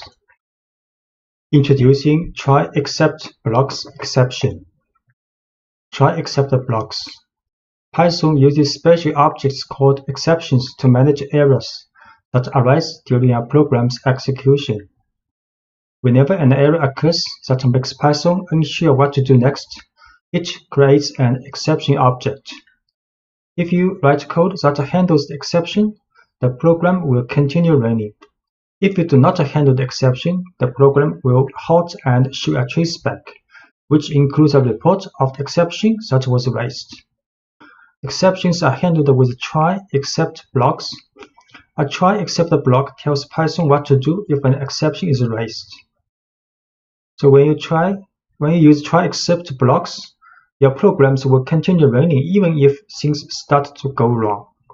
Instead of traceback, which can be confusing for users to read, users will see friendly error messages that you write.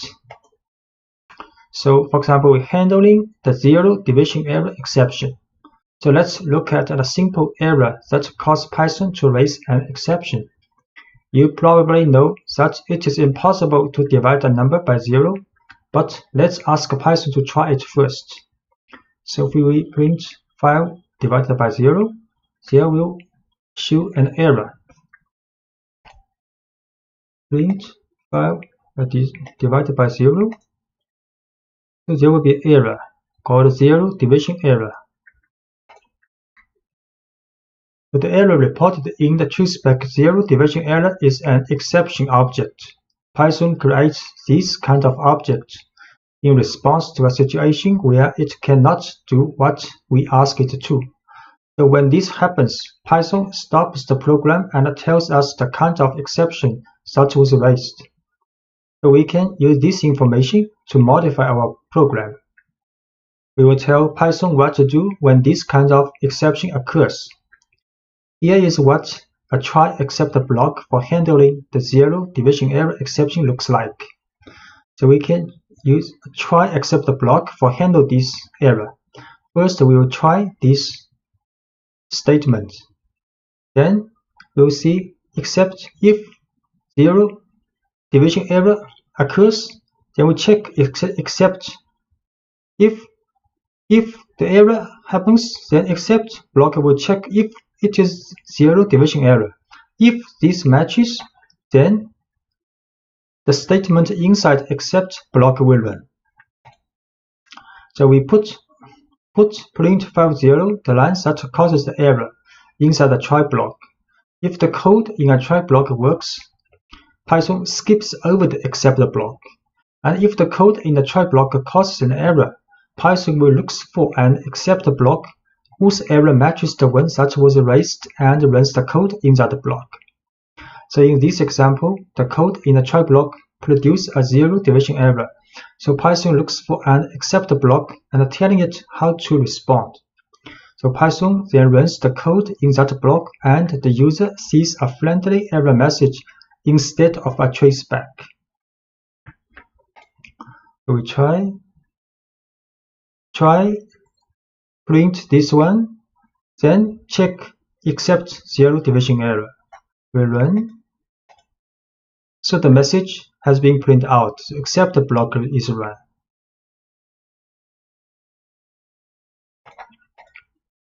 You can use try except else to prevent crashes. So in some cases, we can use try except else block, handling errors smoothly when the program has more work to do after the error occurs. This happens often in programs that prompt users for input. If the program responds to invalid input abruptly, it can prompt for more valid input instead of crashing.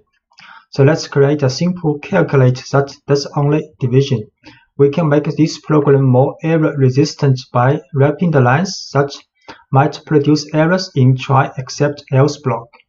So the error occurs on the lines that performs the division, so that's where we will put the try except block. And this example also includes an else block.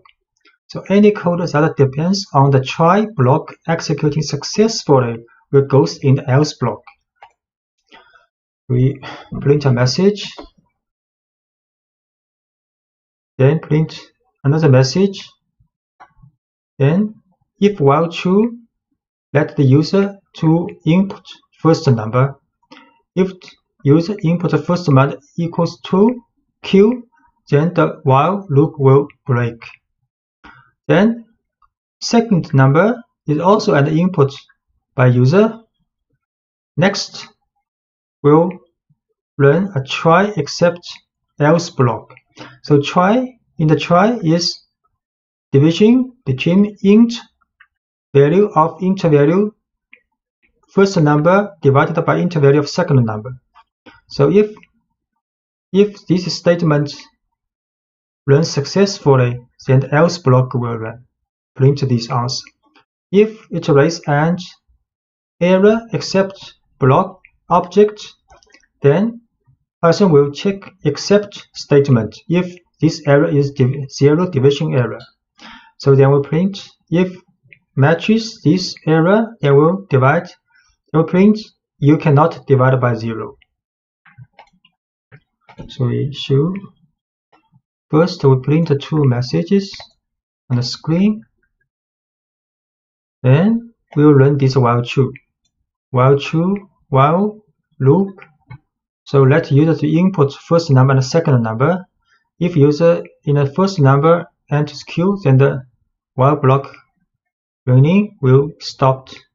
And if user enters 0 in the second number, then the error will come and will print out this message. If both number cause the division runs successfully, then we print answer. First number 10, second number 5. Then the answer printed and while loop runs again. First number 100, second number 3, also runs successfully. Then first number 19, second number 0. Then you can't divide by 0, message is printed out.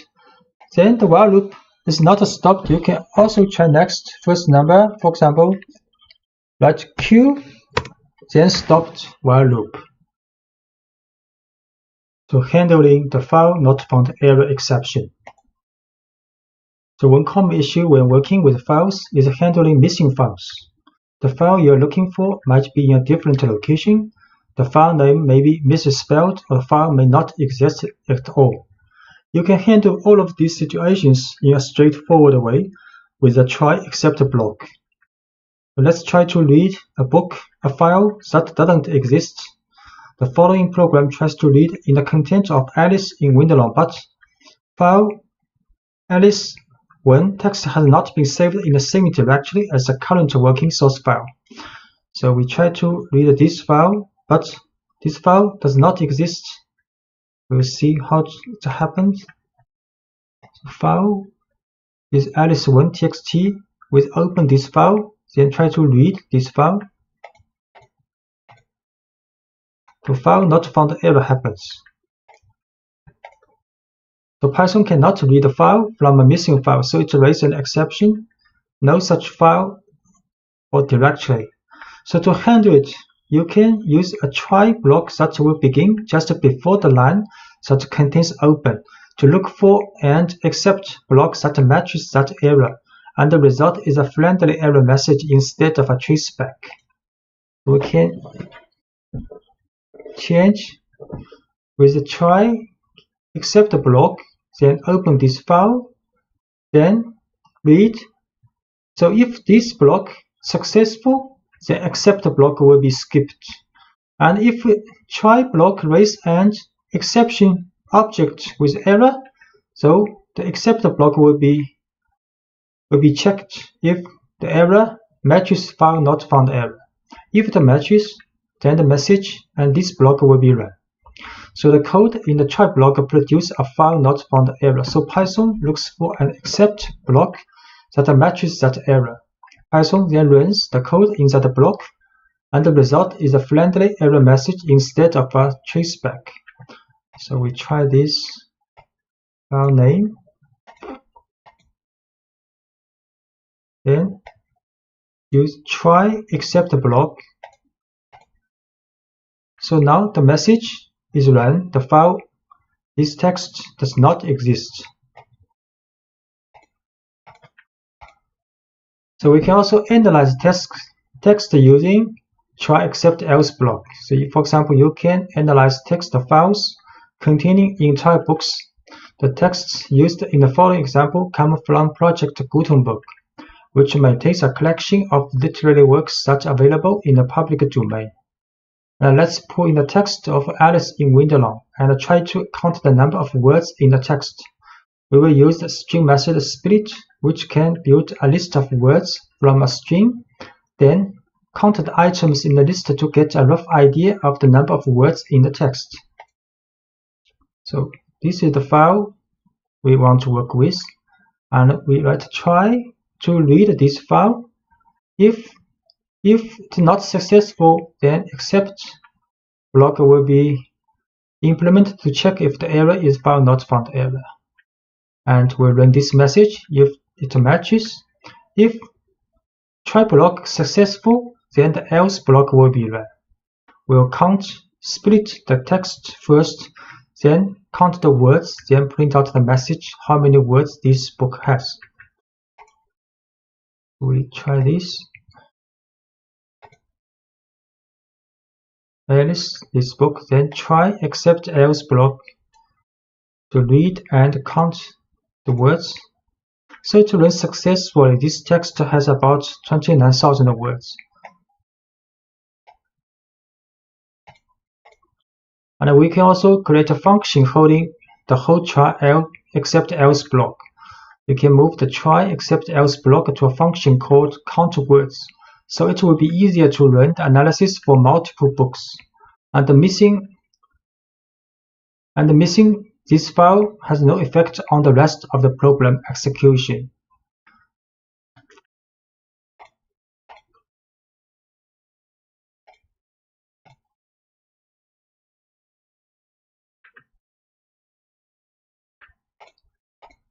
So we can create a function. The function actually we put the previous page's try except else block in this function called count words. Then next we can try to read several books using a for loop and count words.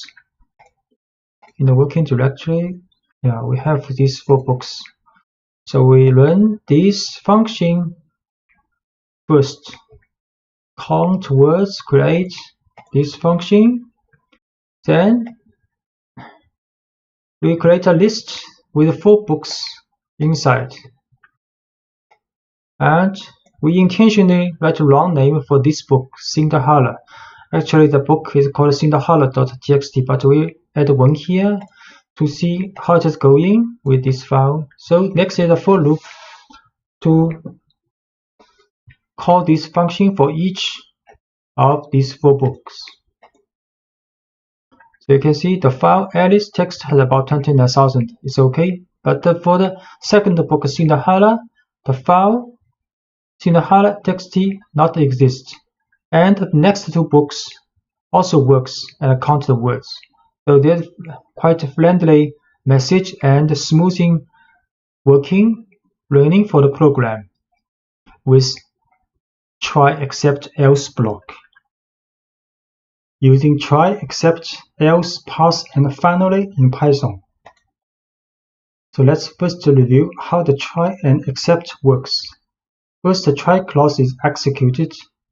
If there is no exception, then only try clause will run, except clause will not get executed.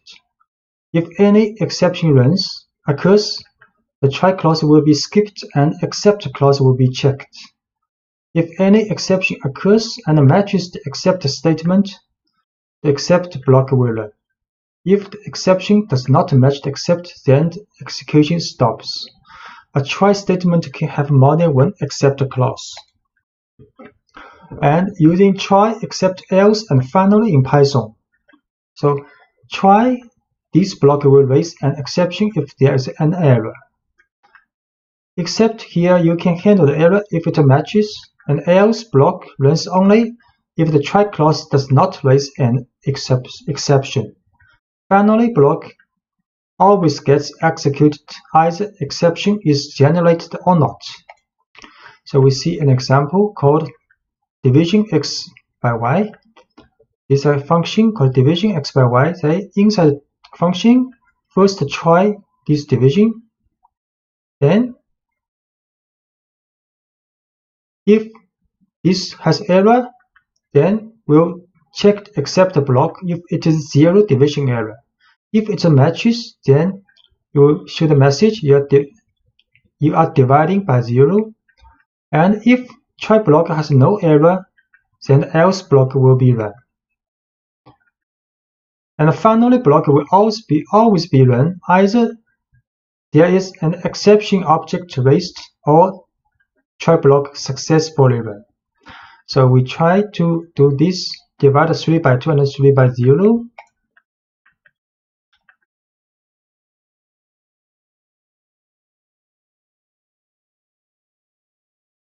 This is called float division. See, create this function, then try to run this. 3 by 2, the answer is 1, and this always executed. So finally block also run, and the answer is run. So answer is run, else block is run because there's no error in the try block. If we try to divide 3 by 0, the message is sorry you are dividing by 0, so except the block is run. And this is always executed, so finally block is also run.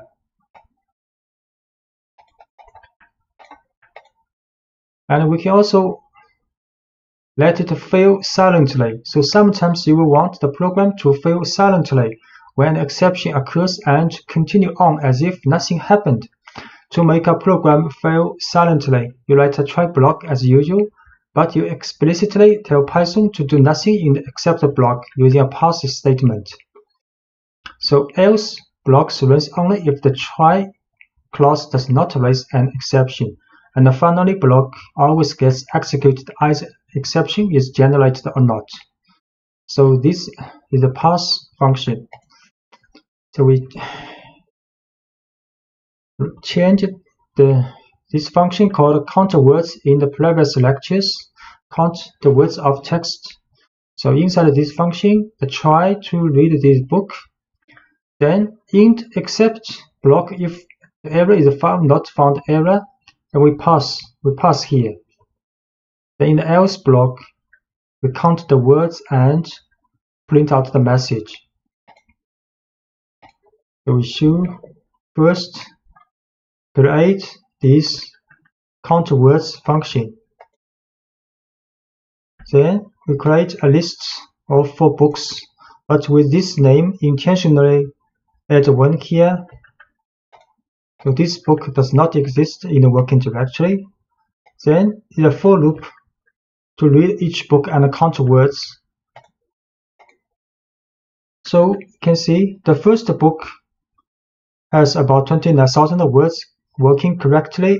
The second book, because it's not found, so Python runs silently, does not show any information about this book. The next 2 books implementation work correctly. NumPy is a basic package for scientific computing with Python and especially for data analysis. In fact, this library is the basis of a large amount of mathematical and scientific Python packages, and among them the pandas library, which is specialized for data analysis and fully developed using the concepts introduced by NumPy. And in fact, the building tools provided by the standard Python library could be too simple or inadequate for most of the calculations in data analysis. So having knowledge of the NumPy library is important to being able to use all scientific Python packages, and particularly to use and understand the pandas library. NumPy is currently the most widely used package for the calculation of multi-dimensional arrays and large arrays. In addition, the package comes with a range of functions that allow you to perform operations on arrays in a highly efficient way and perform high-level mathematical calculations. So installation and import of numpy. Generally, this model is present as a basic package in most Python distributions. However, if not, you can install it later. In Anaconda prompt, you can install numpy by printing conda install numpy. Once numpy is installed on your distribution, to import the numpy module within your Python sessions, for example, like Anaconda spider, you can write the following: import numpy as np.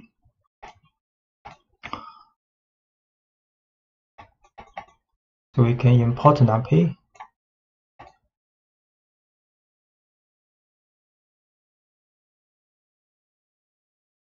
In the array, the heart of the numpy. The numpy library is based on one main object called n-the-array, which stands for n-dimensional array.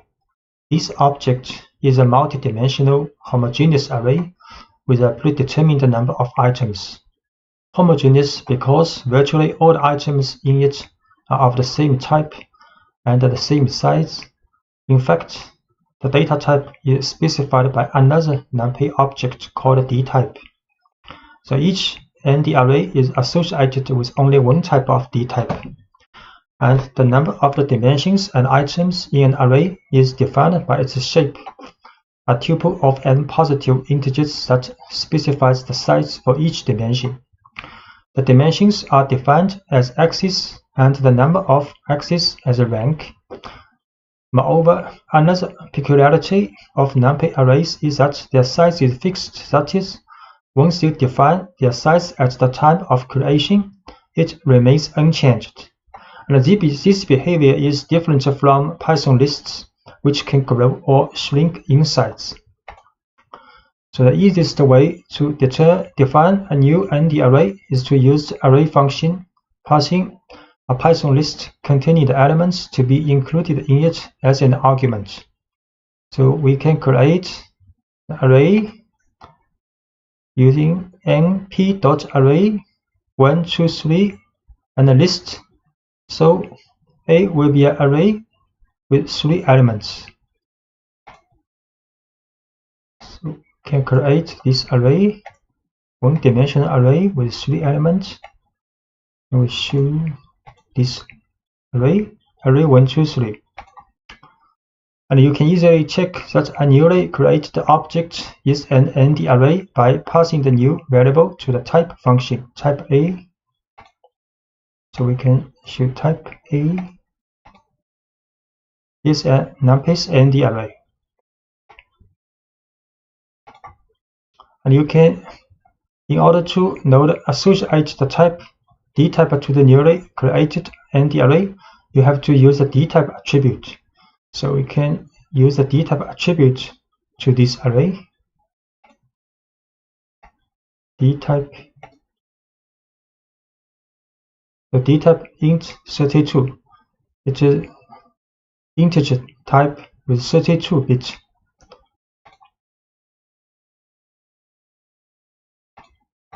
And the just created array has one axis, and then its rank is 1. So while its shape should be 3, 1.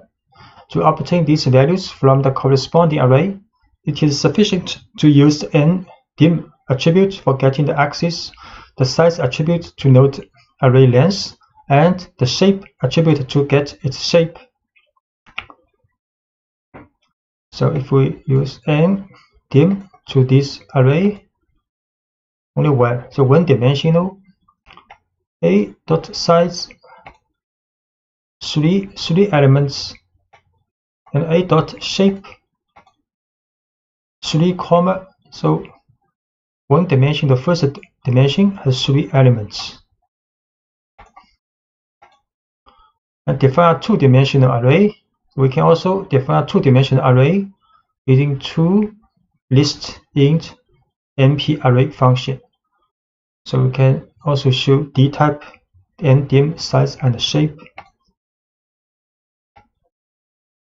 two-dimensional array.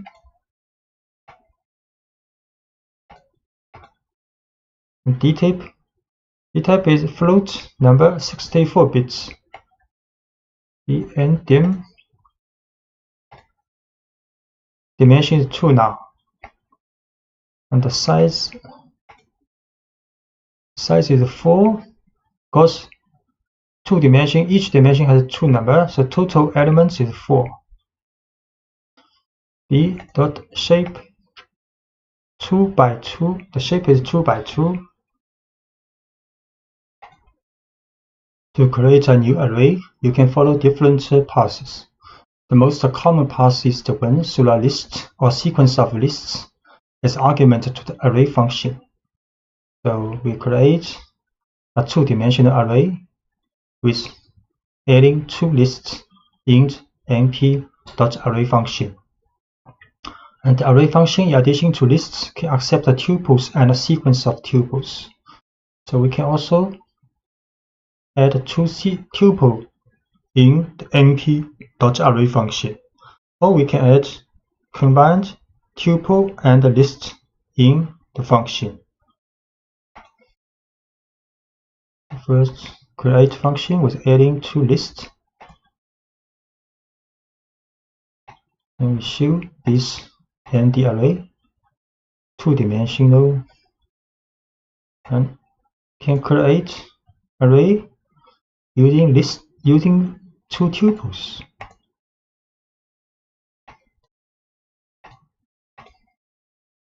Get the same result as using lists. Can also create array using combined list and tuple.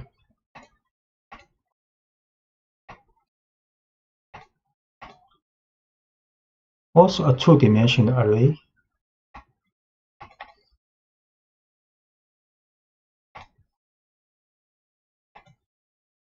Dtype. So numpy arrays are designed to contain a wide variety of data types. We have seen simple integer and float numerical values.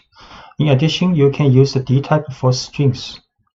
So we create an array, two-dimensional array with the value of strings in the list. So dtype will like u1, less than u1, and have also a name attribute for the dtype. Create this tuple using the string layer of list. Then the dtype u1,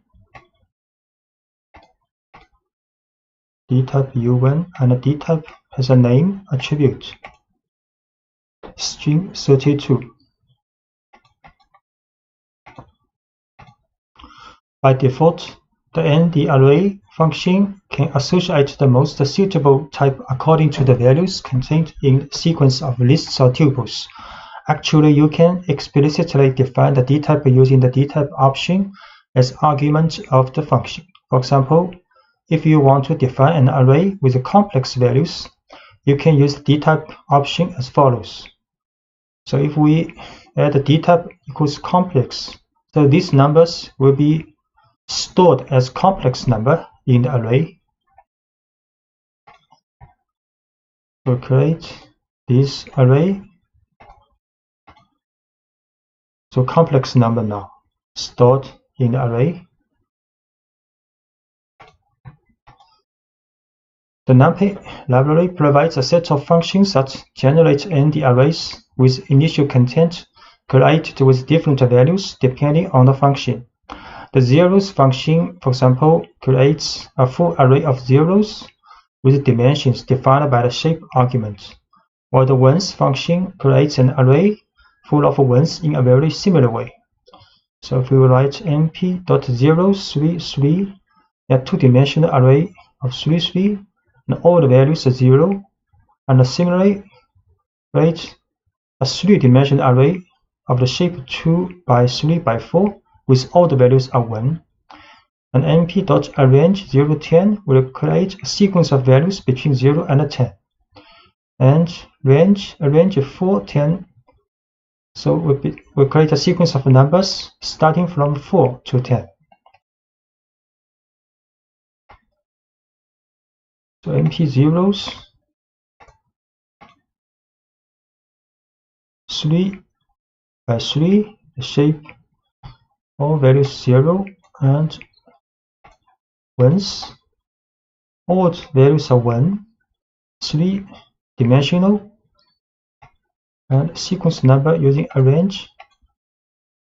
So number 0 to 9 created in array, arrange 4 to 10. So the number 4 to 9 created in this array.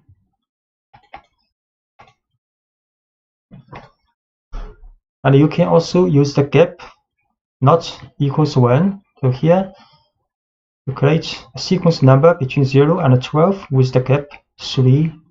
And this is the gap 0.6. Create number array 0, 3, 6, 9 now. And this array with the gap 0.6. So from 0 to 5.4. And you can also generate two-dimensional arrays using arrange and reshape. So we create a sequence number first from 0 to 12, then reshape to a two-dimensional array with the shape 3 by 4.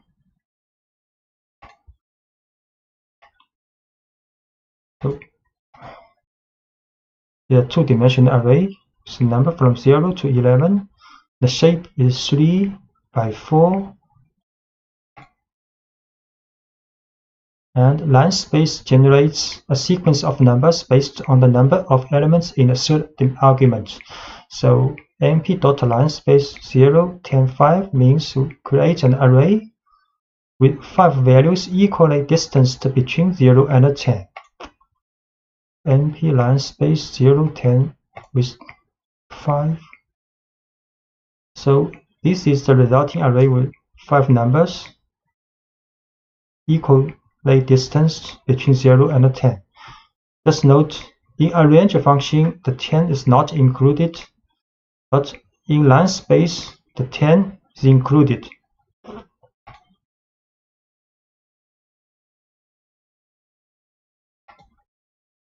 And np.random will generate random float numbers in the interval between 0 and 1. So we can write np.random3 will generate 3 random numbers between 0 and 1, and np.random 3 by 3 will generate two-dimensional array with random numbers between 0 and 1. np.random3, so 3 random numbers in a one-dimensional array. So this will create two-dimensional array with a shape 3 by 3 with all the values and random numbers between 0 and 1. Arithmetic operators. The most obvious are adding and multiplying an array by a scalar, and these operations are element-wise. Such as, the operators are applied only between corresponding elements. So this is a numpy array with the number from 0 to 3. Then we can add a with 4 or multiply a with 2. Numpy array. So a 0 to 3. Then a plus 4 will return another numpy array with the elements 4, 5, 6, 7. A multiply 2. So each element will be multiplied with 2 in the new array. And can create another array B with also 4 elements, then A can plus B or A multiply B. So B is an array with elements 4, 5, 6, 7. So A plus B.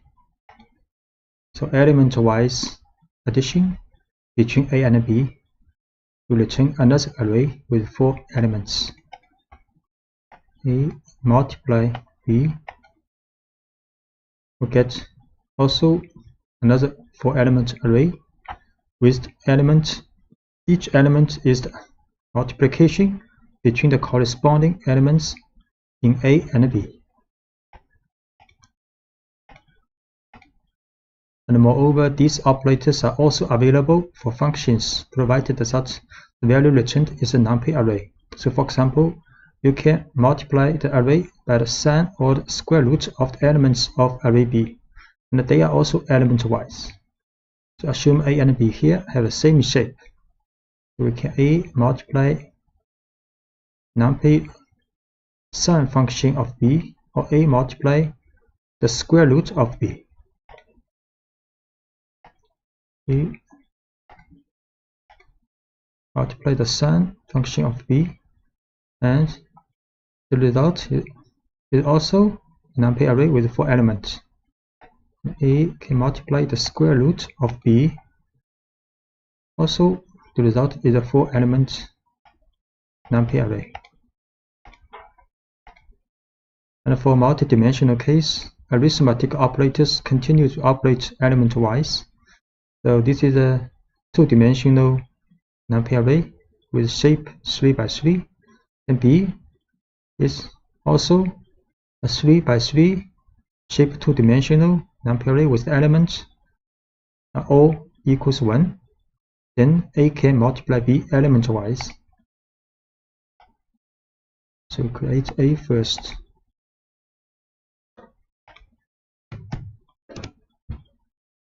A is a 2-dimensional array, and B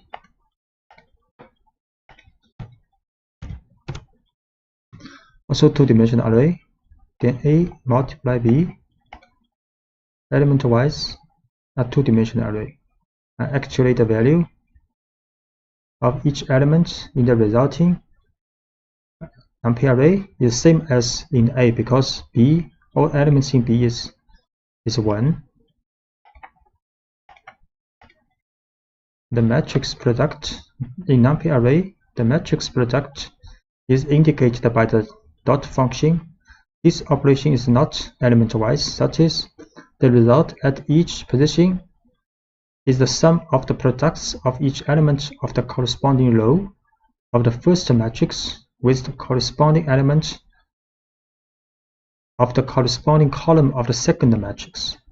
So numpy dot A and B is the matrix production A multiply B.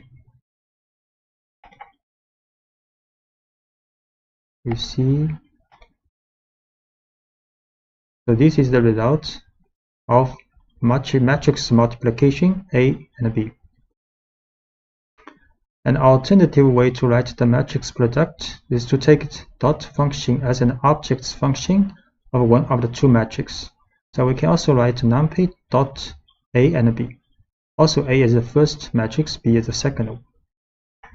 Or A dot B. So these two is the same.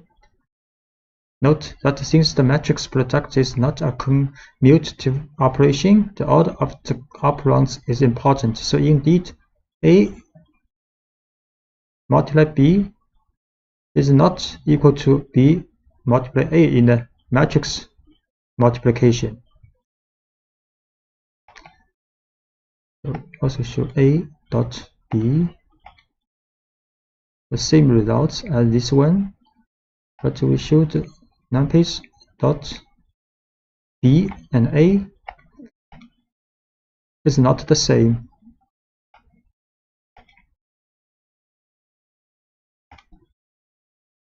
And increment and decrement operators. To increase or decrease values, we have to use operators such as plus equal or minus equal or multiplication equal.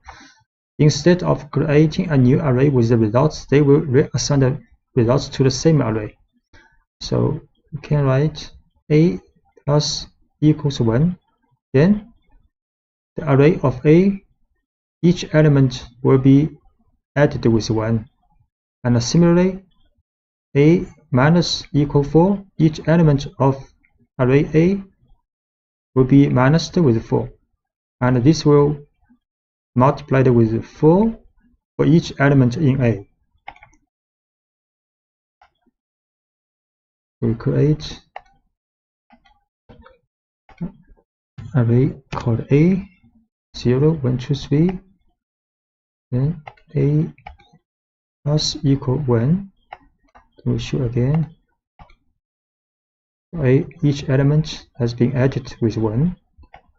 A minus equal 1. We show again A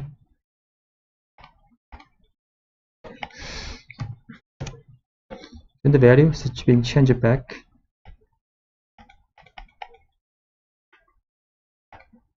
We can also create A 0, 1, 2, 3, A, for example, plus 4, change it to 4, 5, 6, 7, and multiplication to 8, 10, 12, 14 now. And universal functions. A universal function, generally called ufunc, is a function operation on an array in an element-by-element fashion. And this means that it acts individually on each single element of the input array to generate a corresponding result in a new output array. So in the end, we obtain an array of the same size as the input. There are many mathematical and trigonometric operations that meet this definition. For example, calculating the square root with the square root, the logarithm with the log, or the sum function with the sum. So A is an array, can calculate the square root of A, log A, and sum. Create A is an array, then square root of A for each element, then logarithm of A. Result is also a 4-element array, and sum function of A.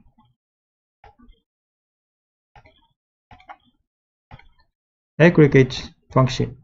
Aggregate functions perform an operation on a set of values of an array, for example, and produce a single result. So many functions of this kind are implemented within the class and the array. For example, A is an 5-element array, so we can calculate the sum of A, minimum, maximum of A, and mean value of A, or standard deviation of A.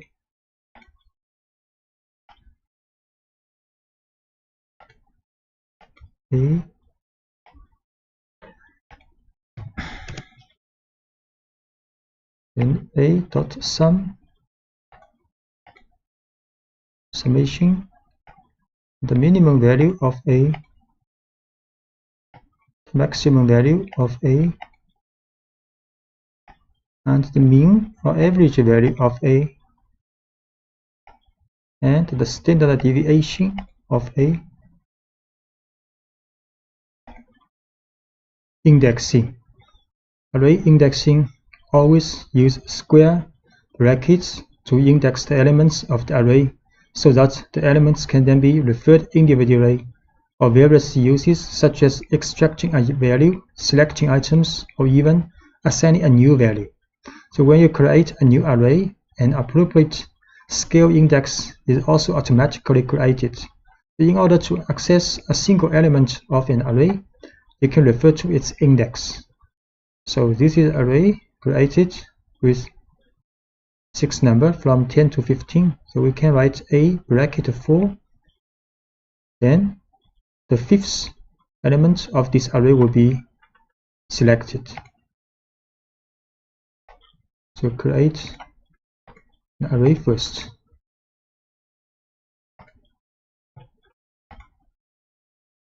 This array with 6 elements, A bracket 4 will return the 5th element, and numpy array also accepts a negative index. So this index have the same incremental sequence from 0 to -1, -2, and so on. So this is the last one and last element of this array if we use a bracket minus 1, and this is the first element of this array if we use bracket minus 6. So a bracket minus 1, 15 returns. A minus 6, so 10 is returned. To select multiple items at once, you can pass array of index in square brackets. So we can pass an array inside these brackets with 1, 3, 4. Then 3 elements of the array will be returned. The 3 elements 11, 13, 14 of the array are returned. So moving on to the two-dimensional case, they are defined by two axes, where axis 0 is represented by the rows and axis 1 is represented by the columns. Thus, index in this case is represented by a pair of values. The first value is the index of the row, and the second is the index of the column. So for example, this is a two-dimensional array with shape 3 by 3. So a bracket 1, 2, we select the element in the second row and third column. We create an array first.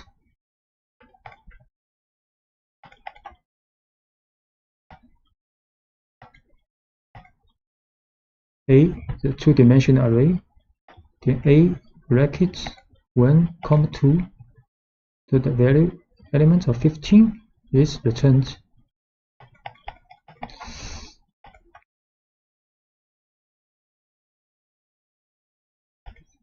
Slicing allows you to extract portions of an array to generate new arrays. So when you use the Python lists to slice arrays, the resulting arrays are copies. So but in NumPy, the arrays are views of the same underlying buffer. So depending on the portion of the array that you want to extract or view, you must use the slice syntax, such as you will use a sequence of numbers separated by column within square brackets. For example, this is an array with 6 elements. So if we write A1, 5 in the bracket, then it will return a slice of this array from second to the 5th element. Create an array with 6 elements. The A1, 5 will return this part of the array.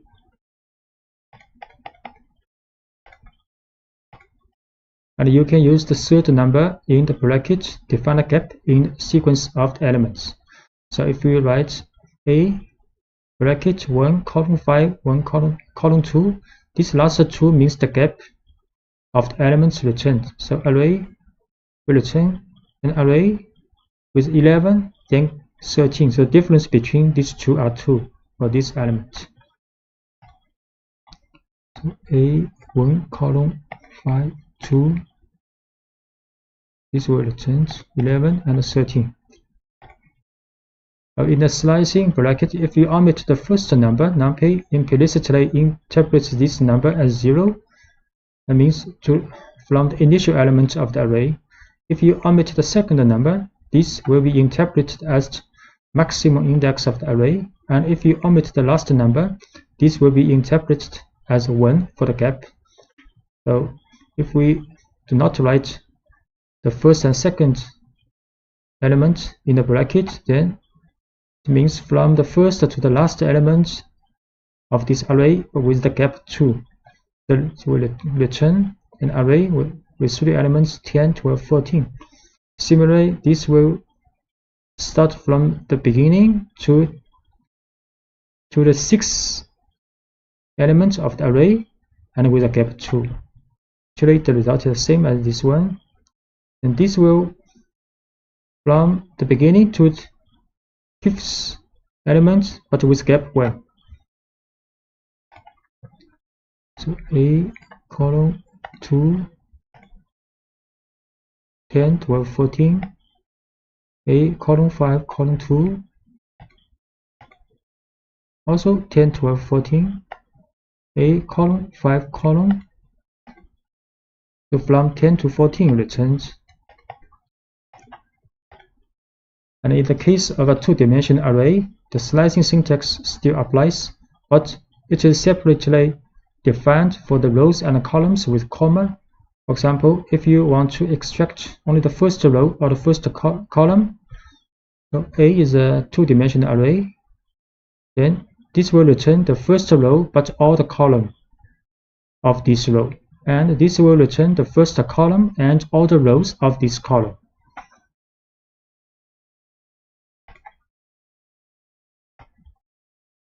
So A is a two-dimensional array. A 0, comma, column, return the first row of this array. And A column 0, return the first column of this array.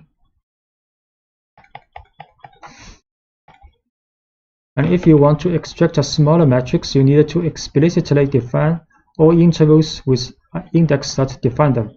So, for example, A 0 to 2 and comma 0 to 2, it will return the first two row and the first two column of this array. So it's a smaller array.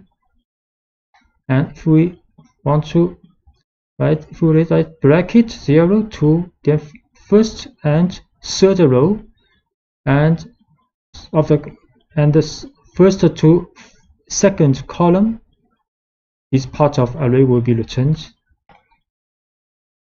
So we'll see this one, first two row, first two column, this part of array returns. This is the first and the third row and first two column will be returned.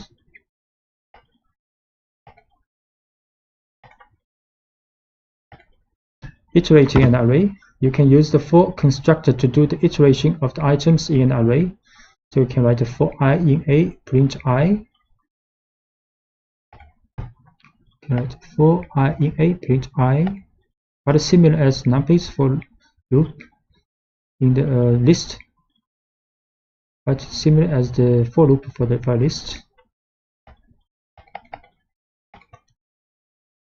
So if you apply the for loop to a matrix, it will always perform a scan according to the first axis is a row. So if we write a for row, A is a two-dimensional array, print a row, then each row of this matrix two-dimensional array will be print out. So we can write a for row in A, print row, and row by row, print out. And if you want to make an iteration element by element, you can use the following constructor using the for loop in a.flat. So a.flat will get all elements of this two-dimensional array and put in an one-dimensional array, then print this item out. Okay, write a.flat for elements. So element by element, each element is printed out from this two-dimensional array.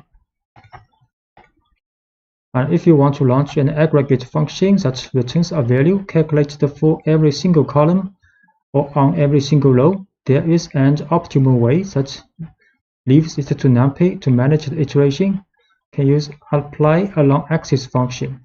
So this function takes three arguments: the aggregate function, the axis on which to apply the iteration, and the array. So if the option axis equals 0, then iteration evaluates the elements column by column along the column, whereas if axis equals 1, then iteration evaluates the elements row by row. So for example, you can calculate the average values first by column and then by row. So if you write numpy dot apply along axis mean x0 array A, you see how it's going, and if we set axis 1, so we show matrix A first. 3 row, 3 column. Then we apply a mean value for x is 0 for this matrix. Mean value 13, 14, 15. Actually, it's along the column. So along the column, by column, then we mean value x is equals 1 along the row.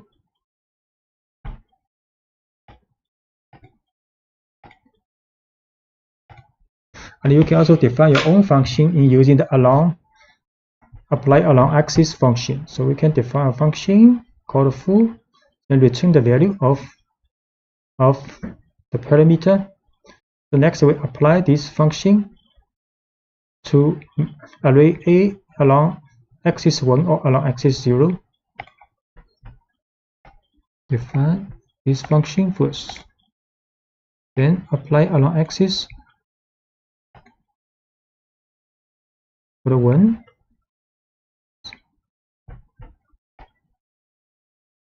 and apply this function with 0. Actually, the result will be the same because you divide elements by 2 along the row. It's same as you dividing elements by 2 along the column. And conditions and Boolean arrays. An alternative way to selectively extract the elements in an array is to use the conditions and Boolean operators. Suppose you wanted to select all the values that are less than 0, 5 in a 4 by 4 matrix containing random numbers between 0 and 1. So A is a matrix, 2-dimensional array with a random number between 0 and 1. So we can get a Boolean array with same dimension. Then write A less than 0.5. Next, we can use this condition to select elements of this array. So create this array first, random number between 0 and 1, 4 by 4 dimension, 4 by 4, the shape A less than 0.5. It's the same dimension Boolean matrix. We can select condition. Now it is a 1-dimensional with all the values meeting this condition in array A. Shape manipulation. During the creation of a 2-dimensional array, it is possible to convert a 1-dimensional array into a matrix using reshape function. Reshape function returns a new array and can therefore create new objects. So this is 1-dimensional array with 12 elements, and we can write A.reshape to 3 by 4 2-dimensional array. A is a 1-dimensional array, the random number, 12 random number, and we create another array using reshape to 3 by 4. We choose this array. Now the dimension is 3 by 4 2-dimensional array. And you can also use a tuple to modify the shape of an existing array. We can also write A.shape and assign a 2-dimensional array in a tuple. So we assign the shape to A, then we show A again. Now A is 2-dimensional array. And the inverse operation is also possible, such as you can convert a 2-dimensional array into a 1-dimensional array by using the level function. We use the level function to A, and so A is now is 1-dimensional again. And even acting directly on the shape attribute of the array itself, you can also write A shape to 12. You can also first create again A as 2-dimensional array. Then we assign the shape to 12. So A is 1-dimensional array now. And if you want to transpose a matrix which is inverting the columns with the rows, you can use numpy's transpose function. We can transpose A. So A's value has been transposed, and now the A's dimension is 4 by 3. So 4 rows, 3 columns now. The join arrays, you can merge multiple arrays to form a new one that contains all of the arrays. NumPy uses the concept of stacking, providing a number of functions in this regard. For example, you can perform vertical stacking with the vstack function, which combines the second array as new rows of the first array. By contrast, the edge stack function performs horizontal stacking. That is, the second array is added to the columns of the first array. So A, B are two arrays, both have the shape 3 by 3. So we can vstack AB, then it will be a new array with shape 3 by 6 by 3. And edge stack AB will create a new array with the shape 3 by 6. So A, B, the two array. A, B, both 3 by 3, then NPV stack AB. So the shape in the new array is 6 by 3. So array B has been added to the rows of the resulting array. And edge stack AB, you see the array A and array B is being stacked, and the dimension is 3 by 6 now. Two other functions performing stacking between multiple arrays, a column stack and a row stack. These functions operate differently than the two previous functions. So generally, these functions are used with a one-dimensional array, which are stacked as columns or rows in order to form a new two-dimensional array. So can create 3 array all by one dimension. Then we can use column stack ABC or row stack ABC, row C. So ABC, 3 one-dimensional array. Then we can column stack ABC. So they now become a two-dimensional array. The row, each row represents, each column represents these 3 array. And we can also NP row stack ABC. So this also is a 3 by 3 two-dimensional array, and with each row represents ABC.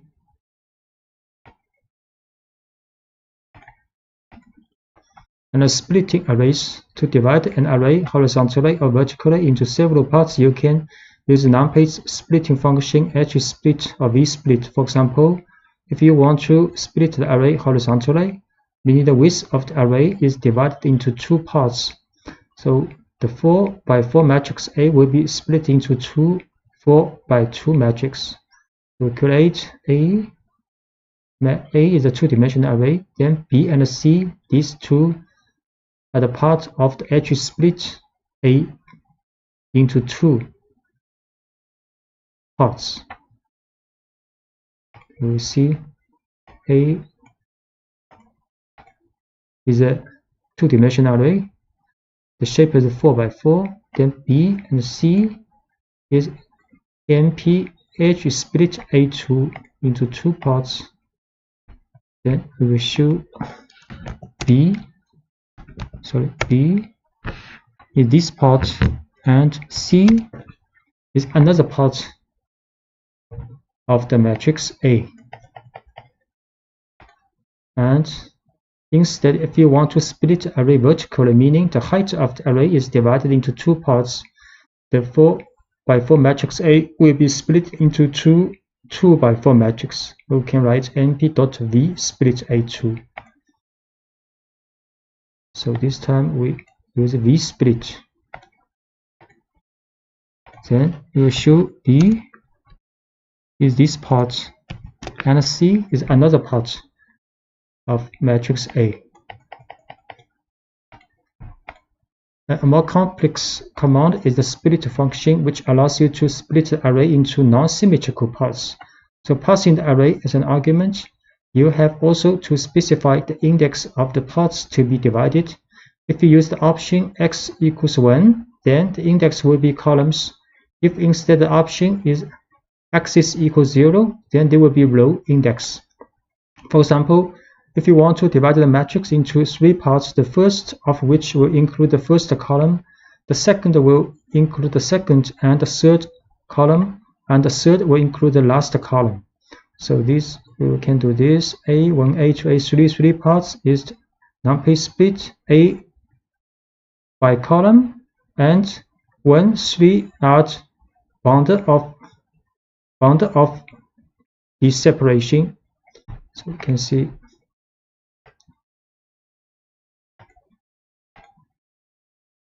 So A1 is this part, A2 is 2 and 3 column, and A3 is the last column of matrix A. And similarly, you can also do the same thing by row. So this time we can split by the row, with first row and second to third row, then the last row of matrix A. Copies of use of numpy arrays. If you assign one array A to another array B, you are not copying it. Array B is just another way to call array A. In fact, by changing the element of A, you change the value of B too, and vice versa. So A is an array, then we assign A to B, B equals A. Now if I change the element of A, then B is also changed. Create an array A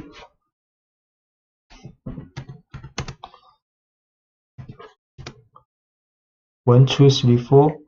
Then we run B equals A. We should be B also 1, 2, 3, 4. Now we assign the element, one of the elements in A to 0. Then A will be 1, 2, 0, 4, and B is also 1, 2, 0, 4. So when you slice an array, the object returned is also a view of the original array. So if we create a C, it's a slicing of A, and now we also assign elements, change one of the elements in A to 0, then C is also changed. So C, then C is array 1, 2, and A is array 1, 2, 0, 4. Now we assign the first element of array A to 0. A, now A is 0 to 0, 4. Then we'll choose C. C will be 0, 2, because C is the slicing of first and second array as element of array A. If you want to generate a complete and a distinct array, use the copy function. So we can use the C is equals A dot copy.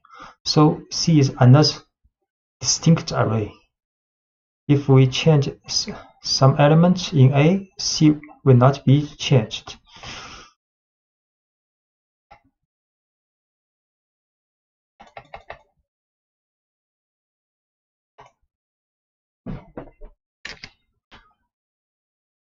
C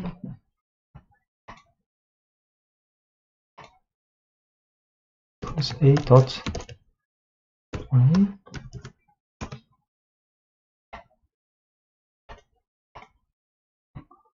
Then A 0 C.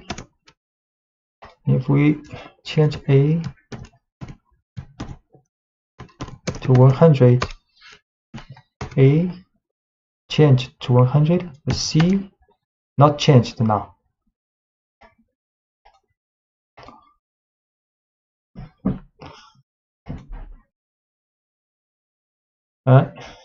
Copies or views of Python lists. If you assign one Python list A to another list B, you are not copying it.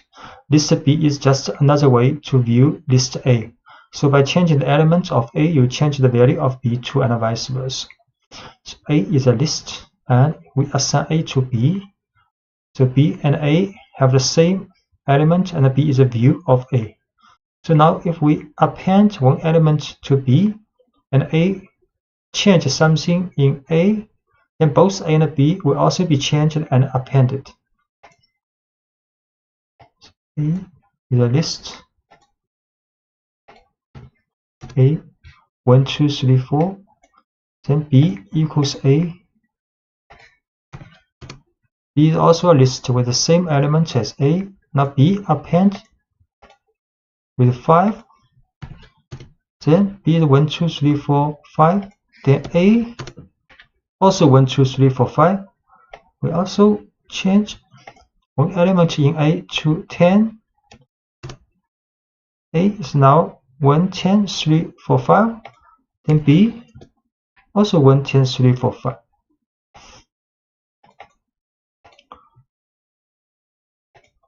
And when you slice a Python list, the returned list is a distinct and a new object.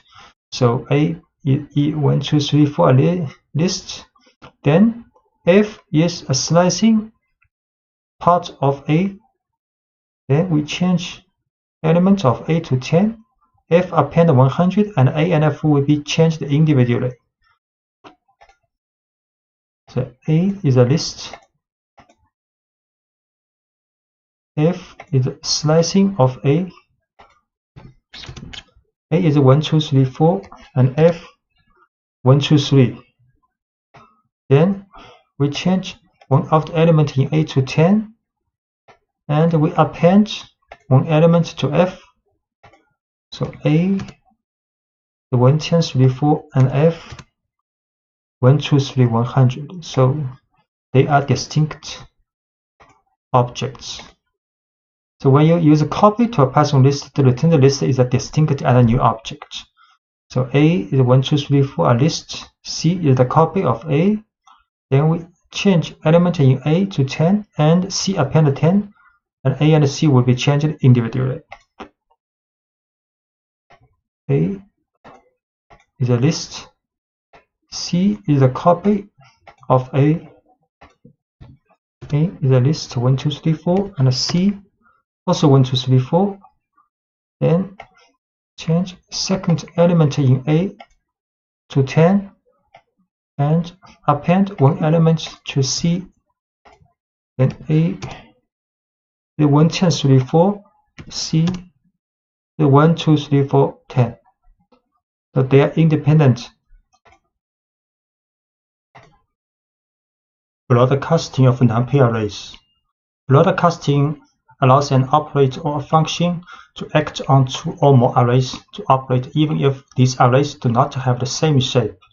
Two arrays can be subjected to broadcasting when all their dimensions are compatible, which means the length of each dimension must be equal, or one of them must be equal to 1.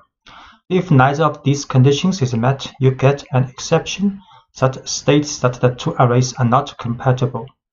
So when the rule of compatibility is met, then the size of the smallest array will be extended to the size of the biggest array, so that the element-wise function or operator is applicable. So we see an example. A is a 2-dimensional array, and B is a 1-dimensional array. A plus B is compatible, and B will be broadcasted to the size of A, and then get addition implemented.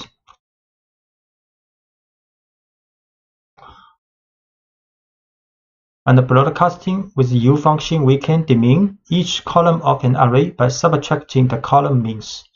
So for example, A is a 2-dimensional array with a shape 4 by 3. Then we can write the mean value of this array for each column. So mean 0 means for each column. So next we can minus this one, minus the mean value of each column from this array.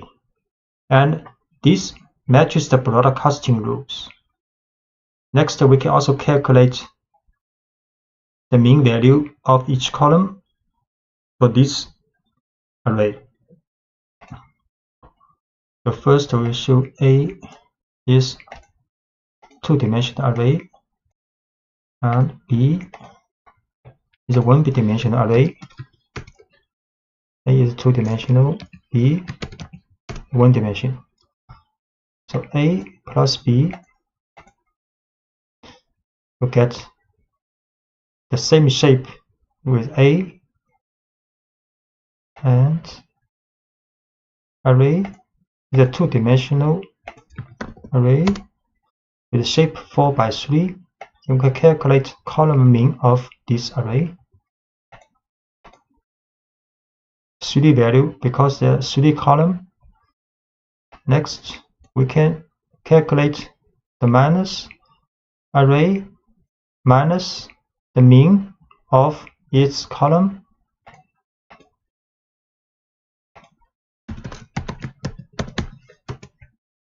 This is the result with the same shape as this array.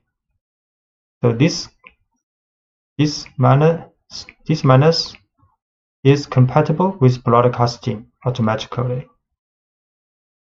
Next, we can calculate this array's mean value for each column. It will be 0 for each column because it has been demeaned. This value is very close to 0.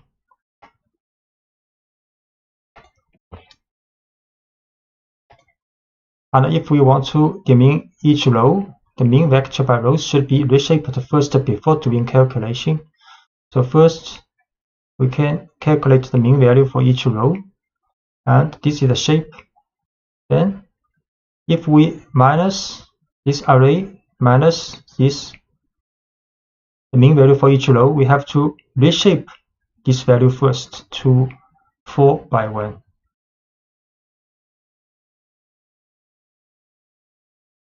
So we will show again this array 4 by 3. Then the row mean for this array, we have to put 1 here.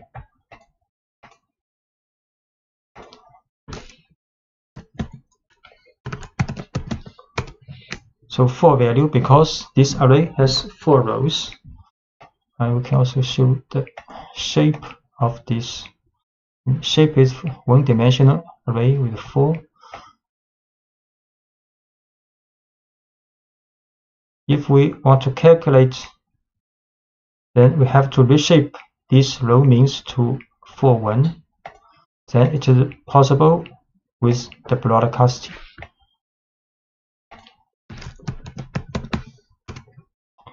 So this has the same shape as the original array.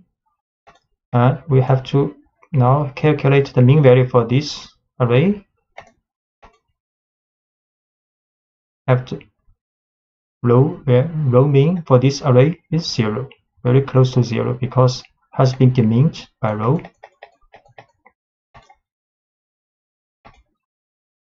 Okay, using NP new axis function to reshape numpy arrays also. So in the 3-dimensional case, broadcasting over any of the 3 dimensions is only a matter of reshaping the data to be shape compatible. So using reshape is one option, but numpy arrays offer a special function called np.newAxis along with full slices to insert the new axis. So what this means? We show one array in 2 dimensions, then we can change the shape of this array to 3 dimensions by adding np.newAxis here. Then the shape will be 4, 1, 4. So this array, the 2 dimension, A 2 dimension, all the values 0. Then we can create another array based on this array with 3 dimensions. Add np.newAxis here. Then show the shape of this array, like 4, 1, 4.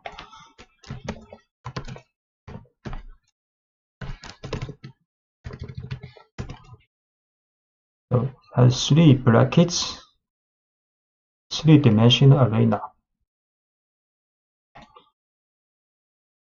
And we create another array with random normal distribution for 1 dimension. Then we can change these arrays, can create another array based on this array, but the dimension to 3, 1. We can also create another array based on this array, but dimension is 1, 2, 3. So this is an array with 1 dimension. But if we run this, it will be a 2-dimensional array with the shape 3, 1. If we will run this, add 1 np.newAxis here. So the shape will be 2-dimension with 1, 3 now.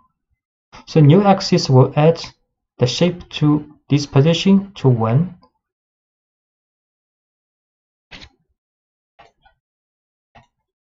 Thus, if we had a 3-dimensional array and wanted to the min axis to, say we would need to write, so this is a 3-dimensional array, and we want to get the min for 2 is the last dimension. So this min array will be 2-dimensional because the last axis has been mined out. And next, if we want to calculate AR minus this mean value, because this mean value is 2-dimensional, so we have to add 1 axis here with 1 dimension, 1. The shape is 1 for the last axis, then it is compatible for calculation. We'll show. So this is a 3-dimensional array. 3-dimensional, 3 brackets. And we get the means and min out at the last dimension. Sure. So this min matrix is 2-dimensional with 3, 4. We show the shape 3 by 4. So if we want to calculate the minus, then we have to add the np.newAxis here after for this min matrix. The min, we can calculate again the min value for this. The min is 0 actually. Every value is 0 now. Random number generation with a Python random model. The Python defines a set of functions that are used to generate or manipulate random numbers through the random module. Functions in the random module rely on a pseudo-random number generator, function random, which generates a random float number between 0 and 1. So we first import random, then can generate a random number.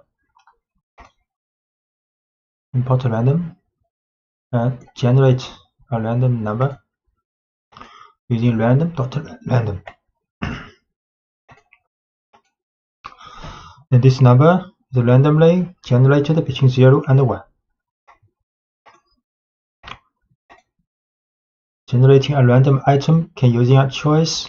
The choice is an inbuilt function in the Python random module that returns a random item from a list, tuple, or string. So you import random, and we can print a random value from the list. So this is a list, and can print a random number using random.choice for this list. Go to random, then create a list. So list 1 has 1, 2, 3, 4, 5, 6. We use random.choice list 1. This time print the number 4. We can also print a random item from the string. So this is a string, can print random.choice string. String, then randomly choose one alphabet of this string to print out. S, this time is S. And generating random numbers from a specified range and step using random range. So using random range can generate in range from, for example, 20 to 50. The last parameter 3 is the size of a step to skip 3 numbers when selecting.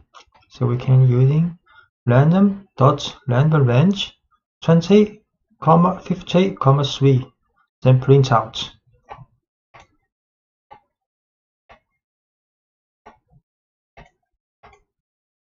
So it's 47.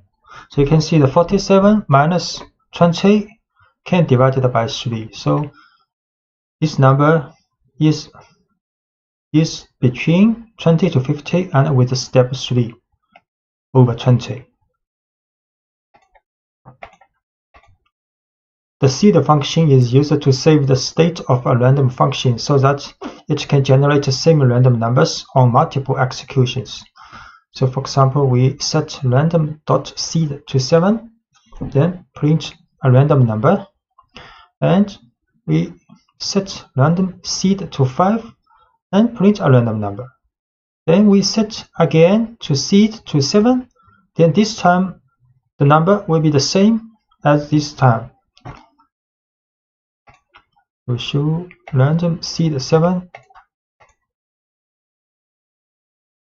So we print a random number 0.3323, then set a random number to 5, then print 0.622, then we set to 7 again, then get a random number, same 0.323,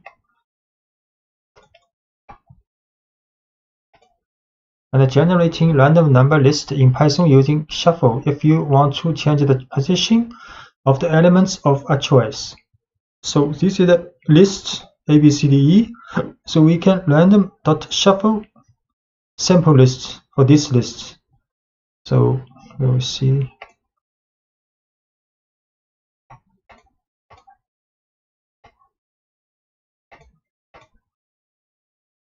Then print. This is the original list. And random shuffle sample list. We shuffle this list, then print again.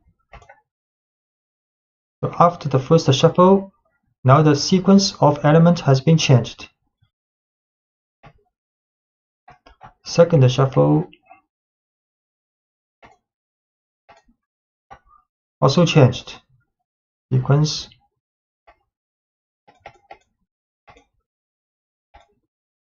Generating random number list in Python using uniform. This function is used to generate a floating point random number between the numbers mentioned in its argument. So it takes 2 arguments, lower limit included in generation and upper limit not included in generation. For example, we can use random.uniform to a random number between 5 to 10.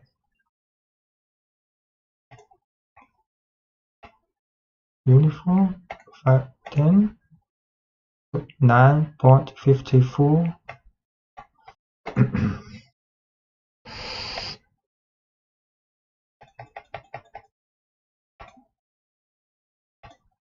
So random number generation with numpy's random module. So this time we think about numpy's random module. The numpy's random module supplements the built-in Python random with functions for efficiently generating whole arrays of sample values from many kinds of probability distribution. So this is a 4x4 array of samples from the standard normal distribution using normal. So we can run this using random.normal to draw a two-dimensional array with shape 4x4 and the value are standard normally distributed. So import numpy here. Then we can use numpy's random module random.normal to a two-dimensional array. Then show this array two-dimensional and the value a standard normally distributed.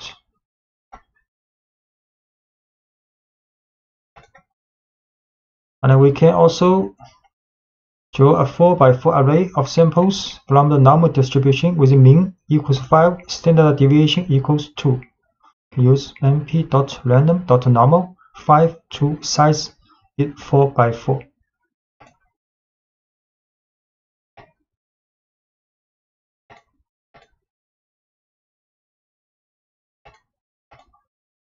So this time, this matrix 2x2 two-dimensional numpy array with the shape 4x4 and the value f normally distributed with mean equals 5, standard deviation equals 2.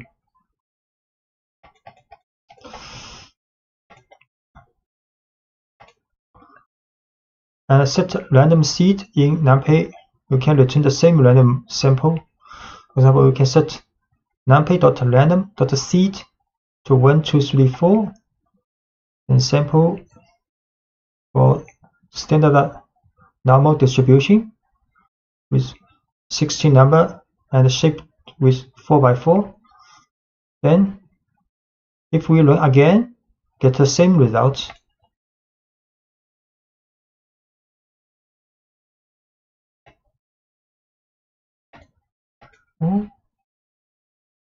Simple.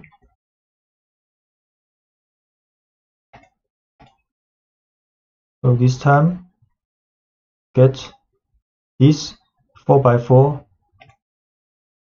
in the array. So if we set seed again to 1, 2, 3, 4, we run this random draw again, we'll get the same result for 7, 1.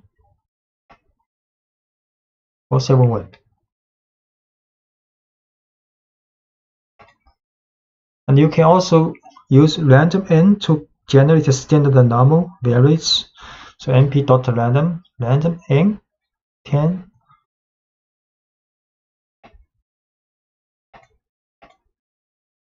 So these 10 numbers also standard normally distributed. You can shuffle an numpy array with np.random shuffle. So create an array.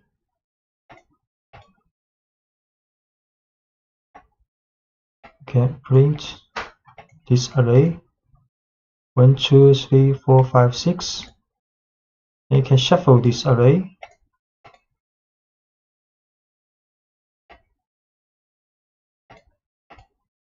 And shuffle this 2, 1, 6, 3, 5, 4. And numpy's random permutation method to get the random samples of sequence of permutation. So import numpy as np, then gfg equals numpy's random.permutation 20. See.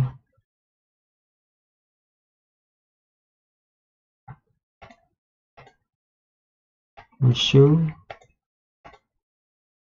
Actually, it's the 20 number from 0 to 19, then randomly arranged after shuffle. I can get the random sequence permutation of a two-dimensional array. So create a two-dimensional array with a shape 4 by 3. Then we shuffle this.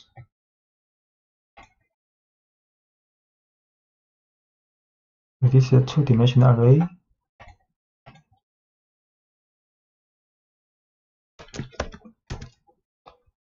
This is the original one. And next we shuffle this array. Then the rows, you can see the rows has been randomly reordered. But the elements within each row will not be changed.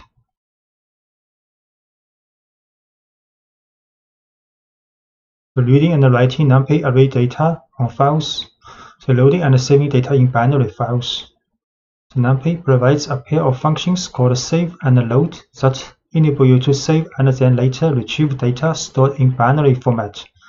So once you have an array to save, for example, one that contains the results of your data analysis processing, you simply call the save function and specify as an argument the name of the file and the array. The file will automatically be given the .npy extension. So this is a data frame. So this is a numpy array with shape 4 by 3, two-dimensional. Then we can save using np.save to save the data, this file with this data numpy array. We have to import OS package and save the working directory. Then create numpy array, two-dimensional array, the shape of 4 by 3. Then we can save this array to this file.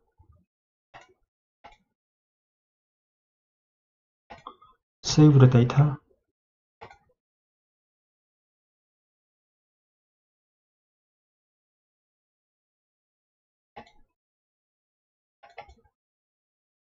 So you can find this data, save the data. But this is a binary file, you cannot open with txt file.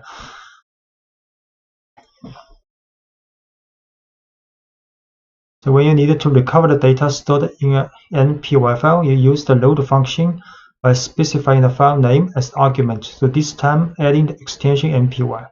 So we can also load this file, but have to add npy after the file name. We can load this file to numpy array. So we show exactly the same as the original array. And the reading files with tabular data using gen from txt function. So you can also read files in textual format, txt or csv. For example, the following data is in the csv format, so in which data are collected in a tabular format where the values are separated by comma. This file is csv file. To be able to read your data in a txt file and insert values into an array, numpy provides a function called gen from txt. So normally this function takes 3 arguments: the name of the file containing the data, the character that separates the values from each other, in this case is a comma, and whether the data contain column headers. So because data has a column header, we set true. Delimit the comma and gen from text this file.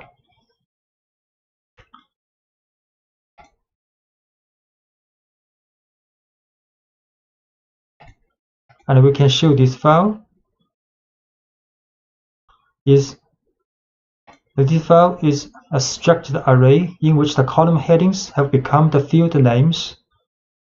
So in the CSV file, the heading become the name of the field. So this is arrays value part, and this is dtype part for each column.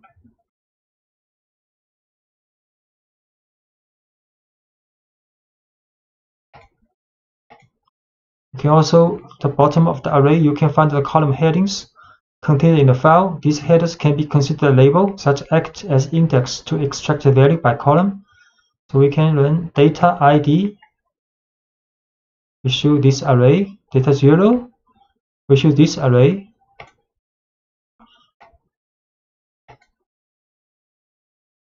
D, data 0,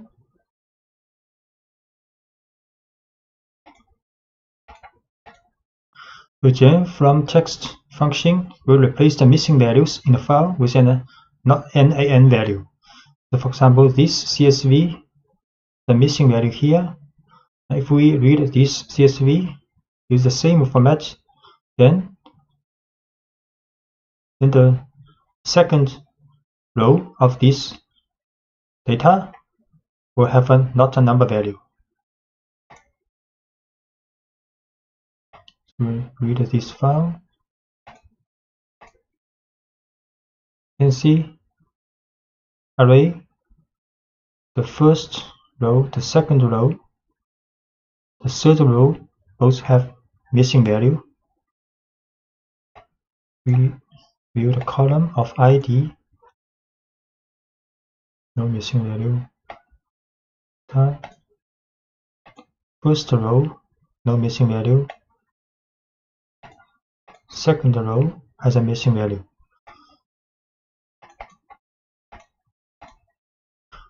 And the reading files with tabular data can also use numpy's loader.txt file. For example, this is a txt file with 6 rows.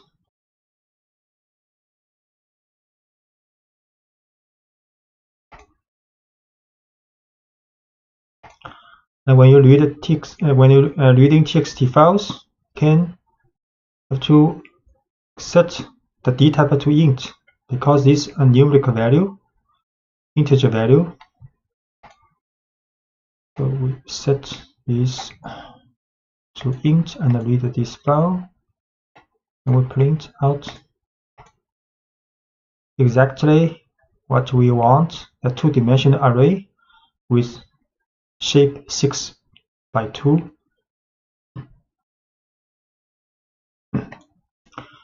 You can also set a skip rows here if you want to skip the first row in this txt file. So this txt file, the index name, but we do not want to read this in the numpy array. So we skip this first row.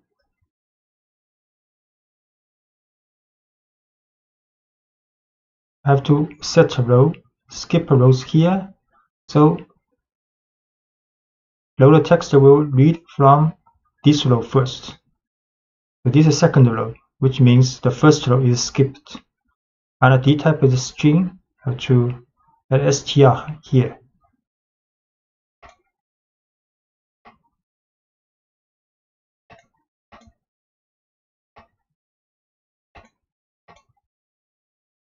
Exactly what we want, the 6 by 2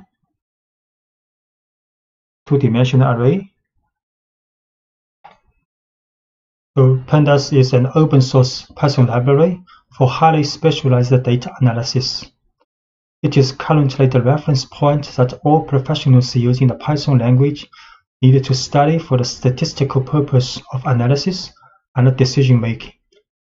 Pandas is designed on the basis of the NumPy library, so it is not only makes this library compatible with most other modules, but also takes advantage of the high quality of the NumPy module.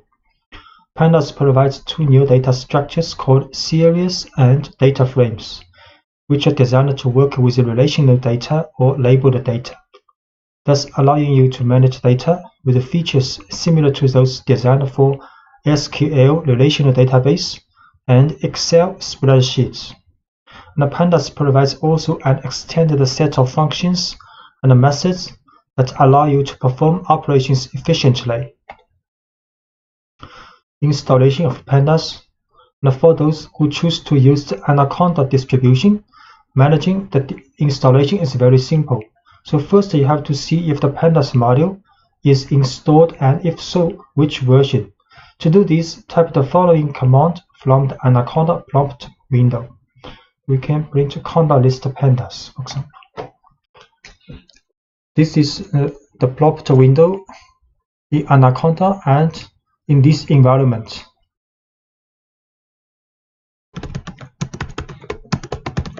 We can show Conda list pandas.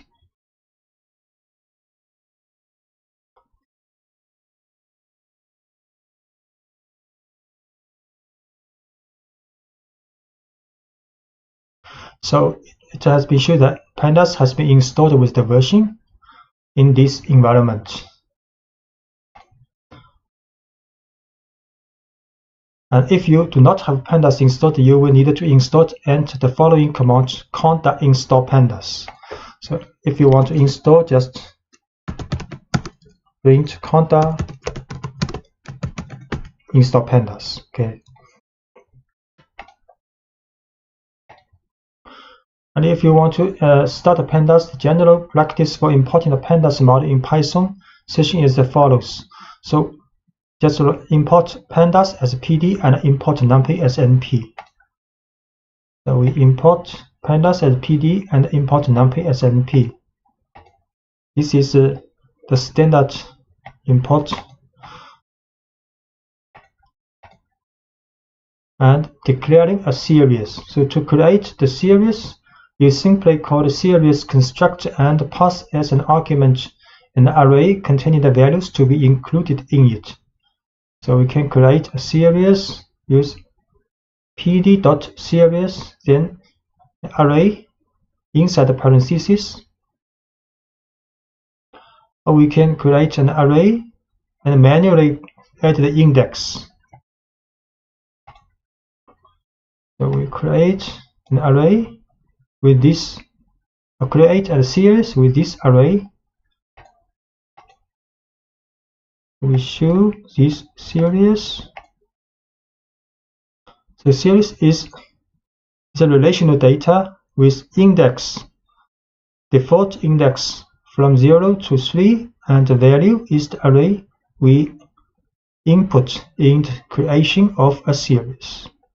So we can also add manually the index string when we creating this series.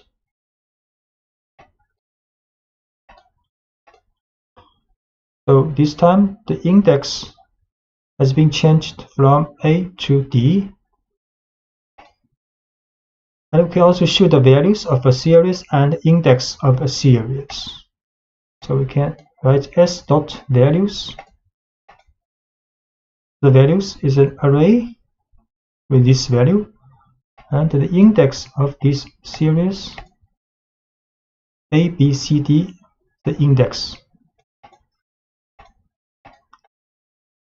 And for the data frame, the most common way to create a new data frame is precisely to pass a dict object to the data frame construct. And this dict object contains a key for each column that you want to define, with an array of values for each of them. So if we want to create a data frame, we can create a dictionary first. Dictionary with the key, color, key object, and key price. 3 key and 3 arrays are the values for corresponding keys. Next, we can create a data frame using pd.dataframe, then put this dictionary here, then it will be a data frame with 3 columns. So show in this dictionary with 3 key value pairs.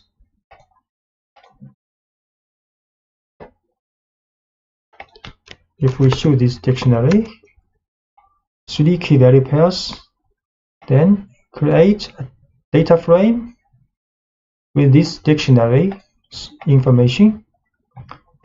Then we show this data frame. The data frame actually is a tabular data with index. This index default because we have 5 rows.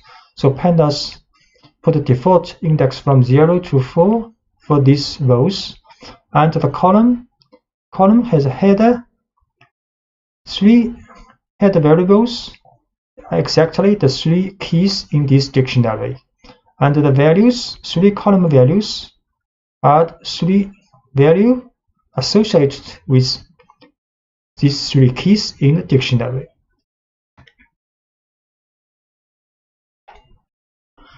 The series is the object of the pandas library designed to represent one-dimensional data structures, similar to an array but with some additional features. It is composed of 2 arrays associated with each other. The main array, whose data is actually a numpy array, to which each element is associated with a label contained within the other array called the index. So this is a series. The main array is the value part, and each value associated with an index in an index array. So declaring a series, to create the series, you simply call the series constructor and pass as an argument an array containing the values to be included in it. So we can just create a series using pd.series with an array in the parentheses, and the result will be a series. We create this series and show. So this series has value part and index part. So as you can see from the output of the series, on the left there are values in the index, which is a series of labels, and on the right are the corresponding values. If you do not specify any index during the definition of the series, so by default, pandas will assign numerical values increasing from 0 as labels. Often, however, it is preferable to create a series using meaningful labels. In this case, it will be necessary during the constructor call to include the index option and assign an array of strings containing the labels. So we can create a series and manually input an index with 4 strings. Then the result of this string will be like this, and the index has string values the same as we have input here.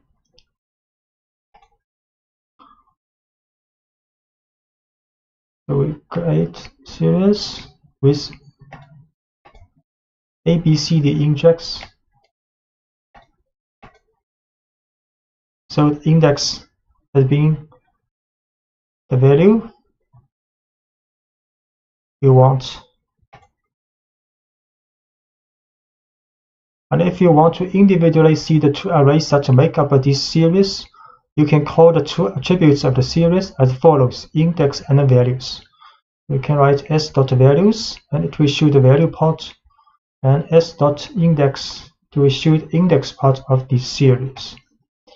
So s.values, value part, s.index, the index array. And you can select the internal elements of series, then select the individual elements as ordinary numpy arrays by specifying the keys. So we can select, for example, the 3rd value of this series, or we can select by the index string of this value. You can also select multiple items in a series. We select the the first 2 values of this series, and we put up an array inside this bracket. You can choose 2 values with index B and C. So choose this individual element.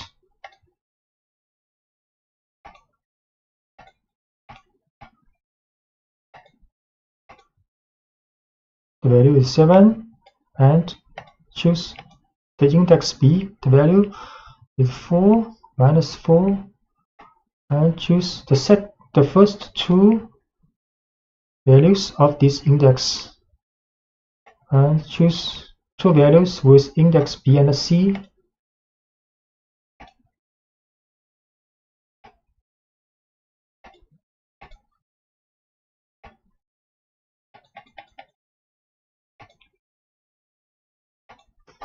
And you can assign values to the elements. So you can select and assign the value of a series by index or by labels. For example, we assign 0 to this series index 1's value. So the result will be like this. You can also assign 1 to this series index B's value. Then the result will like this. Assign 0 to S1. We show this value has been assigned B to 1. Show again. Then this value has been assigned with 1. And both the series object itself and its index have a name attribute. So if we assign the name attribute of this series as count, and we can also assign the index.name alphabet. So the result will be like this. So the name is a count is for the value part this array, and alphabet is the name for this index. Assign name, and we assign index's name to alphabet. Then show this series again. See, the main part has a name called count, and index part has a name called alphabet. And you can define a series from numpy arrays and other series. You can define a new series starting with numpy arrays or with an existing series. For example, this is a numpy array, and we can define a series using this numpy array. The result is the value part is an array. The value is same as this numpy array, and index is added by default by pandas. We can assign first to create this numpy array, then create this series using the value of this numpy array. In the series like this, value part, index part.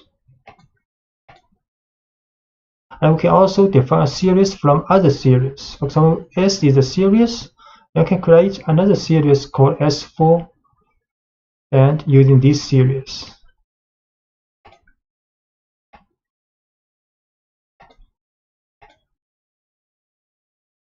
And show the 4 values and with index same as this series. And you can always keep in mind that when you create new series from existing arrays or series, the values contained in the original numpy array or in the original series are not copied but are passed by the reference. So if the values of either one changes, then values in the other object will also be changed. What this means? So we show this series S, and we show this series S4. S4 is created from this series. So if we change S4, S4's last value to 100, we show S4. This value has been changed to S to 100. But if we show S again, S value, this value also been changed to 100. So both series are the reference to one series.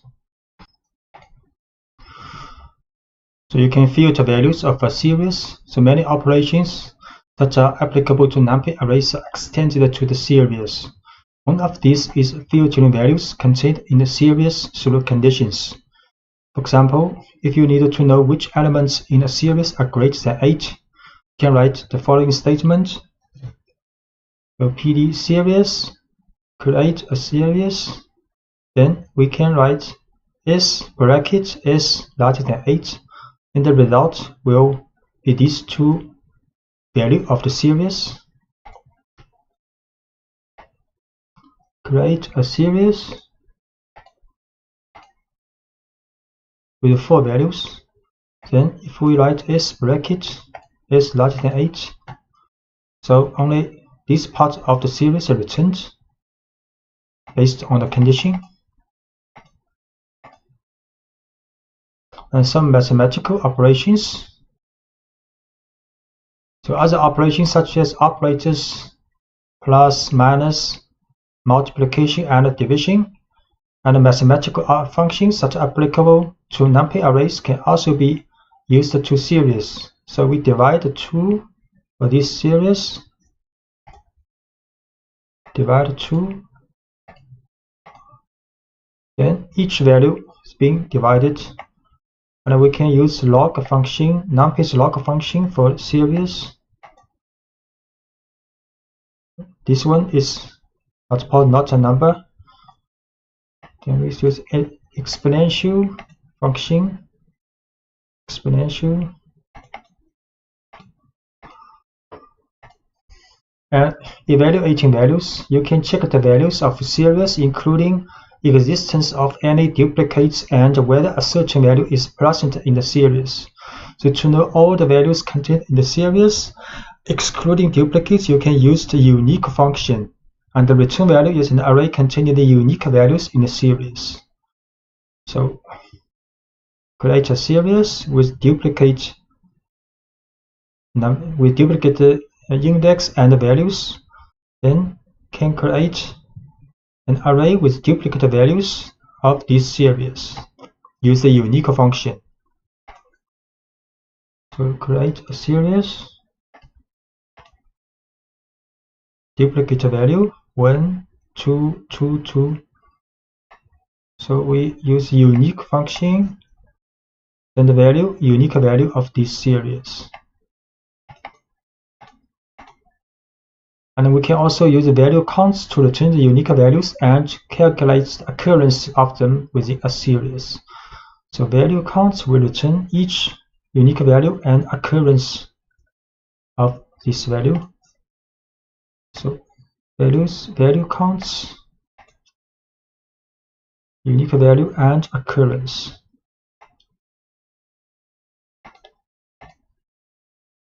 And we can also use function isIn to say if the values are contained in the series, and the returned Boolean values can be used to filter data in a series.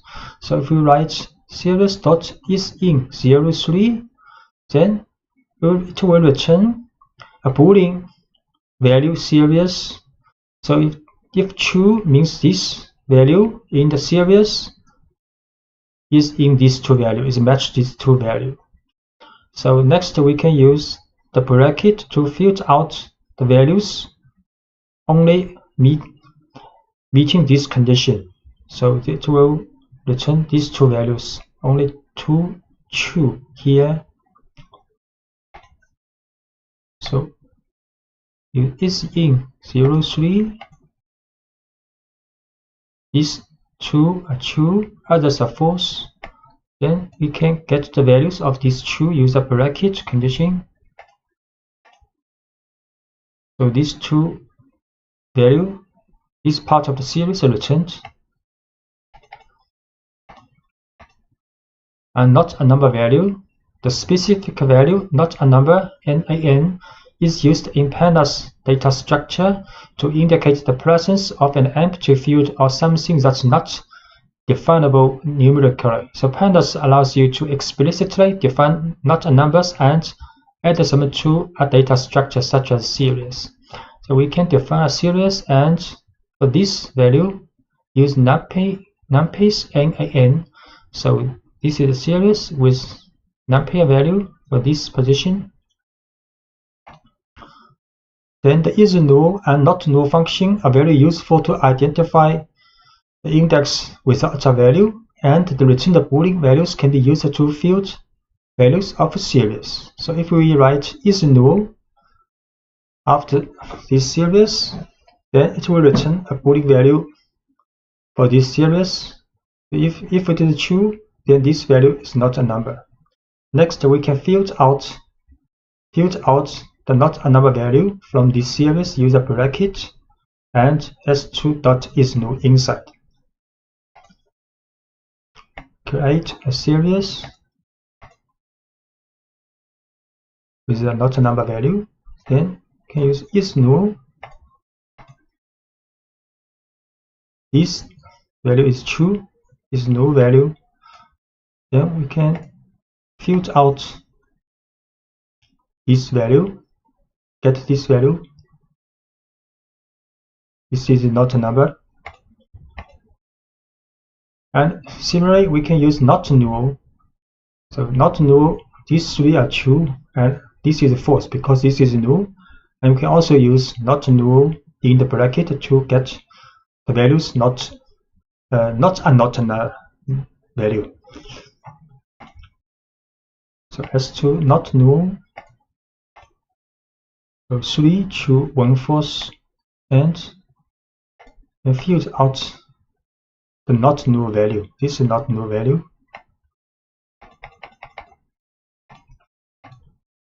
And a series as dictionaries. So an alternative way to think of a series is to think of it as an object dictionary. In fact, you can create a series from a previously defined dictionary. So this is a dictionary with key value pairs, and we can create a series from this dictionary. Then the key will be converted to the index in the series, and the value will be the value in the index in the series. So create this dictionary, then create this series. So the keys of the dictionary transformed as the index of the series. And you can also define the array index separately. In this case, controlling correspondence between the keys of the dictionary and the labels arrays of index will run. If there is a mismatch, pandas will add the not a number value. So we can also using this array as the index in the creation of a series. So because some values in this array does not match the key value in this dictionary, so the index for some of the values in this array but cannot be found in the dictionary will have not a number value. So we define an array called colors and use these colors as the index of the series, but the value part use my dictionary. So the resulting series will have this index matching this colors array, but this value is not a number because green cannot be found in the dictionary. And operations between series. So the labels of series will come into play when we perform operations between two series. So in the following example, we add two series having only some elements in common with the label. Then we get a new series in which only the items with the same label are added. All other labels present in one of the two series are still added to the result but have not a number value. So we create another series called another dictionary called mydict2, and then create another series with this dictionary. Then add this series with this new created series, the result will be like this. So we create a series called mySeries2 with this dictionary. Then we add these two series together. The result will be like this. These four values are not a number because their index only appear in one of the series, not appear in both series. So the value is added, but the value is not a number. Only these two index value added, because these two index red and yellow appear in both series. The data frame is a tabular data structure very similar to a spreadsheet. The data frame consists of an ordered collection of columns, each of which can contain a value of a different type, for example, numeric column, string column, and a Boolean column. The data frame has two index arrays. The first index array, associated with lines, is very similar functions to the index array in series. And each label is associated with odd values in a row. And the second array consists of a series of labels, each associated with a particular column. A data frame may also be understood as a dict of series, so where the keys are the column names and the values are series that will form the columns of the data frame. And furthermore, all elements in each series are mapped according to an array of labels called an index. So this is a typical data frame. So this is the index. So index of a data frame are very similar as index of a series. And this is the column. Column is the color object price are the column names, column headers of the variable, and this part are the values of the data frame. So defining a data frame, the most common way to create a new data frame is to pass a dictionary object to the data frame constructor. So this dict object contains a key for each column that you want to define, so with an array of values for each of them. So for example, this is a dictionary with key, the value, key, value, key, value. So we can create a dictionary based on this dictionary. We can create a data frame based on this dictionary using pd.dataframe, then put this dictionary inside the parentheses. So we can create this dictionary first, then create a data frame using this dictionary. Then we show this data frame. So it has 3 columns and 5 rows. This is the index of the data frame, and pandas add this by default from 0 to 4.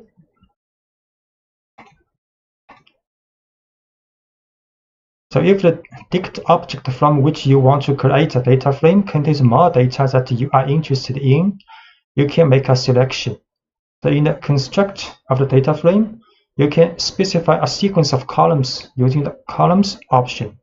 And the columns will be created in the order of the sequence regardless of how they are contained in the dict object.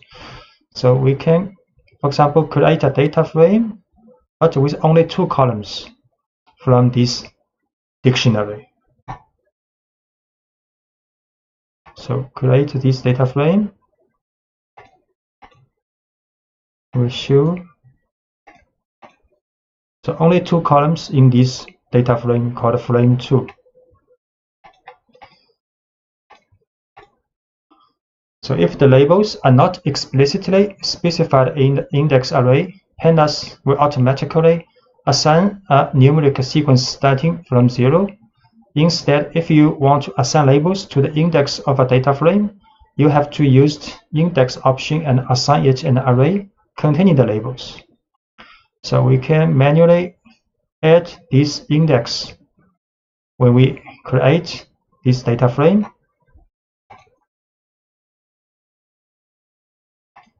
We can create again this frame 2 with index.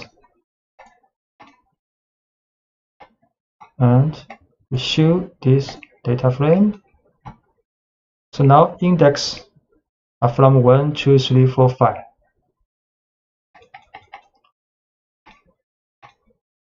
And an alternative way to define a data frame. So instead of using a dict object, you can define 3 arguments in a construct in the following order: a data matrix, an array containing the labels assigned to the index option, and an array containing the names of the columns assigned to the columns option.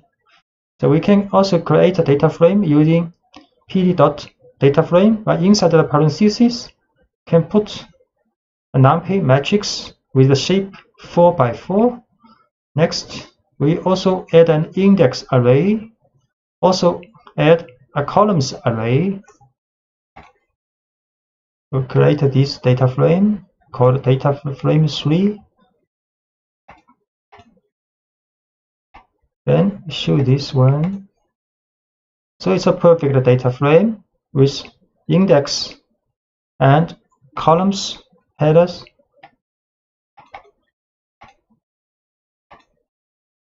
Selecting elements of data frames. If you want to know the name of all the columns of a data frame, you can specify the columns attribute on the instance of the data frame object.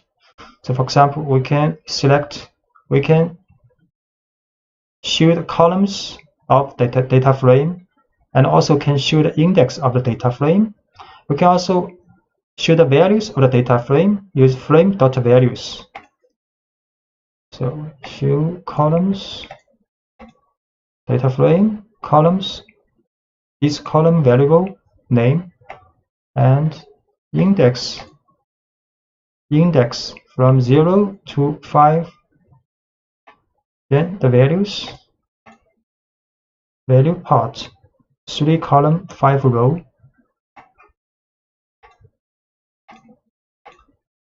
Selecting elements. If you are interested in selecting only the contents of a column, you can write the name of the column. So we can write a frame, bracket, and quotes price. That will return the value of a price column. Another way to do this is to use the column name as an attribute of the instance of the data frame. We can also write frame.price, frame, bracket, price.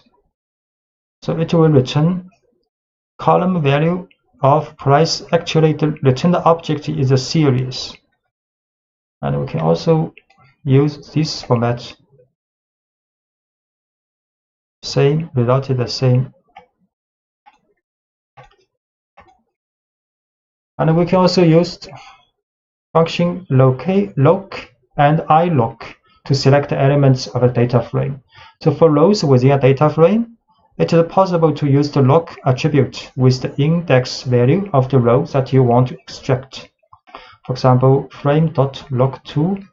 So it will return this row of the data frame. And if you want to select multiple rows, can specify an array inside the brackets. So inside the brackets, we put 2 number. So these 2 rows will be selected. And we also can select both from row and a column. So we can select this row. Show this one. This row has 3 column variables, and the result will be a series. If we choose 2 rows, it's a data frame, 2 rows and 3 columns, a data frame. You can choose both for rows and a column. So only 2 columns and 2 rows selected.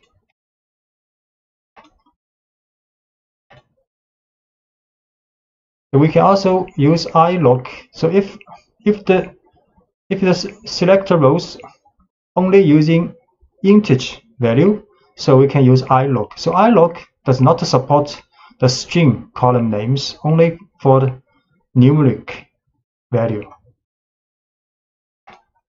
So for example, here iloc2 will get the same result as log 2.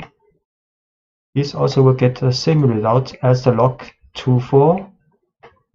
And this will get the same result as before for the color price for the log selection. Now, if you needed to extract a portion of the data frame, selecting the lines that you want to extract, you can use the reference numbers of the index. The return value is an object data frame. So we can also write column from 0 to 1. In this case, only one line returned, and in this case, we'll return 2 lines.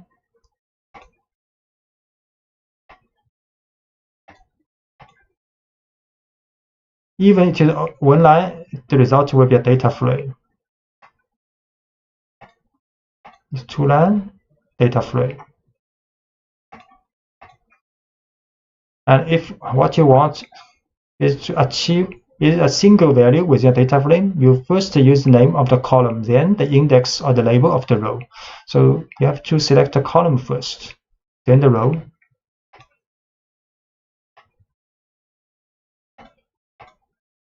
So the result is a single value.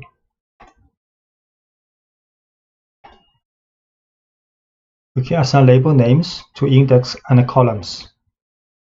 So you can assign label names to the array of index and the name of the columns. For example, this is a data frame with 3 columns and with 5 values, 5 rows. Then we can assign an index name called ID using frame.index.name, and can also assign a name called item to the columns using frame.columns.name.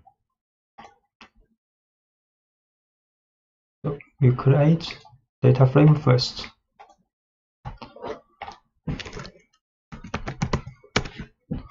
Three columns, 5 rows. Then we assign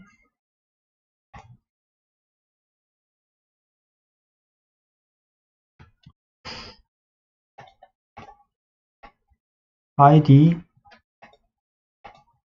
to the index name and assign item to the column's name.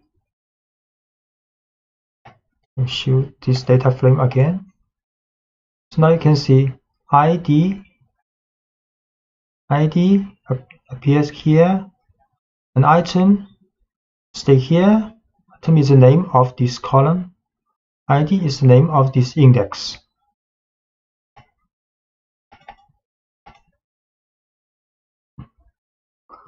Add a new column. And you can do this by simply assigning a value to the instance of the data frame and specifying a new column name. For example, if we write frame brackets new equals 12, then for this column, this is a new column created, then all rows for this column has value 12.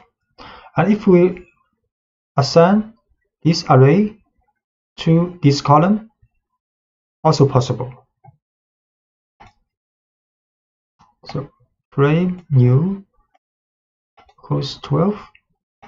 So we show this data frame again. You see this new column, all the rows have same value 12. And if we assign a new column with this array, value now is the array assigned.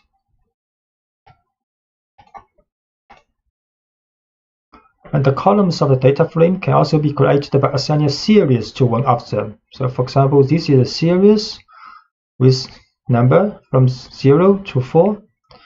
Then we can create a new column to this data frame, and the value is the series value. So this is a series, value 0 to 4, and we can assign this series to the column new of the data frame. Show again. So now data frames, this column's value is 0 to 4. And to change a single value, you simply select the item and give it the new value. For example, if we want to change the value of the column price, and this is the third value, third row of column price to 3.3, we can just write the frame bracket price, then bracket 2 equals 3.3.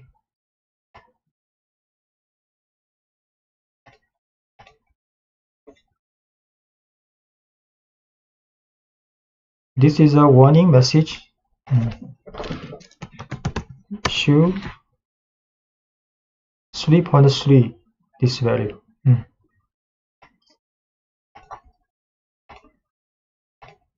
And the membership of a value, you have already seen in the previous lectures that the is-in function can be applied to the series to determine the membership of a set of values. And this feature is also applicable to data frame object. So we can write data frame dot is-in, and inside the parentheses is an array for these two values. So we can learn the data frame is in these two values. So you can see some appear as true. So if the value equals either this one or this one, it will be true. Otherwise, it will be false. And you get a data frame containing Boolean values, where true indicates values that meet the membership. If you pass the value returned as a condition, then you will get a new data frame containing only the values that satisfy the condition. So we can use this condition inside the bracket. So the data frame will only return the values of these three values. The other will be not a number.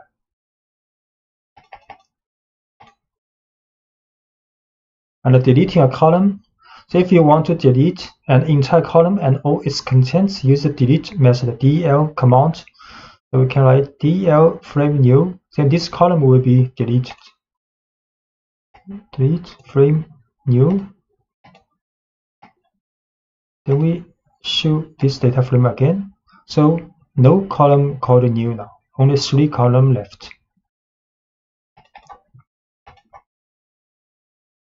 And the filtering, you can apply the filtering through the application of certain conditions. For example, say you want to get all values smaller than 1.2.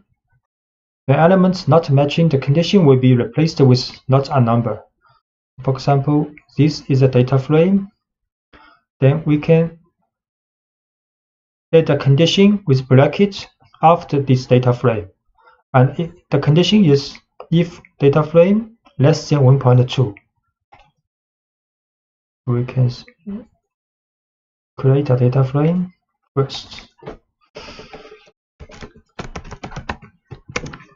So this data frame has 3 price column, 5 rows. We can run. So only these values less than 1.2, other values will be not a number. The data frame from nested dictionary. So a very common data structure used in Python is a nested dictionary, as shown here, called nest dict. And this is the external key, a key, red, white, blue. Then the value for the key is also a dictionary with key value pairs inside. So we can create a data frame using the information of this nest dictionary. So this data structure, when it is passed directly as an argument to the data frame constructor, will be interpreted by pandas to treat external keys as column names and internal keys as labels for index. So red, white, blue are external key of this data object or library dictionary. Then this value will be converted as column names in the resulting data frame.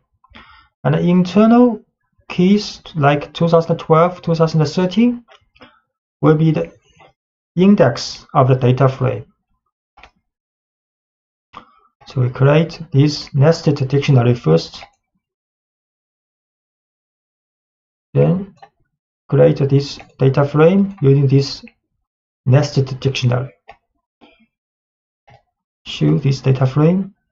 You can see now the red, white, blue are the columns, and the 2012, 13, 11 are the index.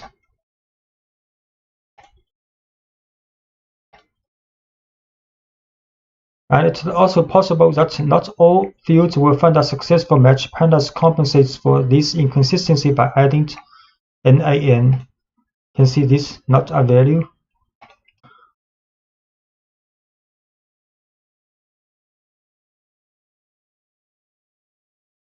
And the transposition of a data frame. You can get the transposition of the data frame by adding the T attribute to its application.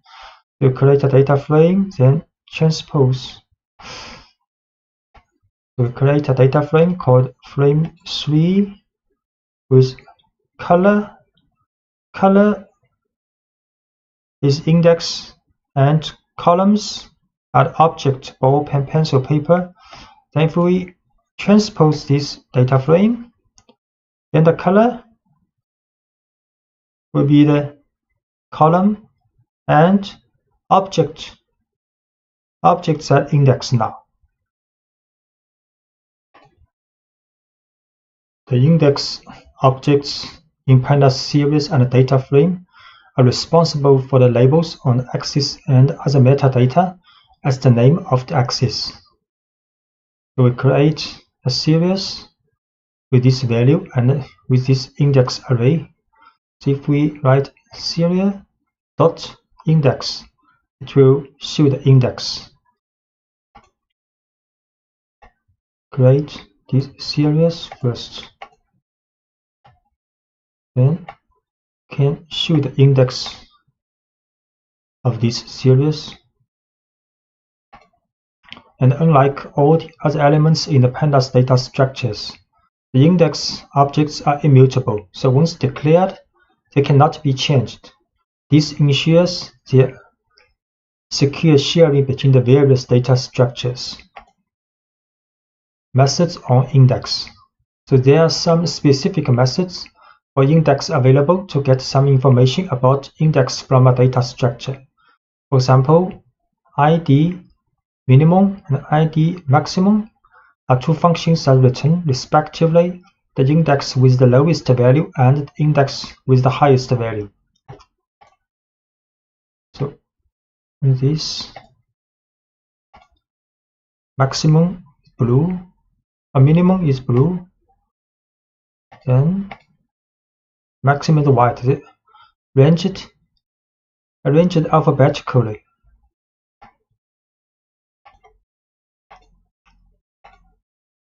And index with duplicate labels.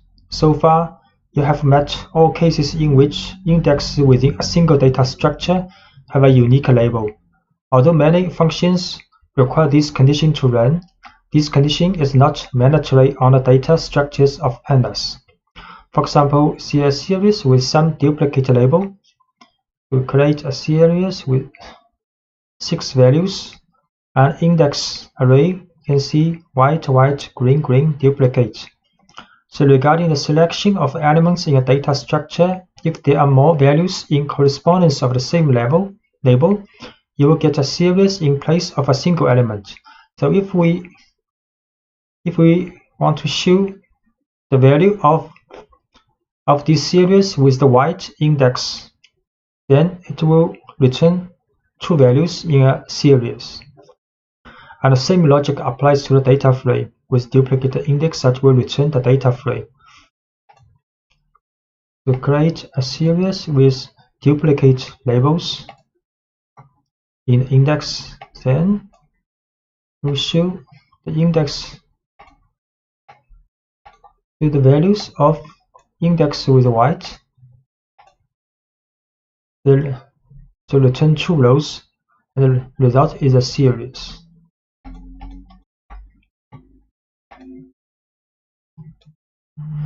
And the pandas provides is a unique attribute belonging to the index objects.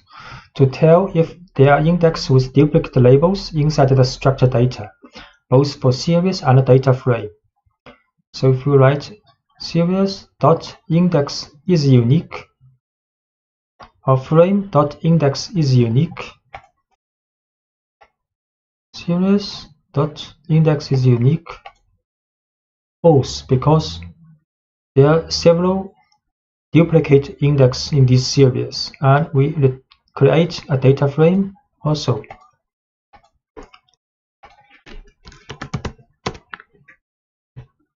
Data frame has 3 columns, 5 rows, index from 0 to 4, and we show this data frame's index is unique. Yes, true, because index no duplicate values. Reindex. It was previously stated that once it's declared in a data structure, the index object cannot be changed, but by executing a reindexing, you can also overcome this problem. It is possible to obtain a new data structure from an existing one, where indexing rules can be defined again. For example, we create a series with 4 values, and this is the index string for this 4 value. And during reindexing, it is possible to change the order of the sequence of index, delete some of them, or add new ones. So in the case of a new label, pandas adds not a number as the corresponding value. So for example, we can create a new series using reindexing. So series reindexing with these 4 index strings, then the result will look like this. 3, 4, 5, 3, 4, 1 has value, but 5, the value is not a number, because in this series, no index value equals 5. Create a series with 1, 2, 3, 4 index.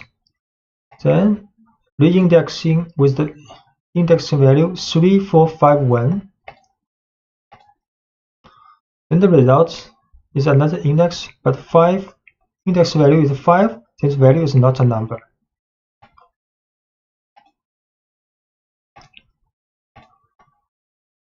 And you can also use reindexing with interpolation. So we create a series with 4 values, and this is the index. Then can write reindexing range 6. Range 6 is from 0 to 5. The method ffill forward filling. Then the result will look like this. From 0 to 5 indexing.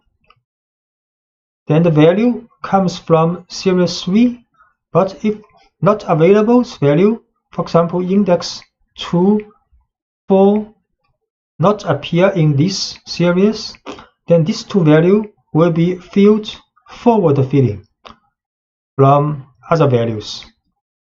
And similarly, if we set method bfill backward fill, then if the index cannot be found in this series, the value will be filled backward. We'll create a series first with 4 values with these 4 index. Then we reindex this series and with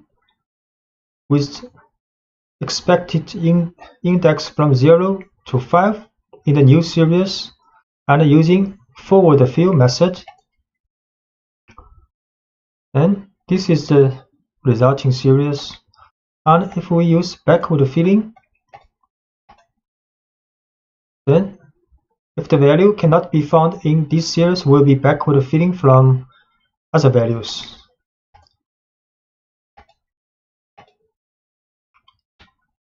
And we extending the concepts of reindexing with series to the data frame case. You can have a rearrangement not only for index, but also with regard to the column. So this is data frame, then reindexing this data frame, and we'll return a new data frame with the range index with the range from 0 to 4. And the method is forward feeding, and a column is these 4 columns. This is the result data frame. So we show the frame again. First, this is the data frame. Then we use reindex of this data frame with index from 0 to 4, method forward feeding, columns, colors plus news objects.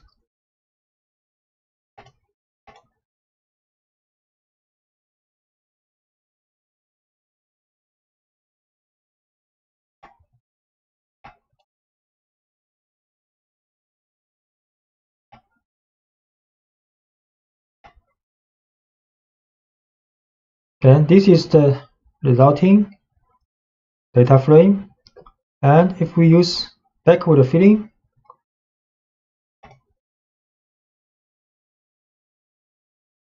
so this column new will be filled with the neighboring column's value, backward feeding, and in this case it will be forward feeding by the neighboring column's value. You can see this column the same as this one, and if we use backward feeding, this column are the same as this one. Because the original data frame has a new column called new.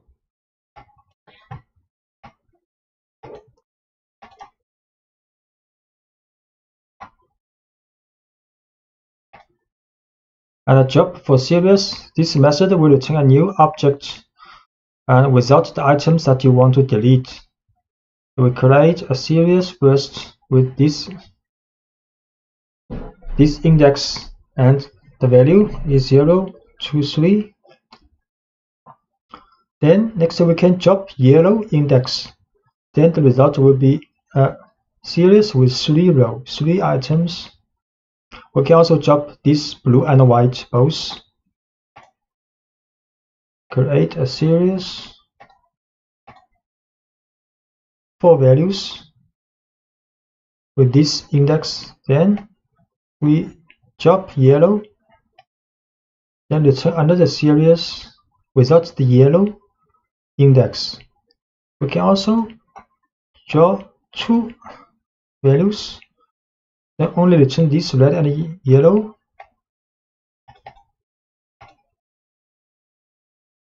And job used for data frames. So regarding the data frame, instead the values can be deleted by referring to the labels of both axes. So this is a data frame with index column, 4 columns for index. And if we want to delete rows, you just pass the index of the rows. The frame.job pass these 2, then these 2 rows will be dropped. And if we want to delete the columns, you have to specify axis equals 1 here. So we create a data frame, 4 columns, 4 rows with this different color index. Then we drop blue and yellow, and the result will be a smaller data frame with 4 columns and 2 rows. And if we drop pen and pencil at axis equals 1, then the result will be a data frame with only 2 columns, and the pen or pencil columns are dropped. Arithmetic operations and data alignment. The pandas can align indexes coming from 2 different data structures when you are performing an arithmetic operation. For example, 2 series are defined, but the labels of them are not perfectly matching each other. If summing these 2 series, so when the labels are present in both operators, their values will be added, while in the opposite case, they will also be shown in the result in the new series, but with the value not a number. So we create 2 series, but with not exactly the same labels in the index. So if we add these series together, some labels which do not appear in both series will have a value, not a number. So create these two series. So S1, 2, 3, 4 values, 4 labels. S2, 5 values, 5 labels. Then we sum this series. Result will look like this: 1, 2, 3, 4, 5, 7, 5, 6, 6 labels, 6 values, but 3 of these values are not a number, NaN value. In the case of the data frame, although it may appear more complex, but the alignment follows the same principle as in series, but is carried out both for the rows and for the columns. So we create two data frames, then sum these two together. The result will like this: many, not a number value. We create two data frames. Let's show data frame 1 and data frame 2. 4 columns, 4 rows in the data frame 1. 3 columns, 3 rows, the data frame 2. Columns not the same. Pen has pen, ball, but pencil, paper, mug only appear in one data frame. Then we sum these two. That will be a 5 column, 5 rows data frame with many. For these 3 column is not a number value, and these 2 rows, green, red, also not a number value. And this is called flexible arithmetic methods. So for example, we can use frame 1 dot add frame 2, the same as frame 1 plus frame 2.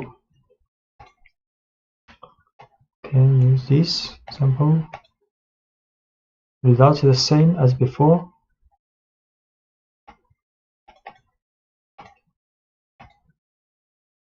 And operations between data frame and a series. For example, we define these two structures, and the index of series match the names of the columns of the data frame. So this is a data frame with columns, ball, pen, pencil, paper, and this is a series, index also ball, pen, pencil, paper. So if we use minus the series from this data frame, the result will be like this. To create data frame first, 4 columns, 4 rows, then create this series, index same as the data frame's column, then minus,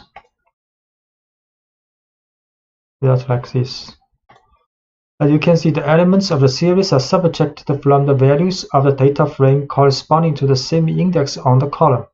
The value is subtracted for all values of the column regardless of their index. So the whole column has been minused with this series value for the ball, and pen column, all the rows value has been minused with series value of pen.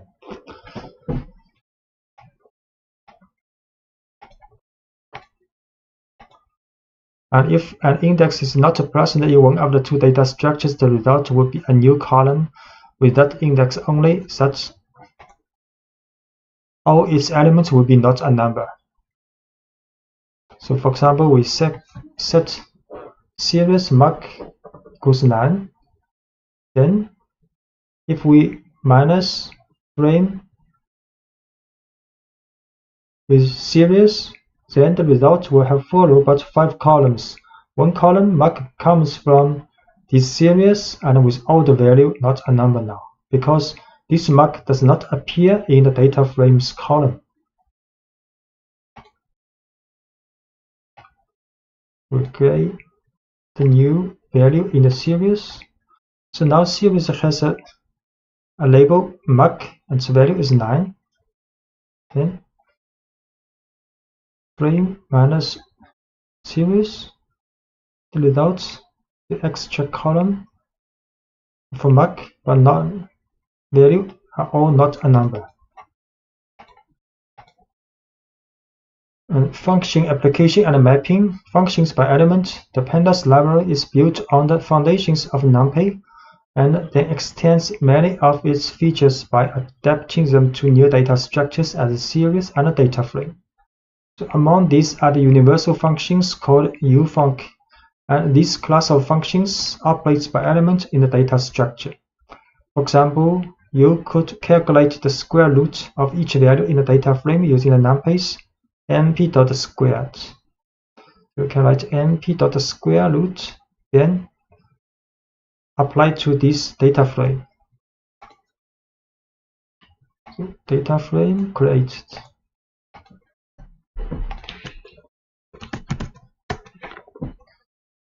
Four columns or a numerical value, then square root this data frame, return another data frame, same column and the same row, and the value are square root of the corresponding data frame's value.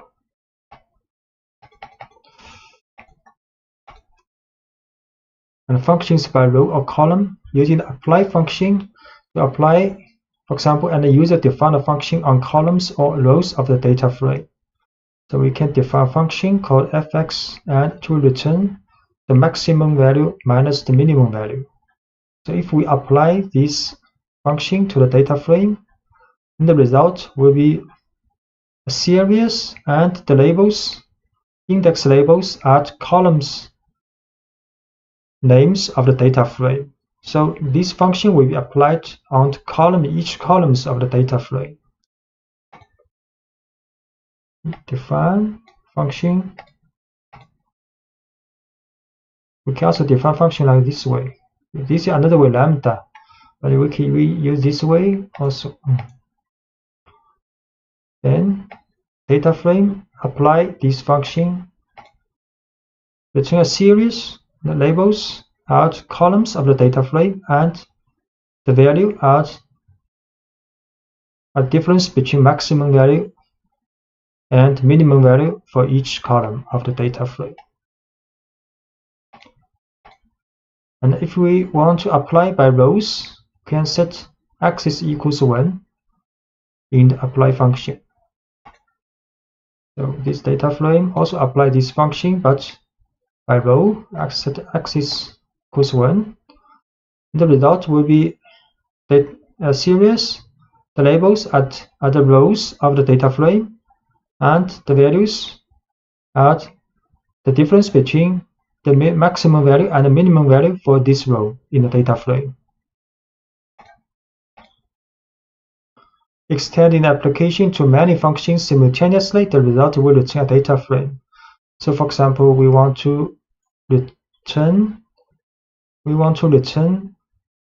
the minimum and the maximum value, two value, and index called minimum maximum of this series in the definition of this function. Then we apply this function to data frame.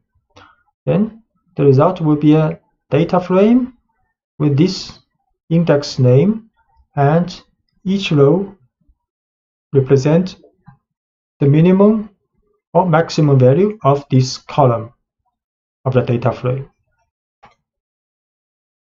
We define this function which will return a series with two indexes. Then apply this function to the data frame. The result is a data frame, minimum value or maximum value of each column of this data frame.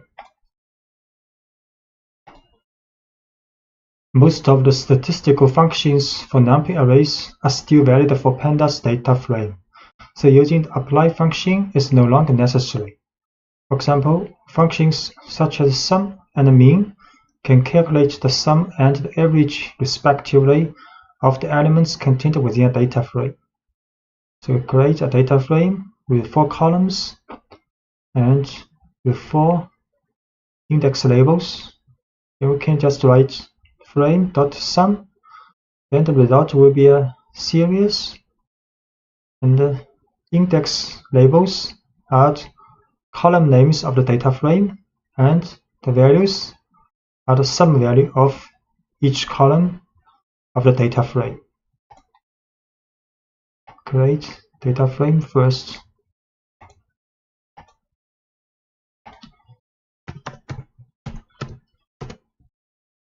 For columns, 4 rows, then frame.sum return a series, the sum value of each column of data frame. And if we want to get the sum of each row of data frame, we have to add axis equals 1 here. And we can also calculate the mean value of each column of the data frame. Sum of the row. So the result is a series with the index labels are color, and index of the data frame value are sum value for each row, and can get the mean value of the data frames each column. Also is a series. You can calculate accumulation of each column and the row, for example. So this is the accumulation value for each column. Use frame.cum, and if you want to calculate the accumulation value for each row, then have to add axis equals 1 here. So the accumulation value for each column of the data frame. So each row by row calculated, accumulated. Then the accumulation of each column, each row, we have to add axis equals 1 here. Then for each row, accumulate the value. Accumulate the value.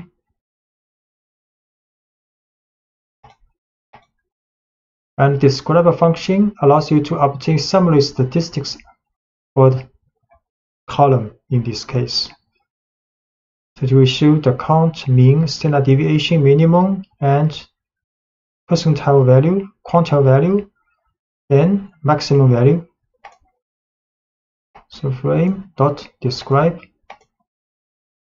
Each column's statistics, descriptive statistics are calculated.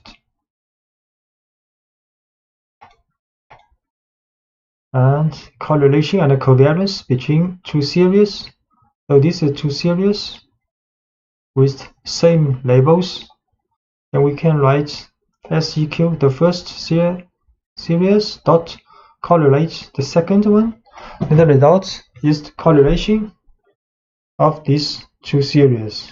And similarly, we can calculate the covariance of these 2 series. Create 2 series, then the correlation of these 2, the covariance of these 2. And the covariance and the correlation can also be applied to a single data frame. In this case, they return their corresponding metrics in the form of 2 new data frame objects. So, for example, this is a data frame with columns, ball, pen, pencil, paper, and the index red, blue, yellow, white.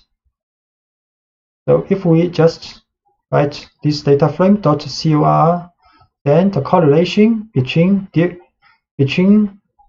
each pair of columns will be returned in a matrix in a data frame, in the result data frame.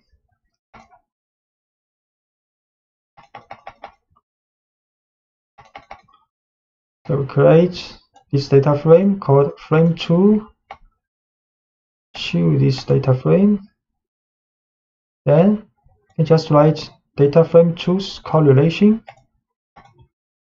So correlation between different columns are returned, and the covariance between different columns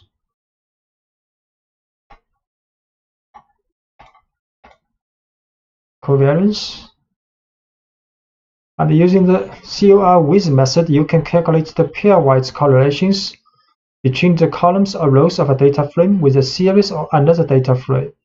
So we create a series with index with 5 labels, and if we write data frame.cor with series, then the result will be like this. So for the ball column, the correlation between this column with this series, and for the pen, the column of the pen of the data frame will be calculated with a correlation with this series, and so on. We create this series, then use frame.to.correlate with this series. Then each column of this data frame will be calculated with a correlation with this series.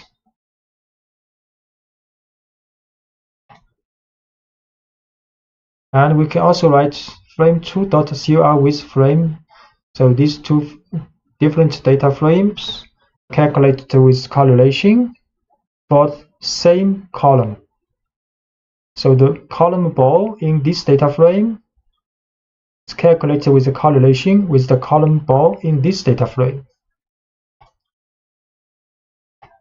Frame2 CR with frame. So the result is a series, but the labels represent the different columns in both data frame, and value is the correlation between these columns. Pandas provides the sort index function, which returns a new object that is identical to the original, but in which the elements are ordered. So let's start by seeing how you can sort items in a series. We create a series with 5 values and its label. Then write SCR.sortIndex. Then output will be a series, and the order of elements has been sorted according to the order of the index alphabetically. Create a series, then sort index. So its elements are sorted according to the index alphabetically. As you can see, the items were sorted in ascending alphabetical order based on their labels. This is the default behavior, but you can set the opposite order by setting the ascending option to false. So we set ascending to false. Then the items sorted, but with a descending order alphabetically of the index. And with the data frame, the sorting can be performed independently on each of its 2 axes. So if you want to order by row following the index, you just continue to use the sort index function without arguments, as you have seen before. Or if you prefer to order by columns, you need to set the axis options to 1. So we create a data frame. If we write frame.sortIndex, then the data frame's observations will be sorted by the index alphabetically in the ascending order. So we create a data frame, 4 rows, then sort index. You can see observations rows have been sorted alphabetically in the ascending order based on its index.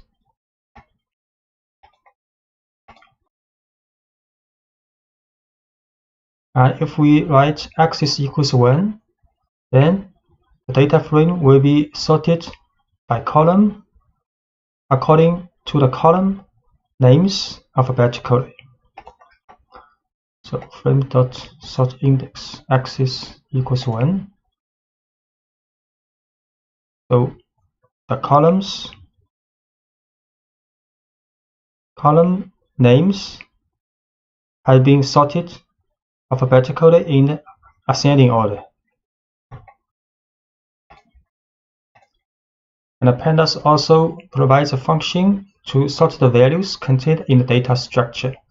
In this case, you have to differentiate depending on whether you have to sort the values of a series or data frame. If you want to order the series, you need to use the sort values function. So we can write series.sortValues, then elements of the series will be sorted according to their values from lower to higher. Sort value for the series. So elements have been sorted according to their values.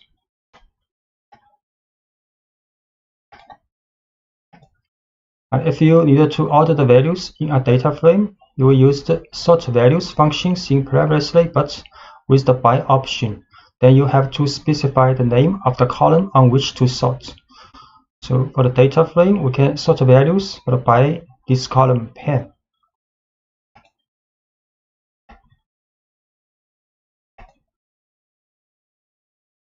So the data frames observations rows are being sorted according to the value of pen column, from lowest to the highest. And if the sorting criteria will be based on 2 or more columns, you can assign an array containing the names of the columns to the by option. So for the data frame, we can also sort values by more than 1 columns. So here by pen and a pencil. Data frame dot sort values by pen and a pencil.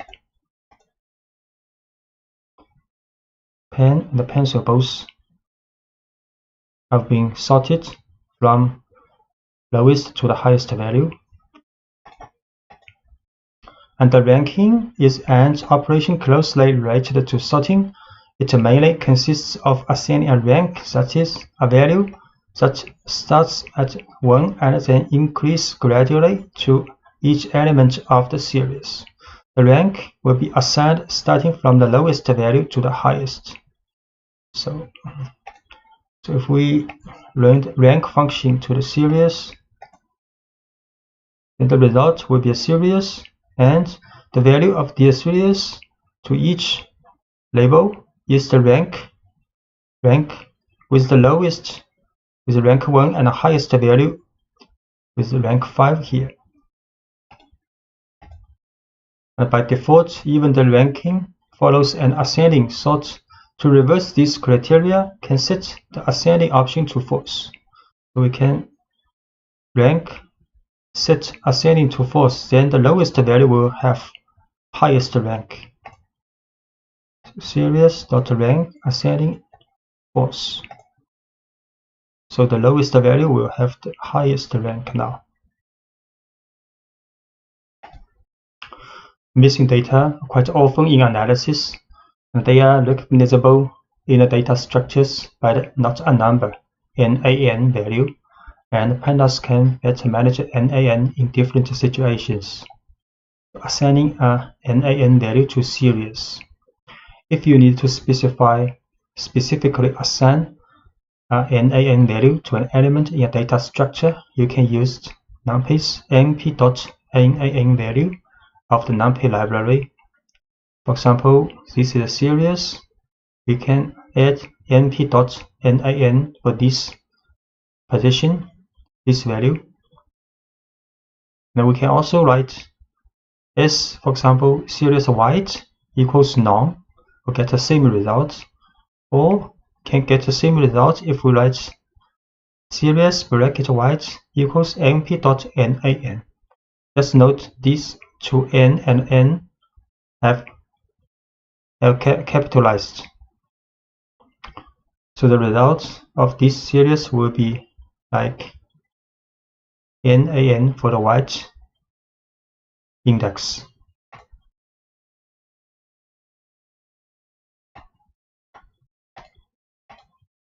We create this series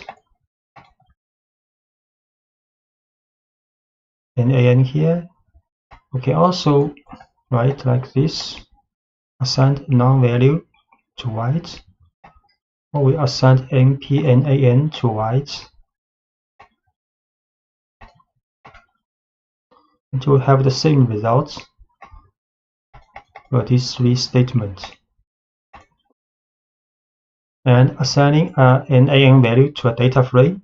So this is a data frame created, so we can assign one of the value for the column ball and the index red to np.nan, or we can write frame ball red to none. Create a data frame first. Then we can assign ball red. So now this element's value is nan. We can also do like this. Assign a non-value to this position. Get the same result.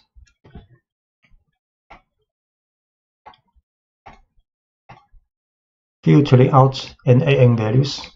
You can use the job na function to eliminate the nan values during data analysis. So we can write series.jobNA. So it will return a series without the not a number value.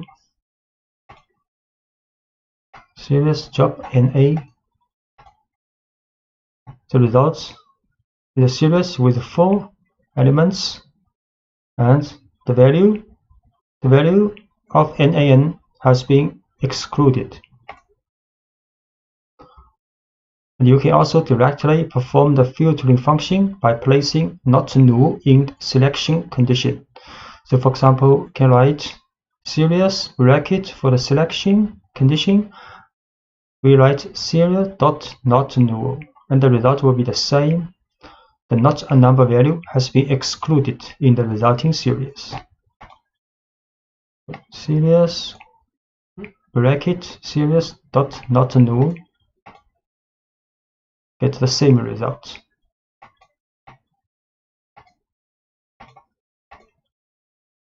And if we are dealing with a data frame, it gets a little more complex. If you use the jobNA function on this type of object and there is only one nan value on a column or a row, then it will eliminate this column or row. So for example, this is a data frame with some not number value, like this.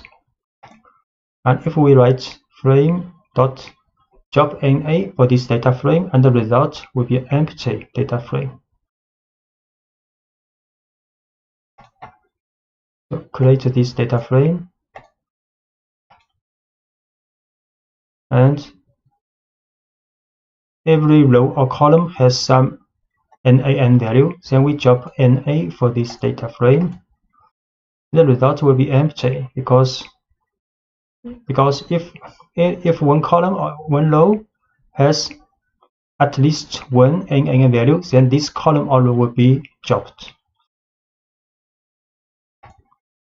So therefore, to avoid having entire rows and columns disappear completely, you should specify the how option. So assigning a value of all to it. This tells the job no function to delete only the rows or columns in which all elements are not a number. So we have to write like this. So frame.jobNA how is all.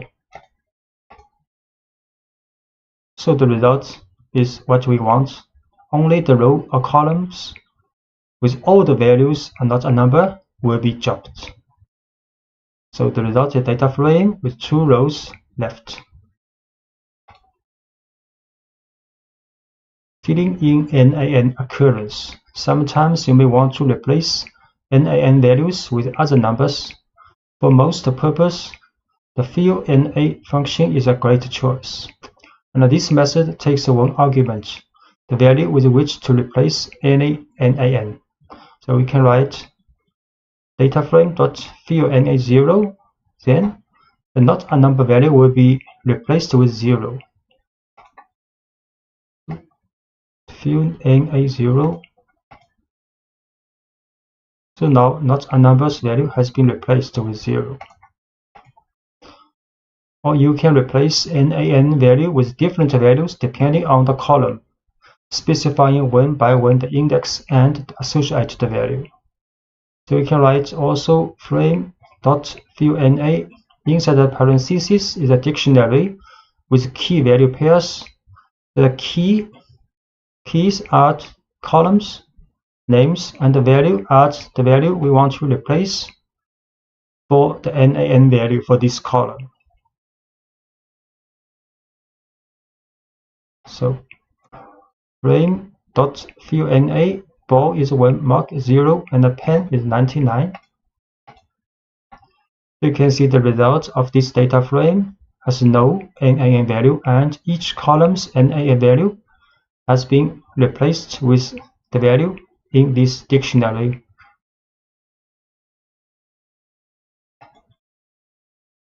Hierarchical indexing pandas allows you to have multiple levels of index on a single axis. It gives you a way to work with data in multiple dimensions while continuing to work in a 2-dimensional structure. So let's start with a simple example. Creating a series containing 2 arrays of index, that is, creating a structure with 2 levels. So we create a series, these values, 8 values, then the index will have 2 dimensions. So this series will look like this. This is the first dimension of series of index. First index, second index. Create series. Here's the first index, second index. And if we show the index, it will look like this. Color first, upside down second. Each pair of 2 index. So show the index.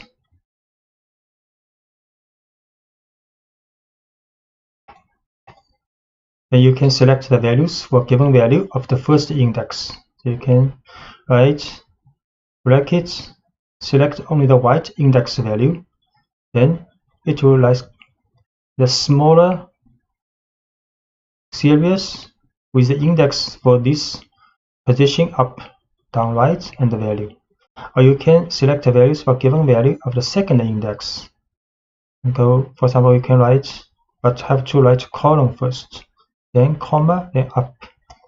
Then it will be a smaller series with these colors on index. And if you want to select a specific value, you can specify both index. So you can write in the bracket, select white and up, then its value will be shown. Series white, this series column, comma up, like this. And we should the individual value.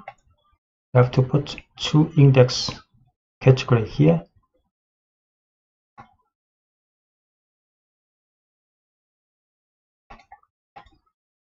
And hierarchical indexing plays a critical role in reshaping data and group-based operations, such as a pivot table. For example, the data could be rearranged and used in a data frame with a special function called unstack. Now this function converts the series with a hierarchical index to a simple data frame, and where the second set of index is converted into a new set of columns.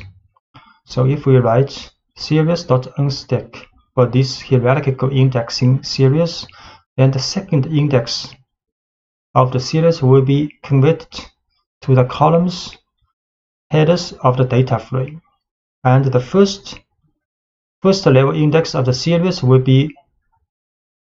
become the index of the resulting data frame. So if we write series.unstack, so it is the result of a data frame. And if what you want is to perform the reverse operation, so which is to convert a data frame to a series, you can use the stack function. So if we write data frame.stack, then the result will be a hierarchical indexing series, and the data frame's column headers will become the second level index of the series, and the index of the data frame will become the first level index of this series. So we can create a data frame first. So data frame has 4 columns, 4 rows.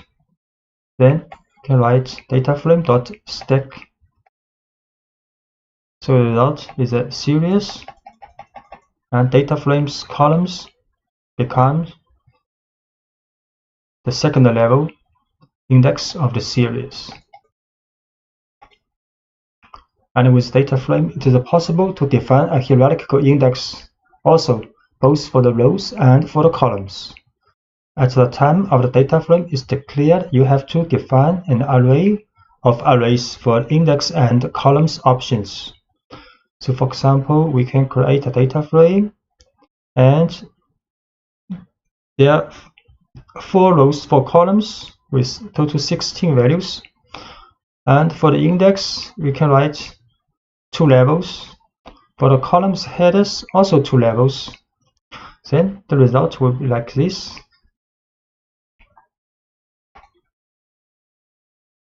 To define this data frame with 2 index and 2 column index.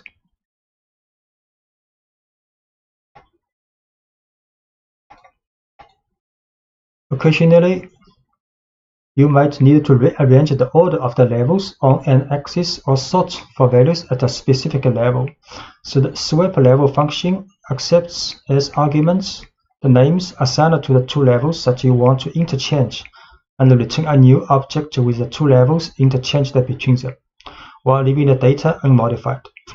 So if we want to reordering assorting levels, so we can do, first we have to define 2 names for the index, 2 index of this data frame, and 2 names for the 2 columns of this data frame.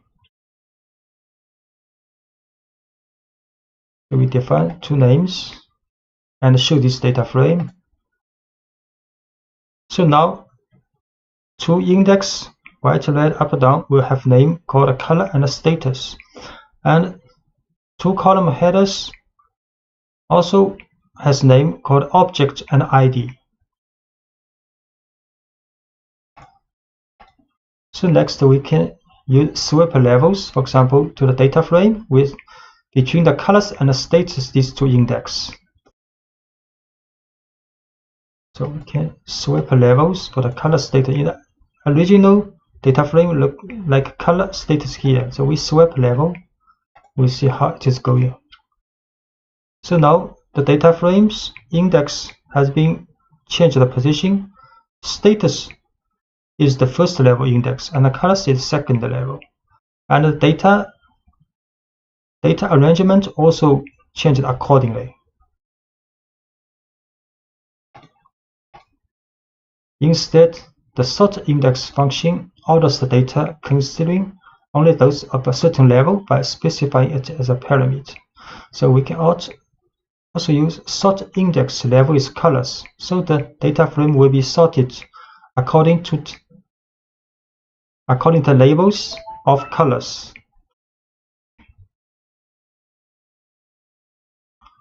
So we can sort index level colors. So the colors labels are sorted alphabetically, then the values will also rearrange it accordingly. And the summary statistics by level. So many descriptive statistics and summary statistics performed on a data frame or on a series have a level option, so with which you can determine at what level the descriptive and summary statistics should be determined. For example, if you create a statistic at row level, you have to simply specify the level option with the level name. So if you want to get the sum value by level colors, so we can just write data frame.sum level is colors. The result will be a data frame, and the index is the color for different color, and the value is for the different columns. Data frame sum level by color. So you can see color, white, red, and the column pen 1, pen 2, paper 1, paper 2. And if you want to create a statistic or given level of the column, for example, the ID, you must specify the second axis as an argument through the axis option set to 1. So if we want to calculate sum by column ID, we have to add axis equals 1 here. So mFrame.sum level ID, because ID is at the column, I have to add axis equals 1. So the result is clear for the two index different level, different index, then the columns is by ID only. ID1, ID2, and sum value for these different index combinations.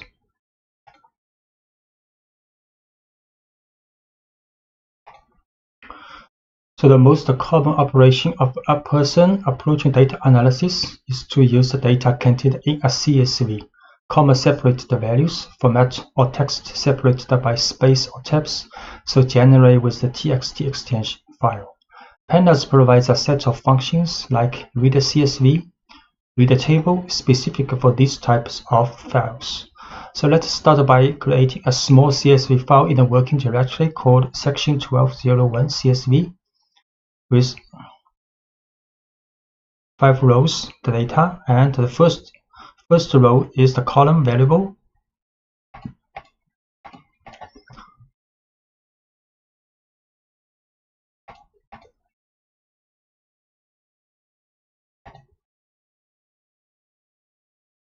This file.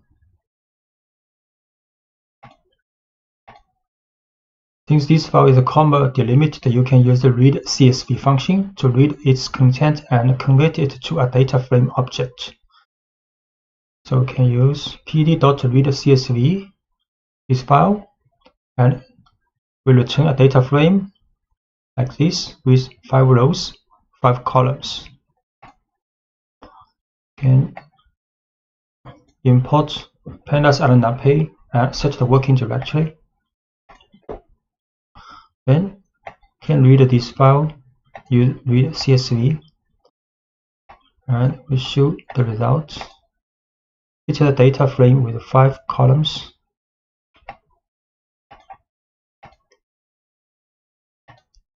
And since CSV files are considered text files also, you can also use the read table functions, but by specifying the delimit. So we can also read this file by using the function read table, but have to set the sep, the comma here.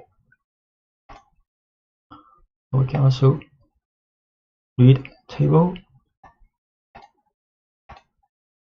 So the result will be the same, this data frame. In previous CSV file, headers that identify all the columns are in the first row, but this is not a general case. It often happens that the tabulated data begin directly in the first line. So for this CSV file, there are no header in file. So in this case, you could assign the default names to the columns by setting header option to none. So if we write header none, then the result data frame will be automatically set with header from 0 to 4. So we can read this file 2.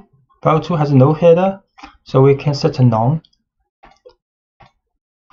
The result is a data frame with 5 columns, and the column headers have been set automatically by pandas with default value from 0 to 4 by assigning a list of labels to the name option. So we can also set names here, then the names will be manually added to the column headers in the resulting data frame. So we can read CSV but set a names array. Then it will be perfect data frame with 5 columns and their column headers. So in the more complex cases in which you want to create a data frame with a hierarchical structure by reading a CSV file, you can extend the functionality of the read CSV function by adding the index column option, assigning all the columns to be converted into index. To better understand this possibility, create a new CSV file with 2 columns to be used as index of the hierarchy. So this is another CSV file.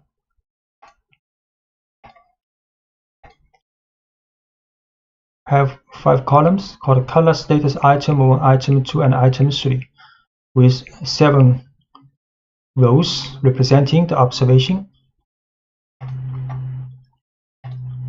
So when we read this file, we can set the index column for these 2 columns. Then pandas will create a data frame, but these 2 columns in the file will be set as index in the resulting data frame. So this 3 column item 2, item 3 representing the data value.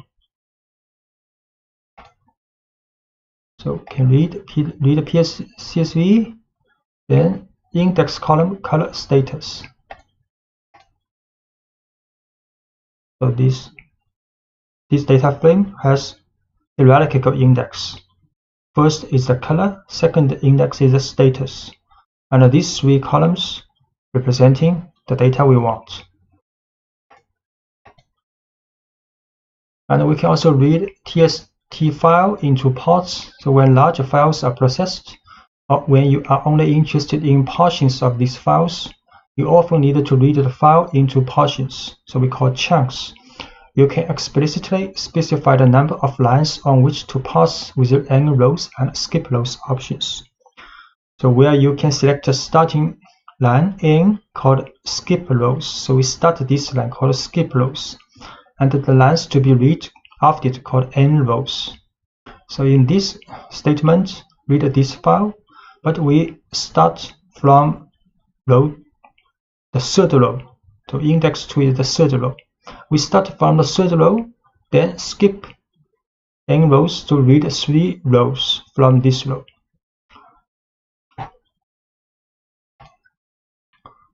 So we read this file, start from the 3rd row, and from this row we have to read 3 rows.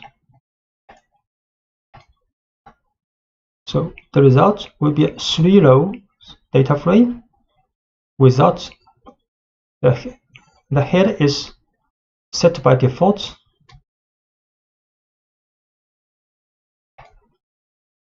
When reading text files in pandas, it is possible that the files on which to parse the data do not show separators well defined as a comma or a semicolon. In these cases, the regular expressions come to our aid, and you can specify a regexp within the reader table function using the sep option. A regular expression called RE specifies a set of strings that matches the rules defined in it, and let you check if a particular string matches a given regular expression in data analysis. And they can return the strings that follow the rules, and will discard it if it does not follow the rules. This is some commonly used regular expression symbols. Dot, so matches any single character. And \d, lowercase, means all the digits. \d with the uppercase means non-digit characters, and so on. So this is for the white space characters like space tab new line, and this is non-white space character.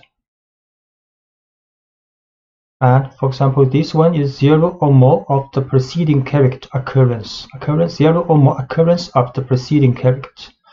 And plus sign means match the preceding character 1 or more times. Let's say we want to create a string that meet the following rules. Write the letter A at least once, append to this the letter B exactly 5 times, and append to this the letter C any even number of times, and write either the letter D or E at the end. So for these 4 rules, many strings will meet these 4 rules, like this one, and so on. There are many infinitive number of variations. But if we use regular expressions, we can just write a shorthand way of expressing this set of rules. For instance, here is the regular expression for the series of steps just described. We can write A, first write A, then next A with a star means appear 0 or more times of A. So this means the letter A at least once. Then next 5B or 5B. And C with any even number of times occurrence, we can write in the parentheses 2C, then with a star. So this will occur at least 0 or more times. So any even number. Then in the last place we will write a parenthesis, and inside with a bar means D or E. So this will happen only one time. So this rule meets these 4 rules. And the strings might seem a little daunting at first, but it becomes clear when you break into components.